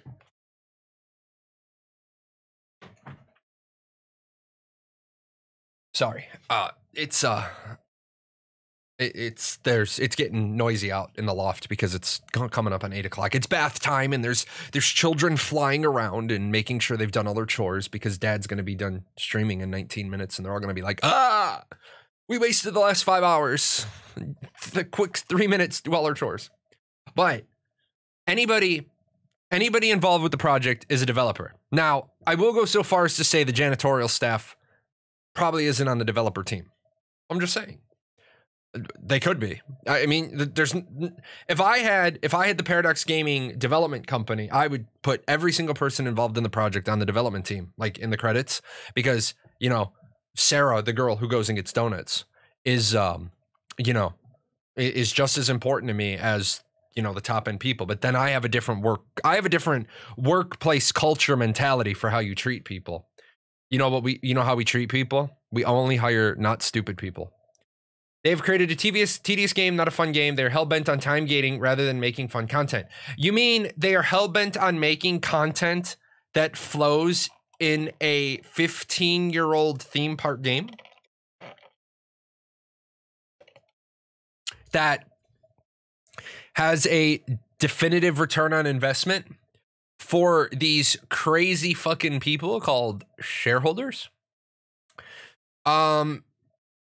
Is there anybody that wants to say there is not a marked difference between Activision WoW and Blizzard WoW? Classes are the worst they have ever been right now, with people in PvP dying inside a single stun or interrupt. Classes like Druid and Paladin are represented in the top 15 in Arena, but it's all 3 specs. Retribution, Protection, and Holy Paladins all in the top 15. Druids too. There are classes where not even 1 spec is in the top 15. Not one. Okay. Call me fucking nuts. Ready? Hold on. Classes in WoW. This is where, as you just saw, even I, the great and almighty prophet, Jahlon Snow, stops before I post something to double or triple check. 1, 2, 3, 4, 5, 6, 7. Wait, hold on. He said specs. 1, 2, 3, 4, 5, 6, 7, 8, 9, 10, 11, 12. So 12 times 3 equals 36. Let's do some simple math. There's 12 classes, 3 specs per class, 36 specs, 15 spots. If I limit my pool, see this, remember we said earlier, numbers, math, we can make any argument we want. If there's 36 total specs and I only do the top 15, there are classes where not even 1 spec is in the top 15, not one. Well, doesn't 15 slots for 36 specs mean more than 50%? More than 50% of the specs won't be represented in the top 15, because even if the top 15 was represented by 15 unique classes, you guys following me here? Do I need to slow the bus down? Only 42% of the specs would be represented. Is there anybody out there that actually thinks, and I'm just reaching here. Is there anybody that thinks a healer priest or a healer shaman is going to be in the top 15? A healer monk? You notice where I'm going with this? Healer druid? Healers usually don't make, healers usually don't make classes that are S tier damage. Okay, now let me is this a fucking anime? Okay, S tier. Somebody help me. A millennial, please help me. Where the fuck did S tier come from? Because A, B, C, D, E. Why the fuck is S at the top? Is this like gacha games? This is like Super Saiyan? This is like my over 9,000 form? Let's not. How about we be a Western audience for a Western game? How about we call them A list, B list, C list? Let's not put S on the top. But anyway, I digress. Okay, Asian thing. Thanks. All I needed to know.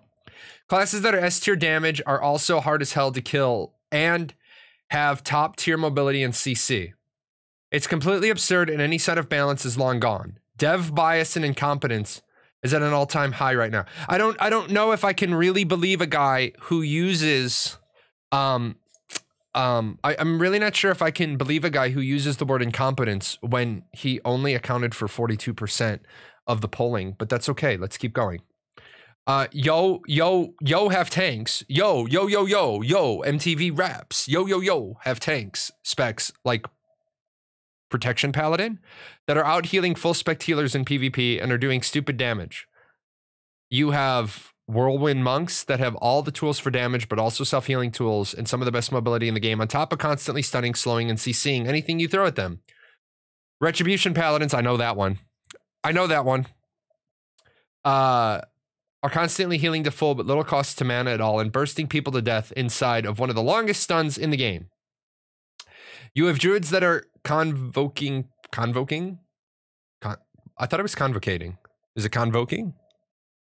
Convoking people into oblivion in seconds and full mooning people to 0 health in one spell. It's absolutely disgusting right now. Whee! Call the ambulance. You cannot by definition have balance when you have tanks healing other players better than a dedicated healer.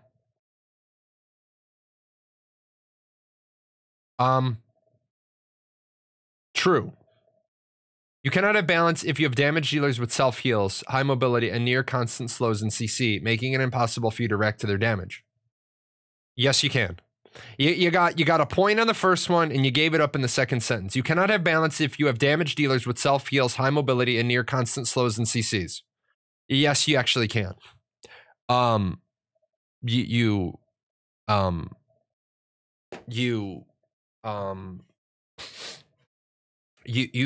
have to then balance all the damage dealers with self-heals, high mobility, and near constant slows. You cannot have healers able to tank 5 to 6 players at once. They never die. Please do not hire any of these people. Yes, because only WoW has ever had this problem. Arcage didn't have this problem. Right? Arcage didn't. Oh, shit. I only have a couple of videos where I'm tanking like 20 people. Let them destroy their own game, but don't let these Activision corporate buffoons come to AOC. See, this is why this person, all I want to do is get this person on the show. Like, guys, I really, you guys have no idea how much I want to get a phone in, like a phone in feature, but I'd need an audio engineer for that to set up like the red button. So like the people can call in, but then if they get stupid, I have like an audio dump where when I hit the red button, nothing they like, I listen to them. We're like talking like 15 seconds in the past. I would do like a minute in the past. And then, so you guys are a 60-second delay. And then if he says something stupid, I hit the red button and then I go live. So it's like my mic is dialed in with this. So I hit the red button and I'm instantly live again. Let them destroy their own game, but don't let these Activision corporate buffoons come to AOC and destroy it as well. So, hold up. If any Blizzard dev, Activision corporate buffoons. So you do realize that Activision doesn't make the fucking game. Okay. Activision pays the people who make the game. Okay. Don't do it. Don't hire any WoW upper devs for anything. Not class design, not rewards and gearing, not scaling, not quest design, and damn sure not professions. Don't do it. Okay. So, yeah, number one, Ryan is a senior WoW UI artist, and he's working on Ashes of Creation. So, too late. Ashes dead on arrival. It's dead. It's dead because a guy with the name of... First of all, can I say how much I hate Da in anything? And then this is... Rotarooter. You're dealing with shit all day. You're Rotarooter. First of all, let me just say, the guy struck a few good points, sure, but here's the problem. Here's the problem with a few good points wrapped up. Here's the problem with a few good points wrapped up in a tortilla with a dead mouse. You're eating a dead mouse tortilla. There could be a few tasty bites of meat, a few good vegetables, but you're eating a dead mouse burrito. First of all, not class design, not rewards and gearing. Okay, not scaling, not quest design, and damn sure not professions. First of all, throw all of this shit. Don't mean you can't pick the dead mouse out. Do you really want to sit here and try to tell me if I served you a burrito with a dead fucking mouse inside of it, you're going to pluck the dead mouse out, wrap that bitch back up and keep eating because you have fun with that? I'm sending that shit back to the kitchen and I'm calling the fucking health inspector. I'm standing up. I'm sure as fuck not eating anything else. I'm probably sticking my finger down my throat, puking on the table because it's a dead fucking mouse. It's a dead fucking, it's like these people who tell me you'll call the manager over. Fuck that. If there's a dead fucking mouse in my food, I'm getting up and I'm leaving. I'll throw $1 on the table for the fucking drink I had, and that's it. You want to try to stop me at the door? You know, yeah. But you just said you can. It doesn't mean you can't pick the dead mouse out. The only reason why you would pick the dead mouse out is because you were gonna continue eating. If I get a dead mouse in my food, I'm leaving. That's this argument. Makes a half-assed argument. Okay, I just told you.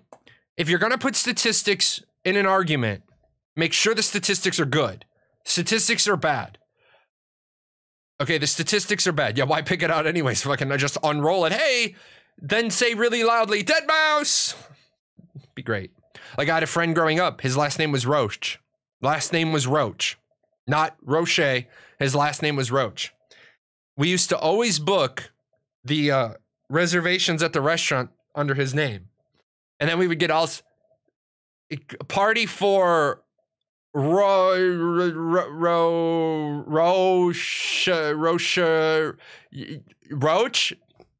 All the people looking down. So first of all, first paragraph. Your argument is stupid. All in the top 15, but I just told you there's 36 specs.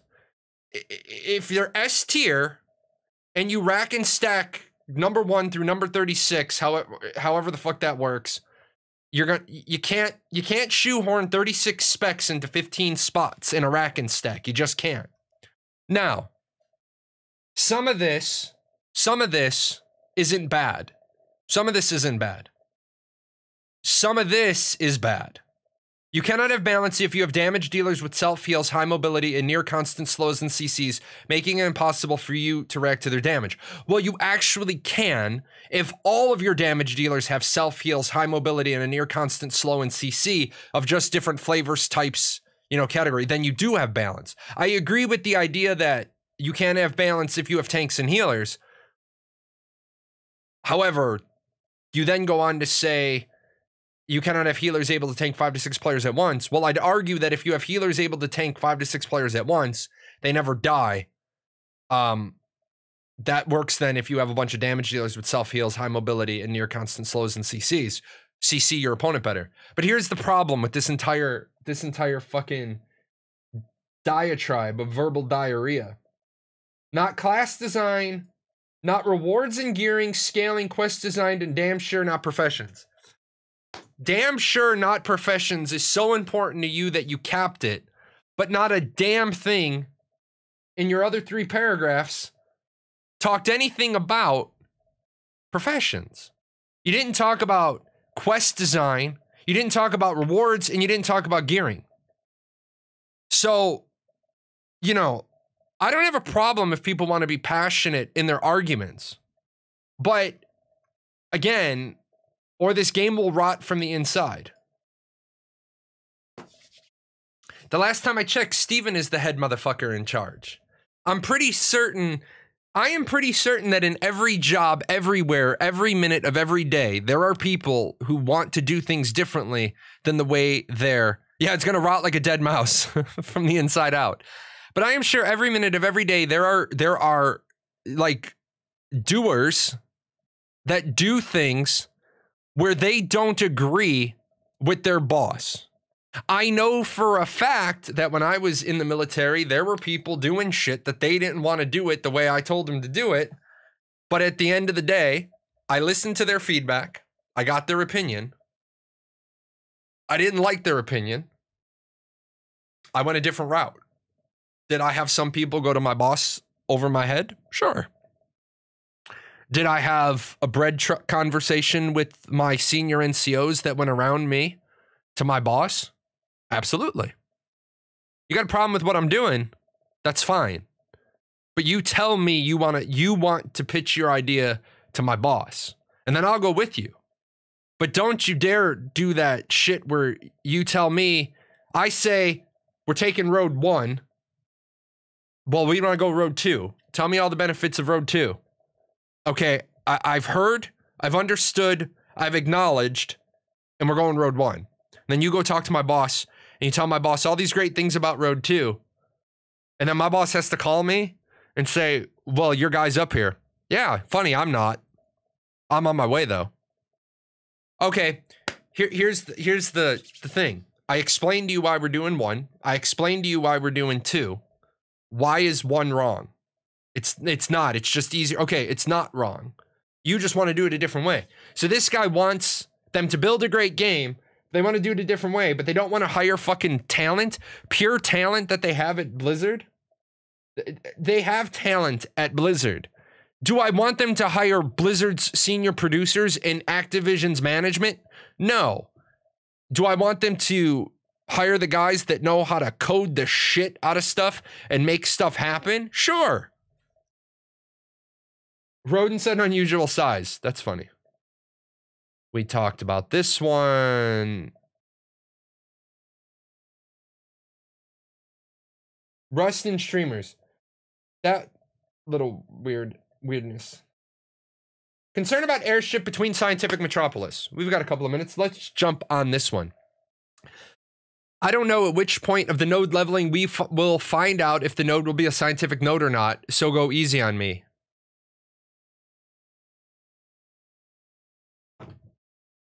I'm about to have a multiple paragraph concern. I'm about to have a multiple paragraph concern, but I don't even know. I somehow know that there's airships between Scientific Metropolis. Yeah, the spider senses are tingling. The Jahlon senses are tingling. I don't know at which point the node leveling we will find out if the node is scientific or not, so go easy on me. So maybe this is resolved somewhat if we know early enough so that we can level certain cities and not others. Level 1, by the way. Level 1. Yeah, they didn't know that. Yeah, they didn't know Jahlon was going to read this on his Twitch. I need to talk to them. I need to talk to Intrepid, and they need to put that in the terms of service. And by the way, we have this content creator who's going to read your shit.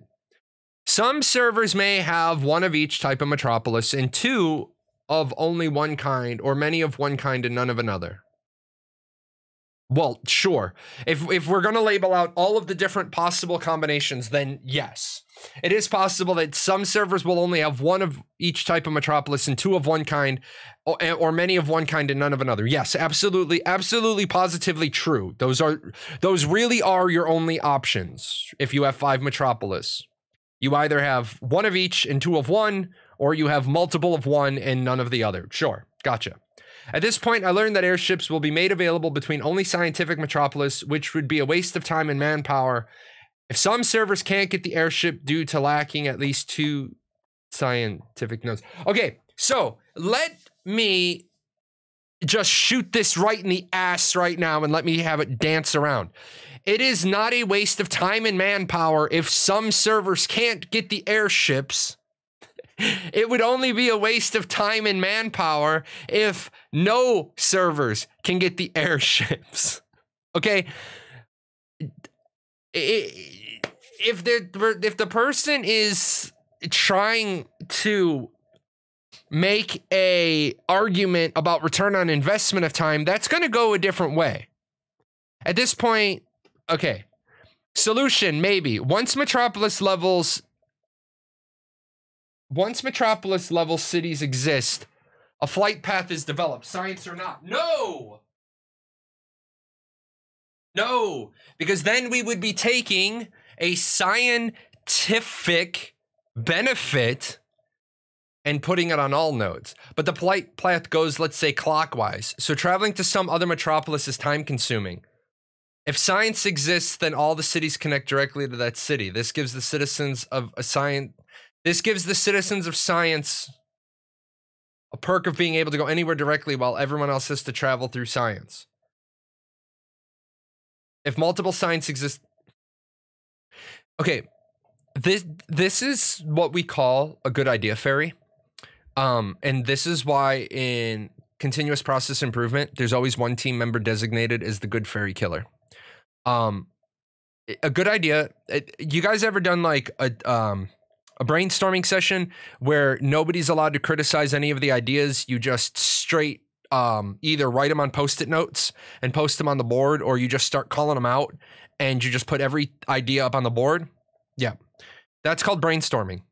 And then you got people who like 2 days into the process, like say something and they're like, the fuck is wrong with you? That's how I kind of feel about this. This way the airships are always used to not having wasted developer time.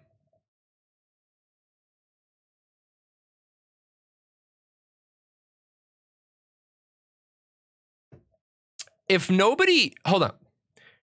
If nobody rolls, if nobody rolls a Vec Apostle in plate with a axe and mace combo, who's a member of the Mages Guild, is that a waste of time? Like, that's not how efficiency works. That's not how efficiency works. And you know what? You can tell a lot about people based on their logic.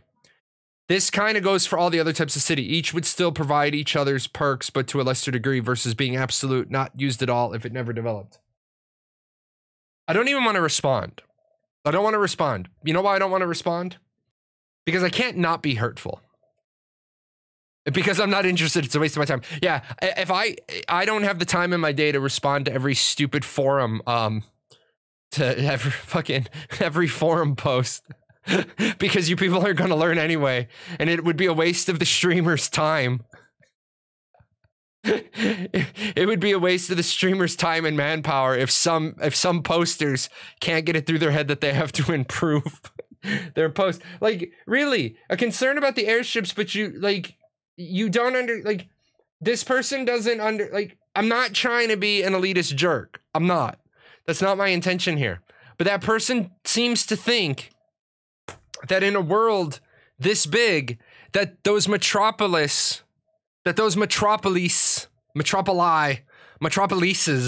fucking goddamn Greek words. Yeah, don't tell that guy about all the wasted content from some nodes on a server never leveling. Hey, on my server, the Arctic region is populated.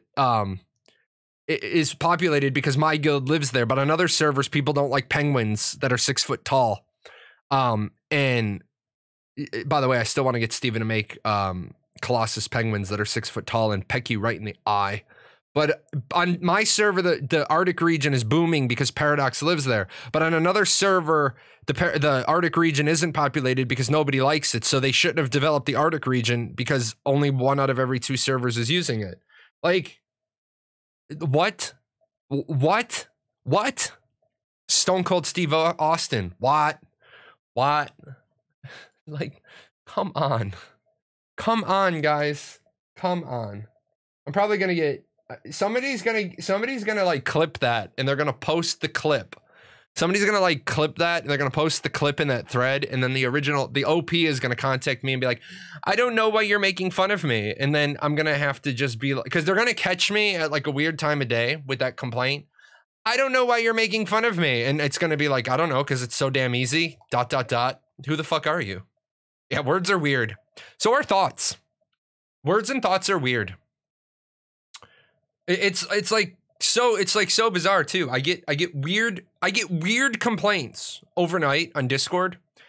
And then I don't sleep that much.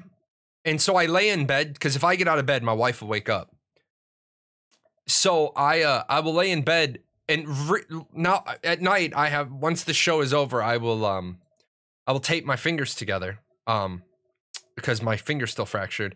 But I will, no kidding, be laying in bed tonight, and there will be somebody who sends me something, and I'll be trying to type with my fingers splinted, and I'll be like, what in the bowels of Christ is going on here?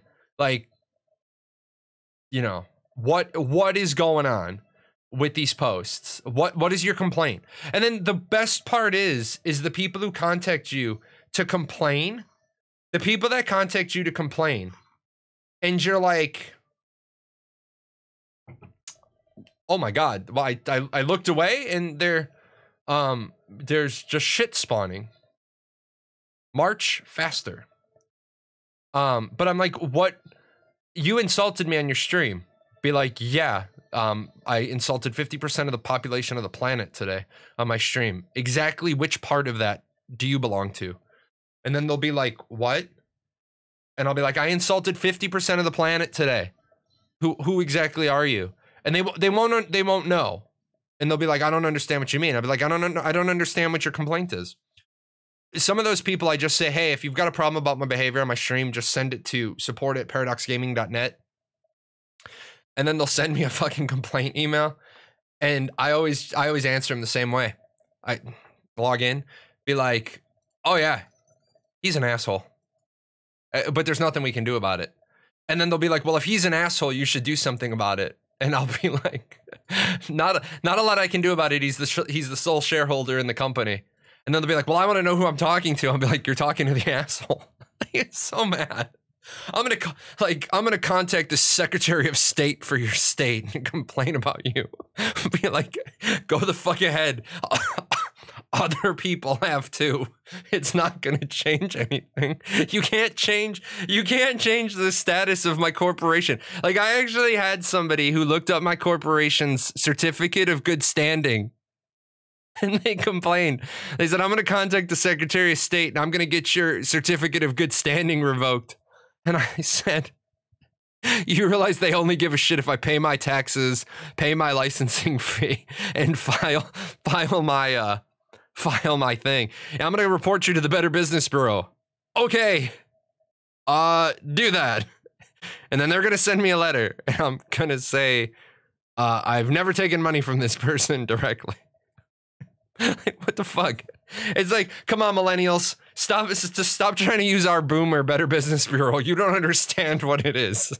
Don't think it's like the guy who got so bent out of shape at Intrepid. He fucking filed a Better Business Bureau complaint. Like, oh, and for $500, you too can raise your BBB rating. Like, what the fuck?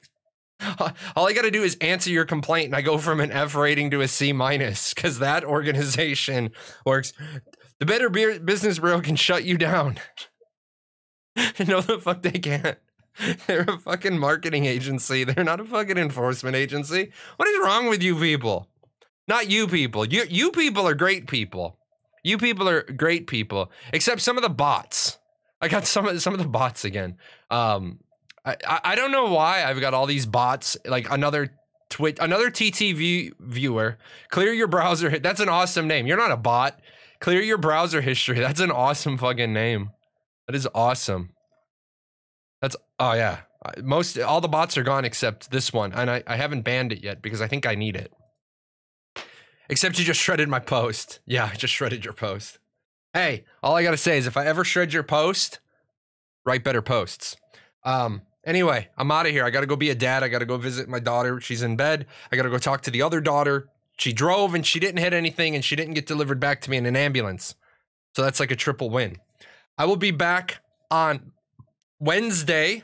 We will be doing this again on Wednesday. Hopefully we get the full rack of cosmetics between now and then.